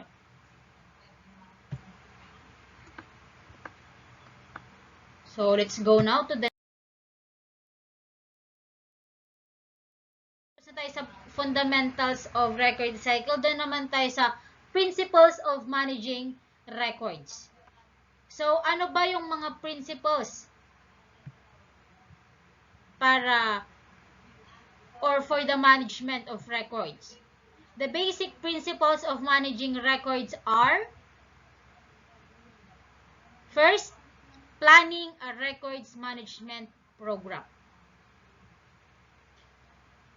Planning is the basic managerial function for determining a course of action. The plan that will enable the program to meet its state goals. The result of such planning is a set of objectives or blueprints for achieving the goals. Siyempre, planning. Basic na yan sa mga managerial function. So, once na nagawa yung plan na yan, okay, magsiset sila ng objectives or blueprints for achieving the goals or para i-achieve nila yung goal na yan. Pangalawa, organizing records management program. Organizing refers to the process of bringing together all economic resources to form a workable unit so as to achieve the objectives whether the office is a larger or small. So, organizing, syempre, process of bringing together. You need to organize. Kunin mo lahat ng kailangan mo. Ipunin mo lahat yon. Para kapag nagsimula kayong magtrabaho, nandoon na lahat. And once na natapos yon, and you achieve that certain goal, okay? So, magiging okay na. So, staffing the records management program. So, ito yung pangatlo. Staffing the records management program. The success of records management programs depends on the selection, training, and continuous development of full-time staff to handle all the records responsibilities. Small offices assign these duties as the part-time responsibility of a qualified person, usually the manager or an assistant. So, staffing of records, syempre, success of records management program is on the staff, yung mga nangangalaga, yung mga nag-handle dito sa mga records na yon. Okay? Usually, yung mga nag-handle na yan is the manager and the assistant. Sila talaga yung nag-handle sa mga records na yan. Next, we have directing the records management program. Ano naman tong directing the record management program? The heart of any management program is directing its day-to-day operations to the records manager. This means making decisions about all phases of the records management program in order to make it as efficient as possible. So, yung pinakapuso ng any management program is directing its day-to-day operation. Yung pang-araw-araw nilang trabaho or ginagawa. The record manager, this means making decision all phases of the record management program in order to make it efficient as possible. So, yung record manager, okay, ang gagawa ng decision sa lahat ng phases ng record management program na yan. Para, or in order to make as efficient as possible.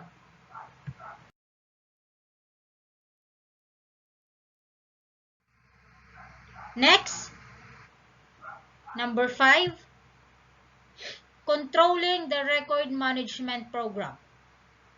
Periodically, managers must determine answers to the following control-related questions. First, how the organization meet its objective.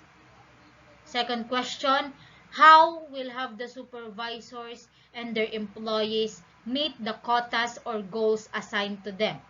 Pangatlo, has the organization operated within its budget? Pang-apat, how many units of product or service are being produced compared with the number expected? And pangatlo, how often are employees absent from work? So, record manager or yung mga manager dapat ang sasagot daw nitong mga question na to. So, managers need to control. Okay? Itong lahat ng to.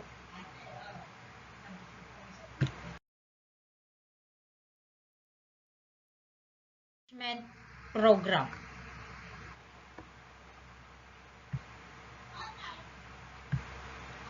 Effective record management program needs the following. First, selling the record management program. The records manager must be constantly alerted to the need for keeping track of organizations, records problems, their cause and methods of eliminating such problems. With current information about these problems, the records manager can forcefully tell the records management story. So, ito, selling of the records management. So, records manager must be constantly alerted to the need for keeping track doon sa records ng organization. Next, managing the creation of record. So, kailangan nilang i-manage yung paggawa ng record na yon.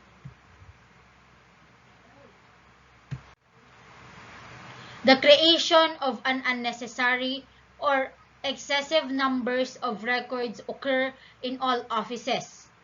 Copiers and computers generate unnecessary copies of reports, correspondence, and business forms because no one in authority has set clear standards for records creation, reproduction, and storage. So, syempre, kapag nag-create ka ng record or na-create yung record na yon, syempre, magkakaroon ng iba't ibang copy sa papers man yan or sa computer. Magkakaroon ng copy yung record na yan.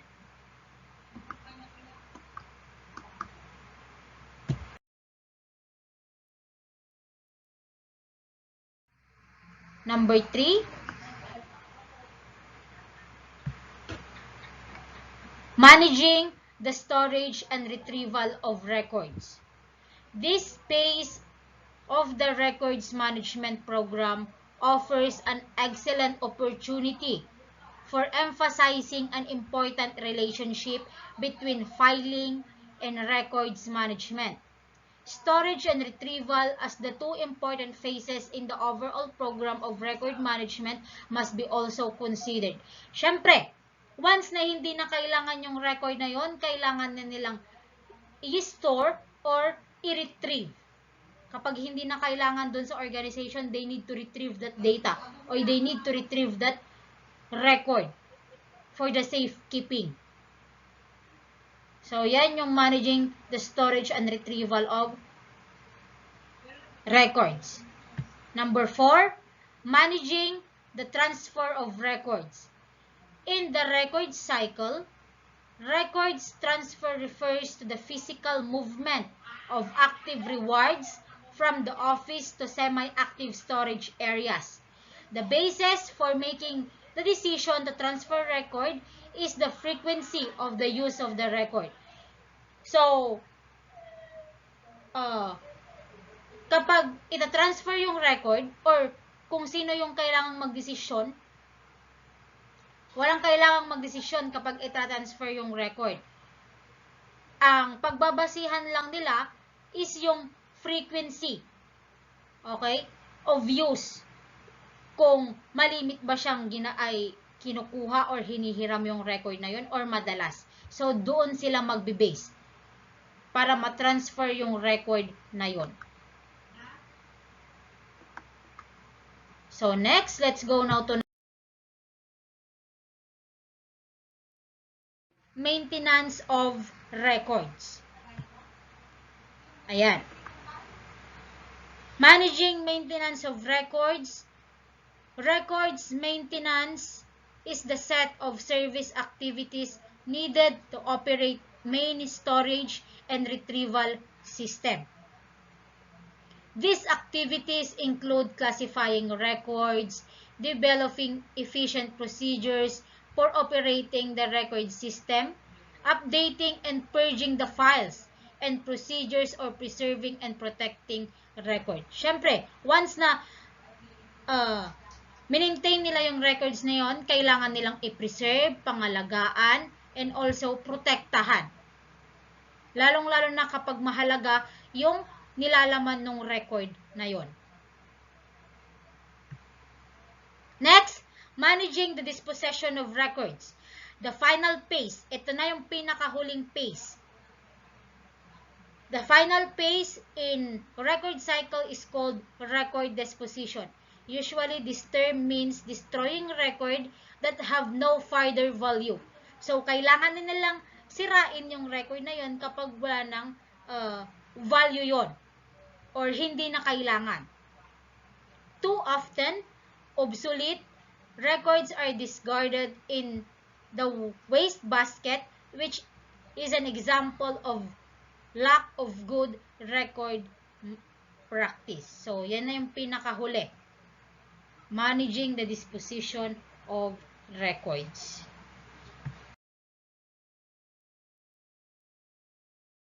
Oh, so part 6 na pala tayo. Part 6, police records. So, tatalakayin na natin yung about sa mga police records.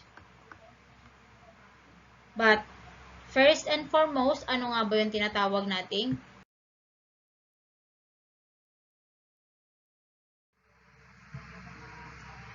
police record system is also important in tracking accident reports, arrest reports, citations, organizing miscellaneous reports that overwhelm even the most effective police units.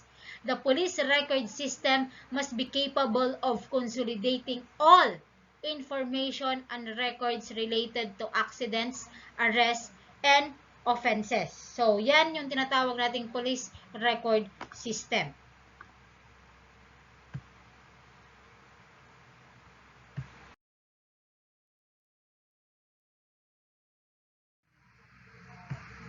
So, what are police records? Police records are a tool upon which the police managers rely in deciding questions of policy in the employment and deployment of personnel, and in eliminating wasteful administration and operation of the police organization. It also provides the police executives with one of his major tools of administrative and operational control of the police organization. So, police record, ito yung pinaka-major tool nila sa administrative and also operational control. It is not a question of bookkeeping, but it is rather a form of accounting for the police business. So, yun ang police record nila. Form of accounting the police business. And take note, ito yung tool ng administrative and also operational control of the police organization.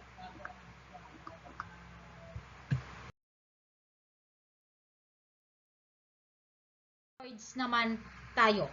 So, ano nga ba yung types ng police records?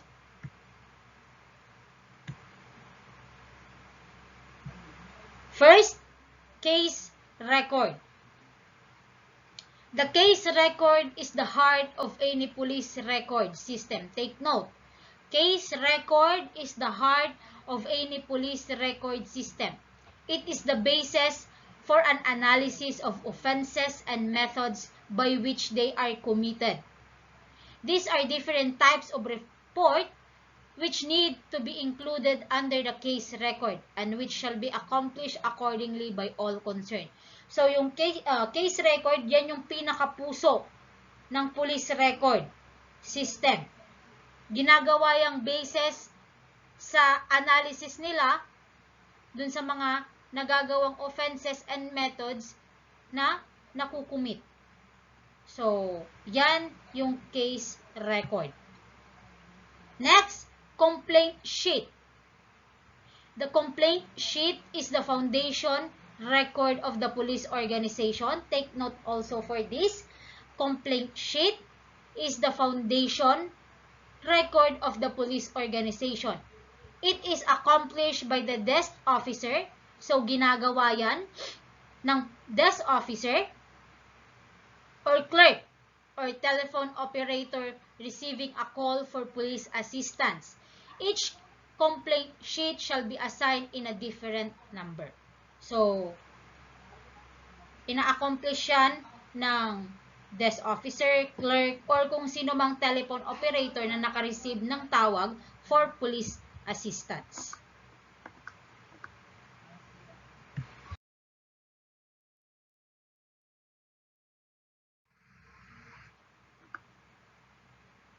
We have investigative report. Investigative report, this type of report is prepared as written report on the findings of the investigator. Siyempre, investigative report, ito na yung written report na ginagawa ng investigator, kung ano yung mga nakalap niyang information. The following are the different types of an investigative report. First, case report. Case report shall be accomplished by the investigator or members making the preliminary investigation of crimes reported to the police. So, yung case report, ina-accomplish ng investigator or members kung sino yung gumagawa ng preliminary investigation doon sa krimen na nangyari. The investigating officer shall submit this report at the end of his tour of duty. So, kailangan niyang isubmit yung report na yon kapag natapos na yung tour of duty niya. This report shall be prepared in the number of copies required by police for distribution in each of the hierarchical level of organization. So, yun po yung tinatawag nating case report. Next, we have the so-called progress report. Progress report shall be accomplished by the investigator continuing the investigation. So, progress report, continuation ng case report. The investigation in the case left in pending status. It shall be submitted within 3 days. Take note for that. Ang progress report, kailangang isubmit within 3 days after the submission of the initial report and monthly thereafter until the case is closed or clear. A case is closed for the administrative purposes when it is no longer being investigated. So, magkuklose ang kaso kapag hindi na siya iniimbestigahan and it is not assigned to an investigator. So, yan ang progress report. Yan yung continuation ng tinatawag nating preliminary investigation or nung case report.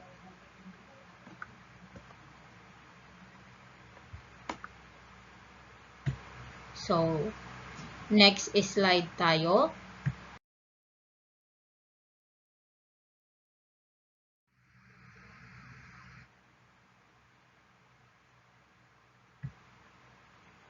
Technical report.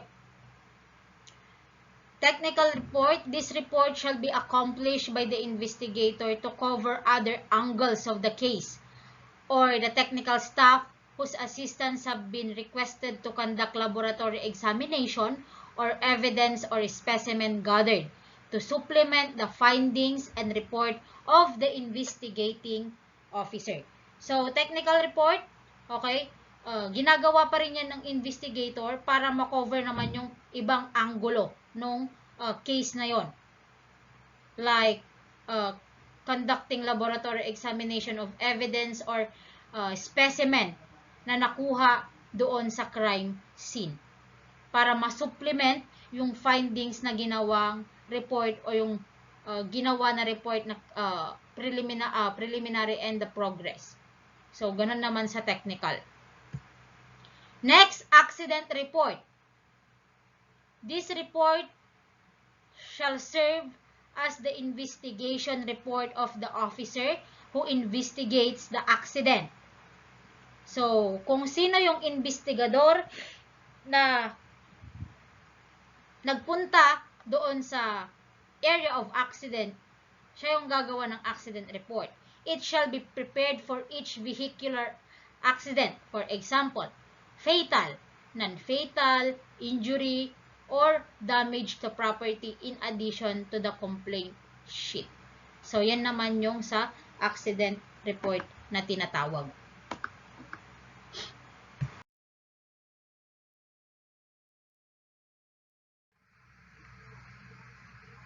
So, next tayo, we have the so-called wanted person report. Ano naman tong tinatawag nating wanted person report? Information on persons who are wanted by police shall be flashed by means of the notice on wanted person. Accomplished in quadruplicate, one copy to be sent to the National Headquarters, Philippine National Police, one copy to be sent to the NBI, the original to be placed in the wanted person file of the police unit concerned, and the fourth copy to be displayed in the rogue gallery. So, yan yung tinatawag nating wanted person report. So, yan yung mga wanted person na hinahanap ng mga kapulisan. Next, daily record of events. Each shall carry a brief resume of each complaint sheet, a description of missing persons and wanted persons, and other information of interest to the police. So, yung nilalaman naman ng daily record sheet is description of missing person and wanted person. So, yan naman yung nilalaman. And also, information of interest to the police. Next, report. This report shall be used as the second and succeeding pages of all kinds of report. So, yung report na tinatawag natin, ayan na yung magiging pangalawa or yan na yung succeeding pages of all kinds ng report na meron tayo. So, let's go now to next slide.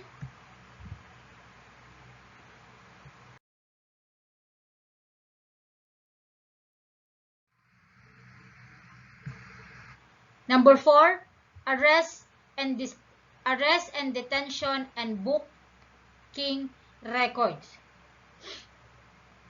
These reports are required for all persons arrested. They shall be made out in full on each person's arrested. So, first, we have arrest report. Ano yung tinatawag nating arrest report? An arrest report shall be made out in full on each person arrested and should be prepared at the time a prisoner is booked. Information regarding the offender, the crime or offense, and circumstances of arrest is recorded before the prisoner is locked in jail or released on bond. So, yung arrest report, yung information na nandito is information ng offender, kung ano yung nangyaring krimen or kung ano yung nangyaring offense. And also, circumstances of arrest is recorded or ilalagay dito sa arrest report. So next, we have the so-called detention report. The police station needs a current list of detainees in custody, which will indicate the status and disposition of each. The booking sheet shall be the detention cell file of arrest, arranged in alphabetical and serve as a detention cell register. So, ito naman, sa detention naman, ayan naman yung mga current list of detainees naman. Para alam nila kung sino pa yung mga na-detain sa loob ng kulungan.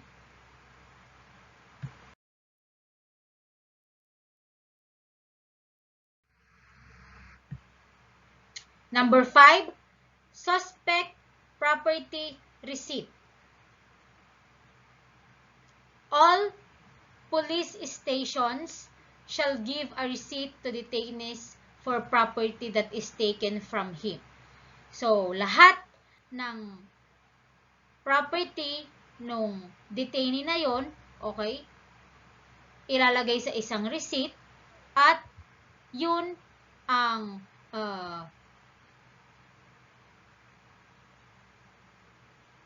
ilalagay naman dun sa suspect property receipt. This receipt is prepared in a duplicate. The officer who makes the search and removes the property shall itemize in the presence of another officer and the detainee and gives the detainee the original receipt. So, yung original receipt na yon, nung mga gamit niya, ibibigay dun sa detainee, and then, yung pangalawang copy, yun naman yung maiiwan sa police officer. Next, identification record. The various identification records for the identification of criminals and other individuals now extensively used in police station shall include the following. So, ito na yung mga need na i-identify sa mga detainees or mga criminals. Una, fingerprint record. The various methods of criminal identification, the fingerprint system is the most reliable. Identifying criminals by name is unsatisfactory because of the frequent use of aliases by criminals.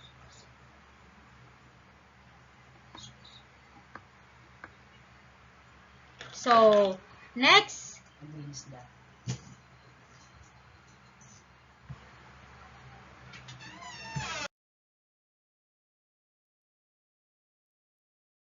we have the so-called criminal fingerprint. A detainee shall be fingerprinted each time he is arrested. So, every time na maa-arrest yung tao na yon, kailangan siyang i-fingerprint. Even though his prints are already on file in order that a copy may be sent to the NBI. So, every time na makukulong siya, every time na gagawa siya ng krimen at mahuhuli siya, kailangan siyang i-fingerprint. Next, civilian fingerprint. All persons requesting clearance, certificate, or other personal identification purposes shall be fingerprinted. Yeah, NBI, sa police clearance, kailangan din yan. Even sa prosecutor and court, meron din ata. Next, alien fingerprint. All aliens requesting clearance certificate for purposes of petition for naturalization, change of name, of taking, and for other personal identification purposes shall be fingerprinted. So, lahat yan, even alien or mga pupunta dito sa Pilipinas na mga foreigner at gusto na dito na tumira, mag-change ng name, kailangan silang kuhanan ng fingerprint. Next, modus operandi file. This consists of photographic records on modus operandi of known criminals. This shall describe the method of operation of criminal, classified, and filed in such a way as to aid the identifying the crime as one committed by known criminal. So, yung modus operandi file na ito, okay, consists of photographic records ng mga known criminals. So, dito na nila makikita kung ano yung method of operation naman na gagawin ulit nung criminal na yon or nung mga criminal na yon.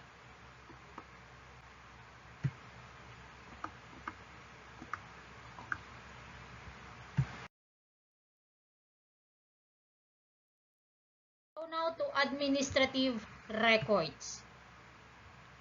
Ano naman tong tinatawag nating administrative records?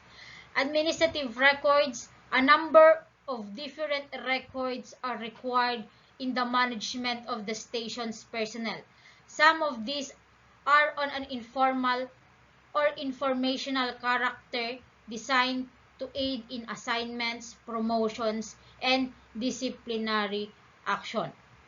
So, administrative records, number of different records na kailangan ng management or nung stations.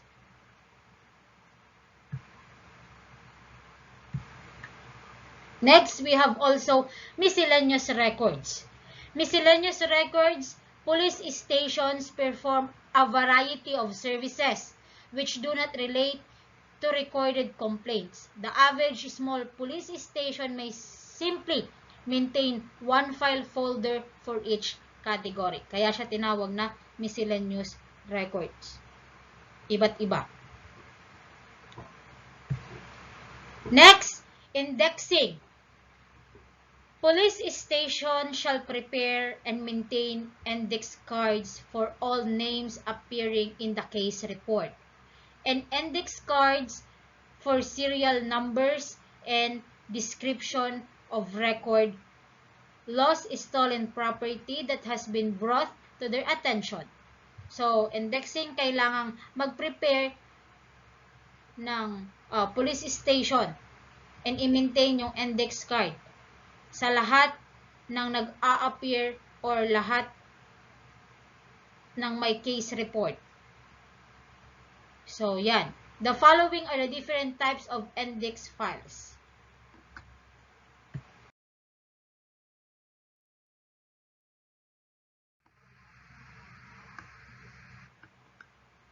First, master name index file. Master name index file, index card shall be made on all names appearing in the case report. So, lahat ng mag-a-appear na pangalan sa case report, ilalagay sa index card, including aliases, names of complainants, victim, suspects, and wanted persons. Index card shall be prepared when outside fingerprint cards are received and placed in the local collection, whether the subject wanted it or not. Kahit ayaw man or gusto ng subject, kailangan nilang gawin ang master name index file. Next, stolen property index file. The stolen property index is an investigative aid of inestimable value in achieving this objective. There are two means of identifying property. One, by serial number. Siyempre, lahat ng property, lalo na kapag original, may serial number. Place on the property, and other is the type of property. So, yan, kapag stolen property naman, okay, ang unang-una nilang i-identify is the serial number. Pangalawa is yung kung anong type ng property yon.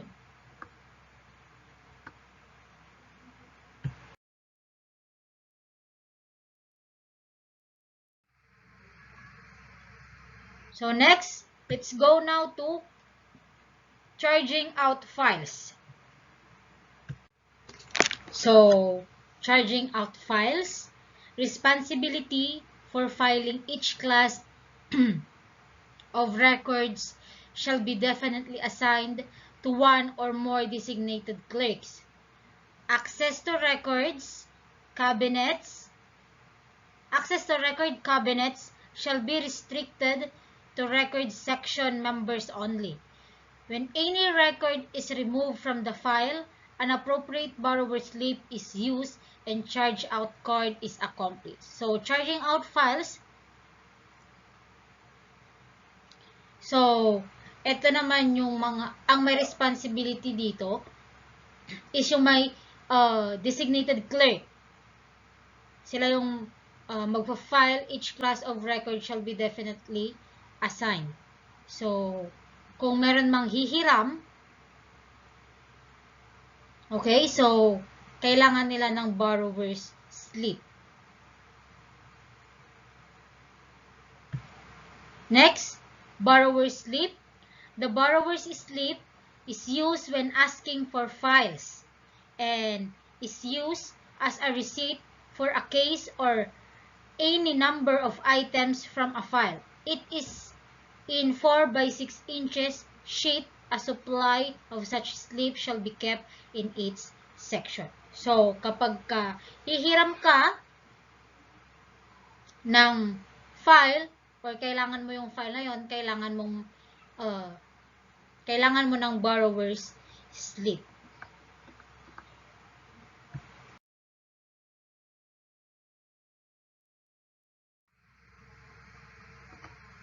Next, we have card.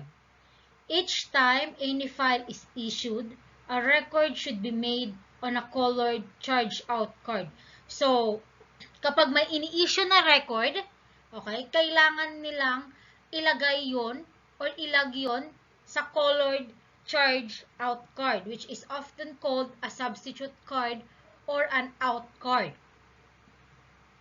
which takes the place of a file that has been removed from the cabinet. So, itong charge-out card na to, ang magiging kapalit muna nung tinanggal na file doon sa cabinet na yon. Para at least kapag binalik yung record na yon or yung file na yon, alam nila kung saan siya nakalagay. So, yan yung tinatawag nating charge-out card. Next, follow-up procedure. Follow-up procedure, it is essential that each police station have an administrative device which will ensure that all cases be brought to its attention. The mechanism of the follow-up system consists in making use of one smooth copy of the complaint sheet. For every complainant or every complaint, arrest, or other matter which is not completely disposed of at time of original report. So, follow-up procedure. So, itong follow-up system na to, okay, kailangan nilang magkaroon ng copy ng complaint sheet for every complaint.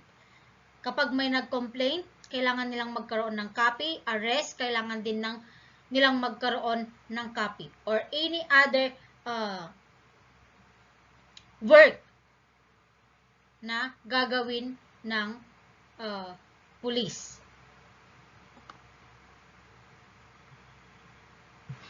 Next, we have spot map. Spot maps are useful to indicate the traffic accidents and crime location. The location of crime hazards aids in the direction of enforcement efforts. Spot maps should place where they will be readily available for consultation. So, spot map, okay, so useful to indicate traffic accident and crime location. So, kailangan yan yung spot map para kapag nagkaroon ng traffic incident or crime location, malalaman agad nila kung saan yung location ng aksidente na yun. So, next, we have case records. The case record is the heart of any police record. So, natakal na natin to kanina sa previous slide. So, basahin ko. It is the basis for an analysis of offenses and the methods by which they are committed. The following are the different types of reports included under the case record which shall be accomplished by all concerned. So, Ito yon, complaint assignment sheet or complaint sheet. So, natapos na din yan. So, let's go now to the next. Investigative report, case report, natakal na din natin yan.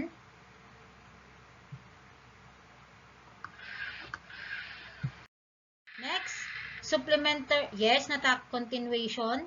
Continuation report, this report, yes, tapos na din yan. Sa continuation report. So, accident report, wanted person report, natapos na din natin yan na-discuss kanina sa previous slides natin. So, ayan, pahapyawan lang. Accident report, kinds of reports or types of reports. Then, daily records of events, yan yung ginagamit nila day by day. So, same.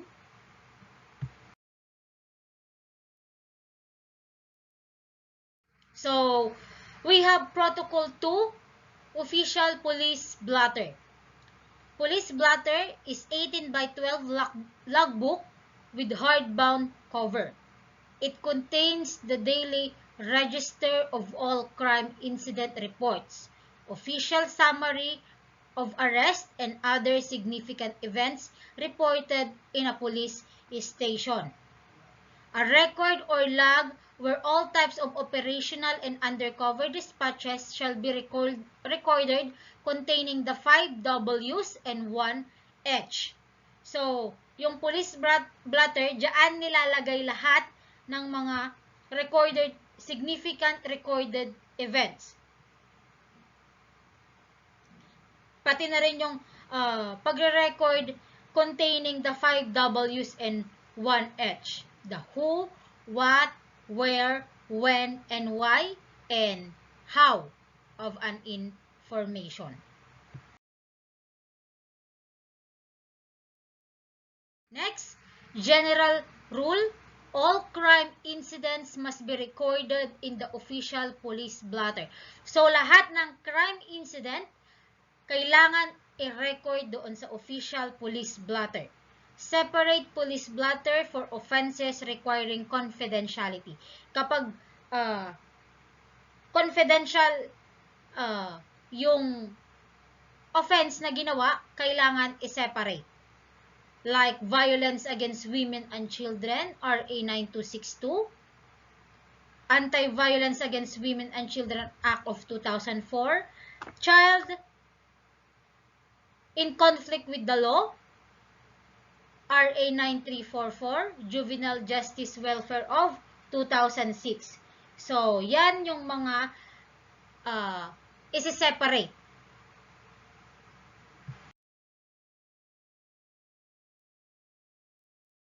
Five W. So, alam na natin yan. Yung who, what, where, when, and why.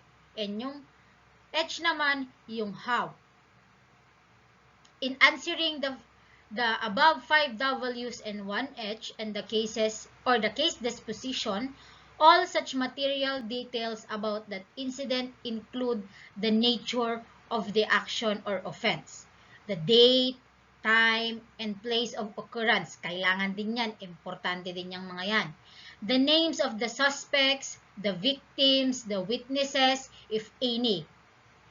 Facts of the case, significant circumstances that aggravate or mitigate the event of the crime should be entered along with the identity of the officer to whom the case is assigned or officer on case and the status of the case. So, kailangan din yan kapag ka maglalagay ka ng incident sa police blotter. Next, arrest and booking record. So, natakal ko na rin yan kanina sa previous slides, but basahin ko na lang. These reports are required for all persons arrested. They shall be made out in full on each person arrested. We have arrest and booking records. Arrest reports.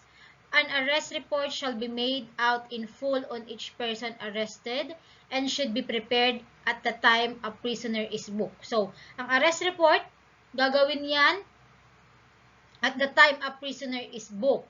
Information regarding the offender, the charge, and the circumstances of arrest is recorded before the prisoner is locked in jail or released on bond. So, kailangan yan. Booking report. The police stations need a current list of prisoners in custody, which will indicate the status and disposition of each. It provides information to each division as the inmate or inmates in jail. So, ganyan po sa booking report.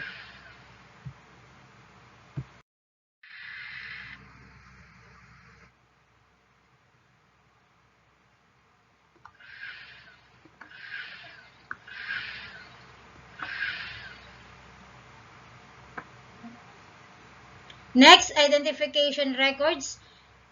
Natakal ko na din to. So, natakal ko na din to sa previous slide. So, lagpasan na lang natin.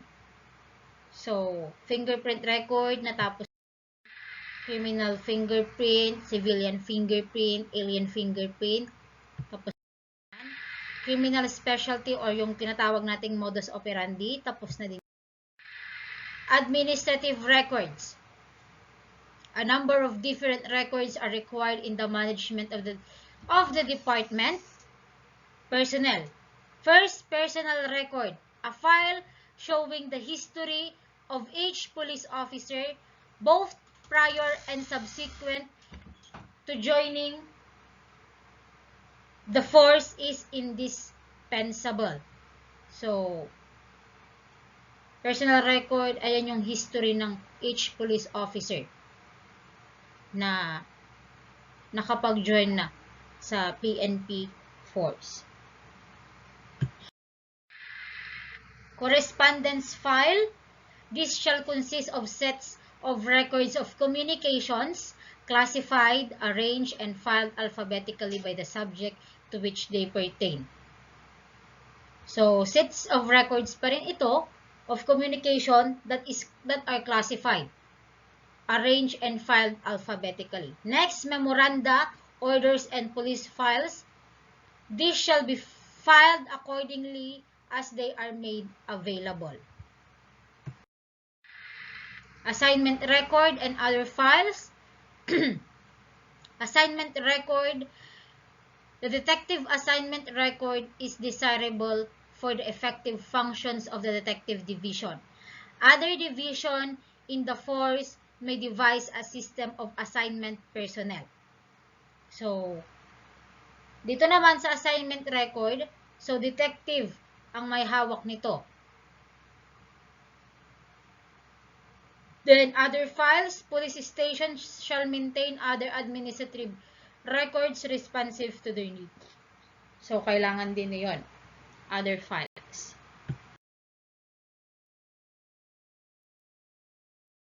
Next, basic investigation reports.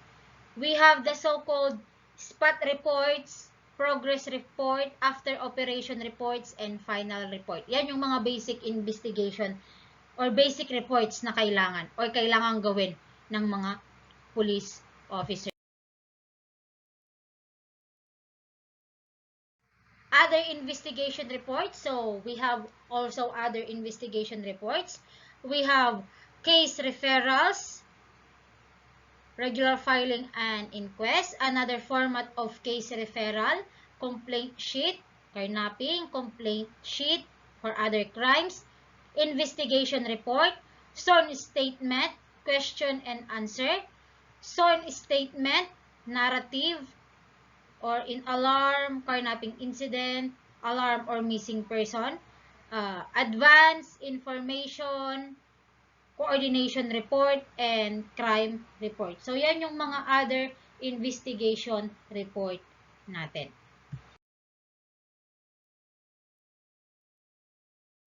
Also, we have lifting of alarm, yun yung carnapping incident, turnover of crime scene format, first responder to investigator, turnover of crime scene format, investigator to SOCO, technical inspection, receipt, inventory of property seized, impounding receipt, evidence custodian report, certification of orderly search, excuse me, compliance return of search warrants, booking and arrest report, explosive related incident report form with evidence recovery log and custody log, after hearing promulgation report, tapos case folder guide, and meron din tayong detainees report. So, yan yung mga iba pang other reports na kailangan. We have also forensic request. Sample request form for medical legal examination. We have autopsy, genital, physical and medical, blood, semen, DNA. Sample request form for firearms identification. We have ballistic, cross-matching. Sample request form for chemistry examination. We have dangerous drugs, drug test, paraffin test, explosive, micro-witching, trajectory, ultraviolet or fluorescent powder, toxins, burn debris and flammable volatile substances, chemical analysis. We have also sample request form for fingerprint examination, sample request form for question document examination, sample request form for polygraph examination, and sample request form for the conduct of SOCO.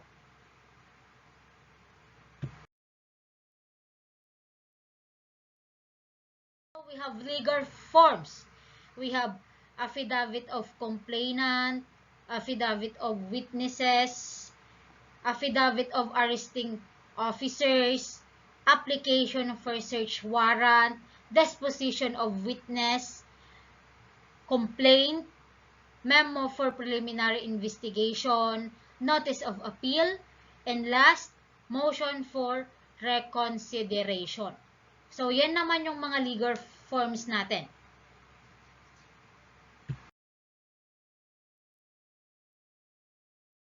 So, Chapter 10 na tayo, records control. So, let's go now to records control. First, ibig sabihin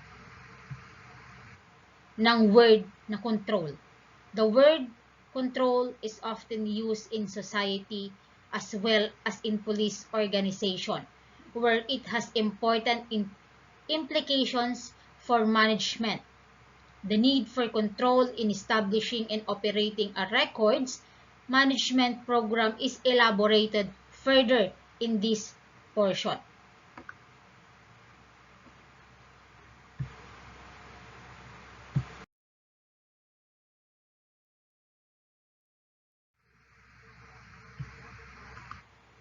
What is records control? So, nalaman na natin kung ano ang records. Sa records control naman tayo. Records management expert define records control as a process of regulating the behavior of a person or groups of persons involved in all the other phases in the record management system, particularly the control of police, military, or government records. So, they need to control kung ano man yung mga lumalabas na records.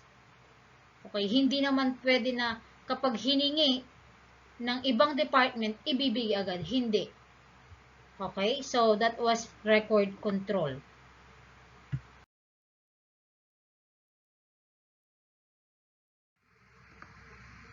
Next, record control tools.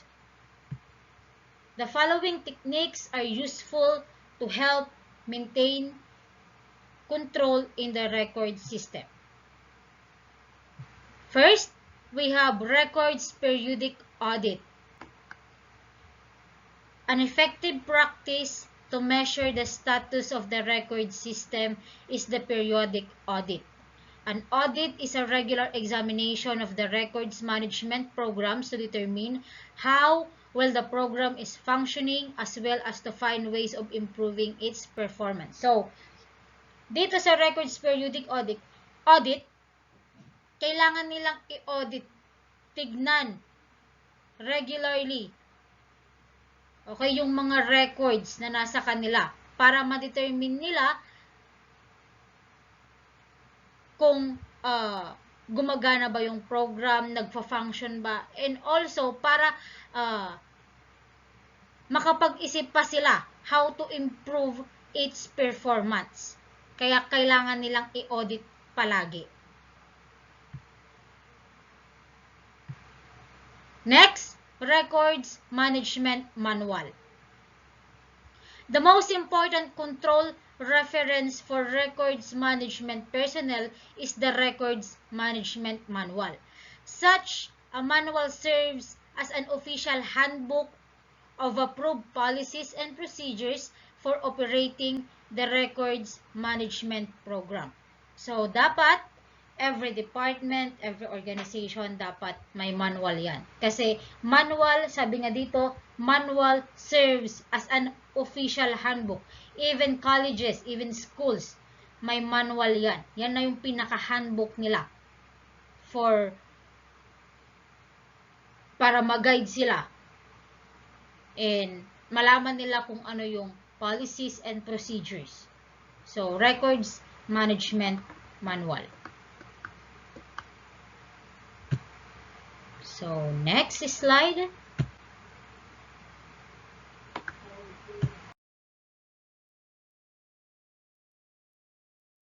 Next slide is standards in records control.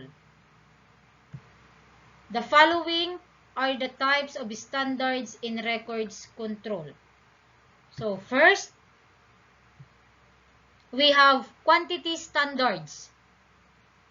A quantity standard is a common measure that involves simply counting how many services, activities, or man-hours have been used in administrative and operational undertaking. So, dito sa quantity standards, tinitignan lang, okay, or mini-measure lang kung ilang services na ba, activities, and man-hours ang nagamit nila in administrative and operational undertakings of the police organization.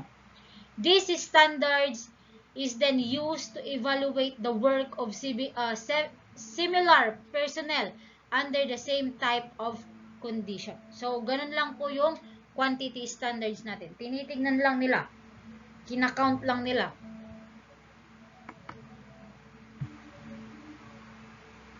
Next, kung merong quantity, merong quality. A quality standard is common measure of how good or how bad personnel performance is. So, tinitignan nila kung yung tinitignan at minimeasure nila kung may ikakabuti ba o ikakasama or meron bang ikinabuti at ikinasama yung performance ng personnel na yon. Developing quality standards requires the use of subjective judgment about intangible characteristics of personnel and their work.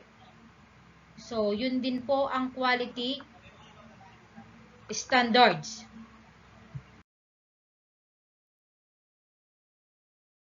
Records control. Ano naman yung mechanics ng records control?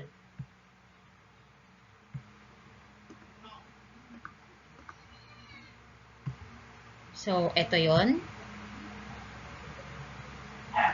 First, storage and retrieval standards. In order to develop practical standards for storing and retrieving records, 3 main questions must be answered.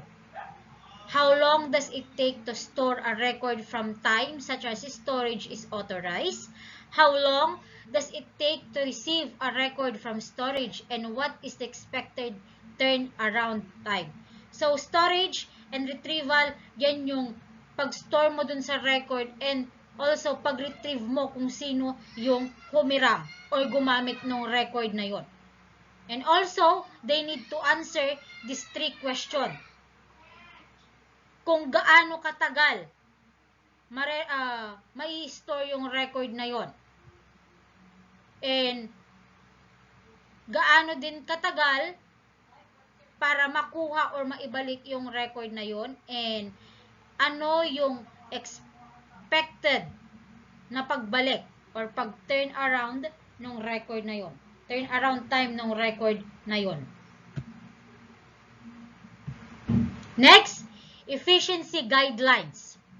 In addition to measuring the work of records, office managers and record managers should find out how well the record systems are performing. Siyempre, kailangan nilang malaman kung nag-perform ba ng maayos yung records nila.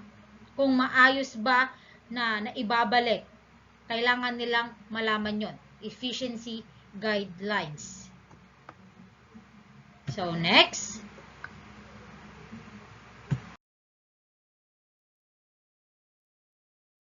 Records control.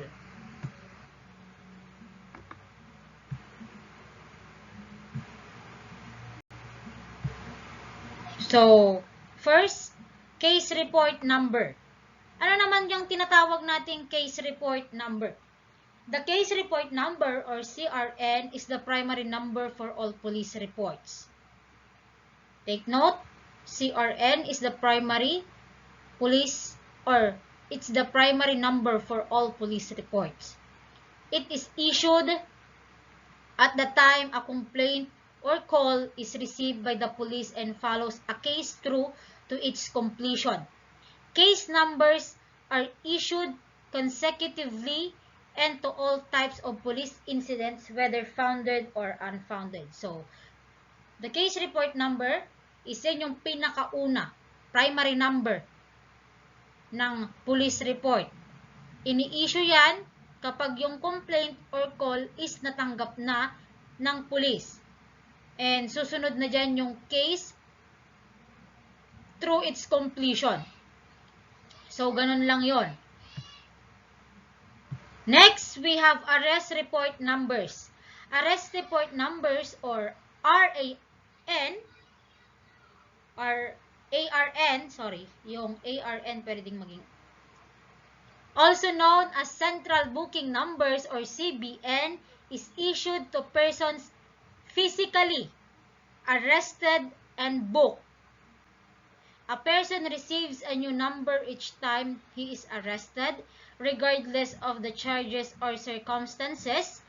Arrest reports are usually made out in triplicate, the original being an offset attached to and filed with the case report, and the carbon being filed by ARN in an arrest file. So, itong arrest report numbers and central booking numbers, ini-issue ito doon sa tao na naaresto na. So, yung tao na yon, every time na maa-arrest siya, meron siyang new number na ibibigay nila. Yun yung tinatawag nating arrest report numbers.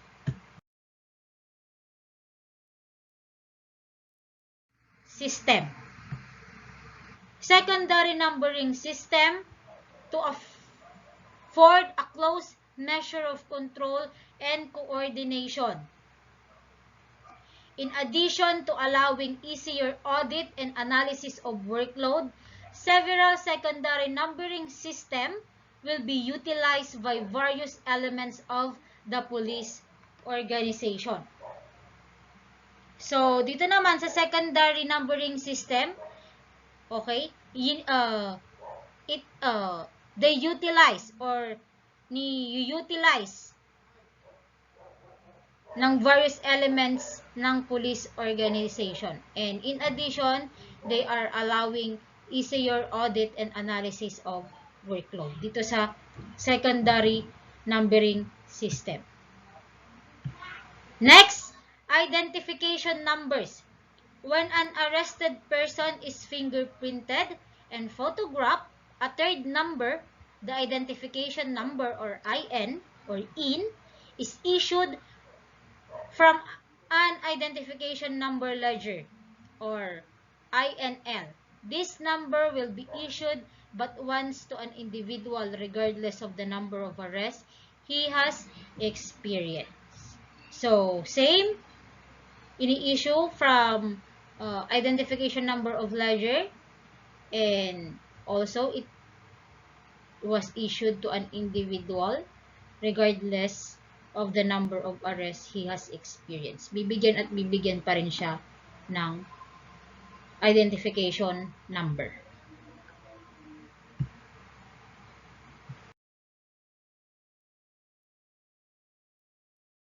Copy policy.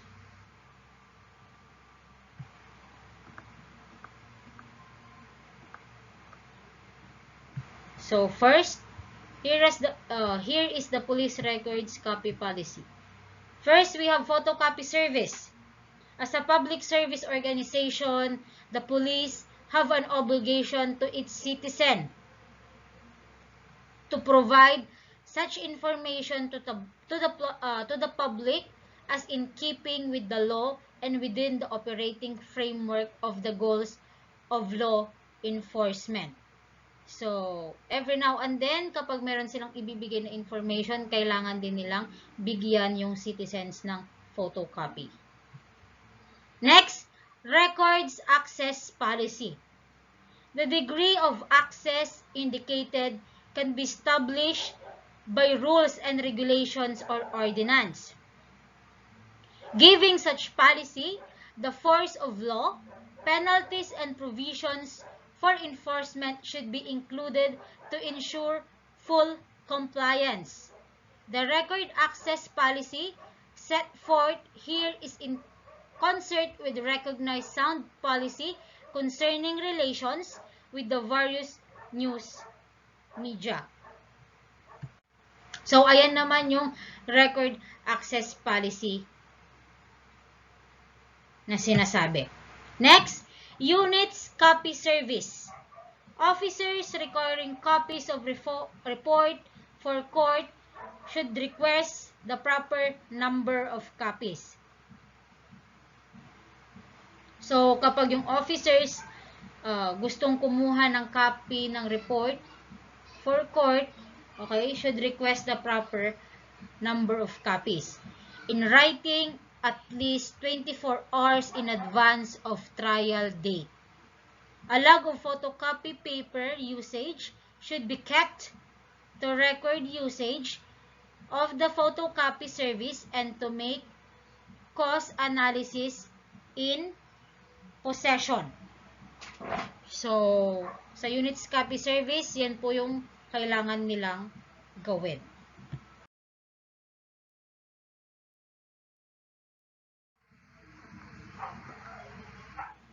Records policy. But I think tapos na to.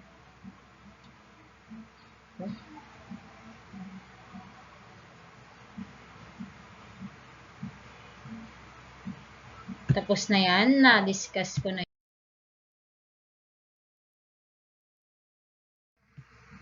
And also this one. Natapos na din. Naulit lang. Pasensya.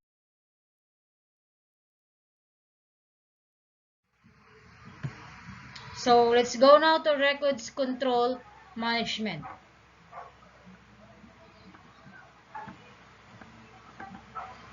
Records control management. We have records control management is concerned with the care, custody, description, and retrieval of records. Once they have been transferred to the archival agency, hence, arrangement and description are defined as, first, arrangement. The whole process of analyzing the organization of sets of archives whereby their provenance and original order are understood and the archives are set into groups, series, and items in an order that preserves and reflects that understanding. So, once kapag once na na-process na nila, na-analyze na nila, kailangan nilang i-organize and kailangan nilang i-arrange into set of groups, series of items in order to preserve and reflect that understanding. Next, description.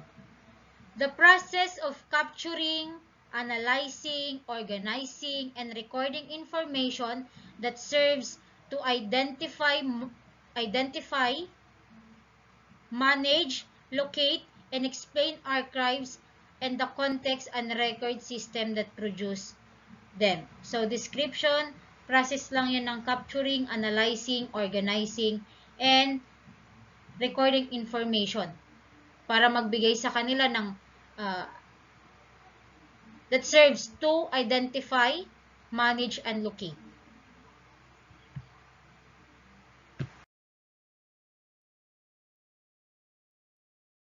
In record control. Important tool to safeguard archival collection, a disaster management plan must take into consideration. The following, we have fire prevention. Fire prevention is the first line of defense in preventing destruction or irreversible damage to archives. Areas where archives are stored should be solidly built and must avoid the risk of fire. Storerooms should be assessed for risk from fire and suitable countermeasures put in place. So, kailangan first line of defense is preventing the destruction of irreversible damage to archives. Ang pinakamadali kasing gamitin for destruction is fire. So, yan ang kailangang iwasan. Next, flood control. Water will cause major damage to current and inactive records. Flooding can be caused by water coming into the building from outside due to typhoons and storms or by water leaking from tanks or pipe work inside the building. So, flood control, so water, major cause din yan para ma-damage yung current and inactive records. So, mahirap din. Kaya dapat, kapag once na nangyari yung flood, kailangan yung mga file or inactive records or records dapat nasa safekeeping or nasa mataas na lugar.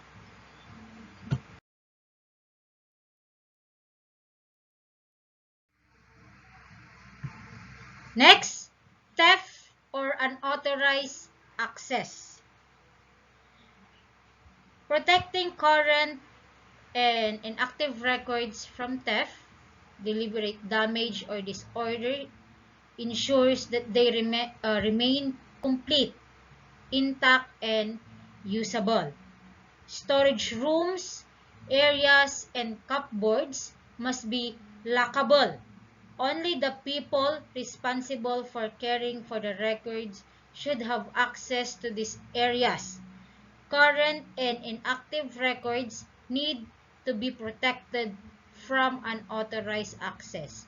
So, kailangan din nilang protektahan itong mga records na to kasi pwede siyang manakaw or pwedeng makapasok yung mga unauthorized person. Kaya, kailangan din nilang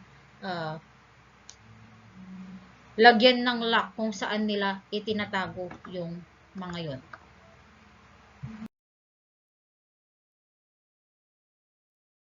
To records.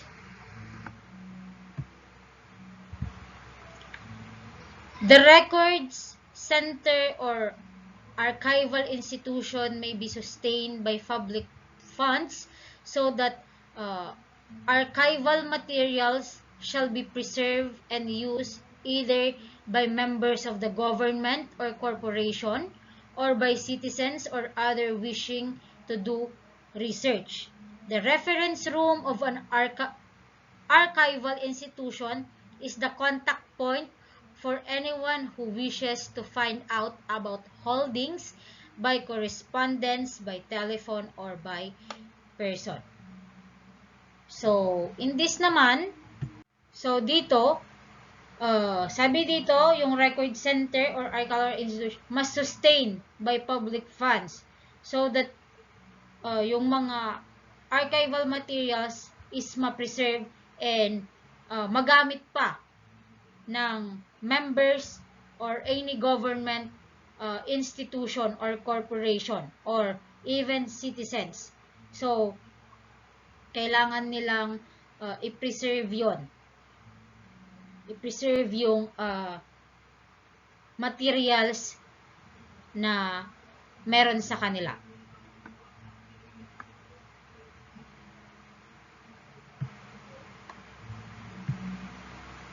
However, not all records are suitable for immediate access. If they contain personal information about living people or information that is confidential for some other reason, the record's personnel may need to restrict access to them. If in doubt, it is better not to make the restricted or confidential material available unless the records personnel have had a chance to consider it further and consult others. So, kapag naman yung records are suitable for immediate access, okay, kinakailangan lang nila na i-contain yung mga personal information about that people. So, ganun yon. And also, the records personnel is kailangan niyang i-restrict yung access ng mga tao na yon. Kapag in doubt siya doon sa tao na kumukuha or may access doon sa record na yon.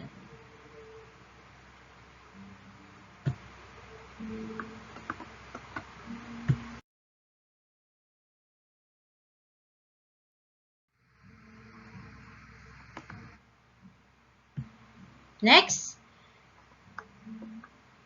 relatively handling and access are a major risk to the safety of documents. Always supervise people who view the records. So, kailangan mong palaging i-supervise yung mga tao na yun kung sino yung gustong tumingin sa record na yun. Even in a private collection and provide guidance on basic document handling. Anyone who uses the records must handle them carefully. Kung sino man yung nag-handle ng record na yon or kung sino man yung humiram sa record na yon, kailangan niyang i-handle carefully. Thus, taking into consideration the principle of documents and information security. So, yun yung mga kailangan nilang gawin.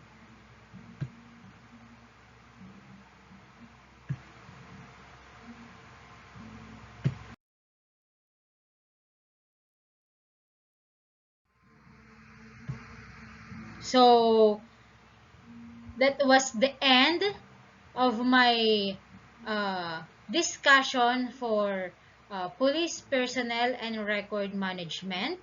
Sana makatulong yan sa inyo for your review for the board exam. And I'm praying all of you na sana talaga mapasa nyo yung board exam ninyo. So, thank you, take care, and God bless.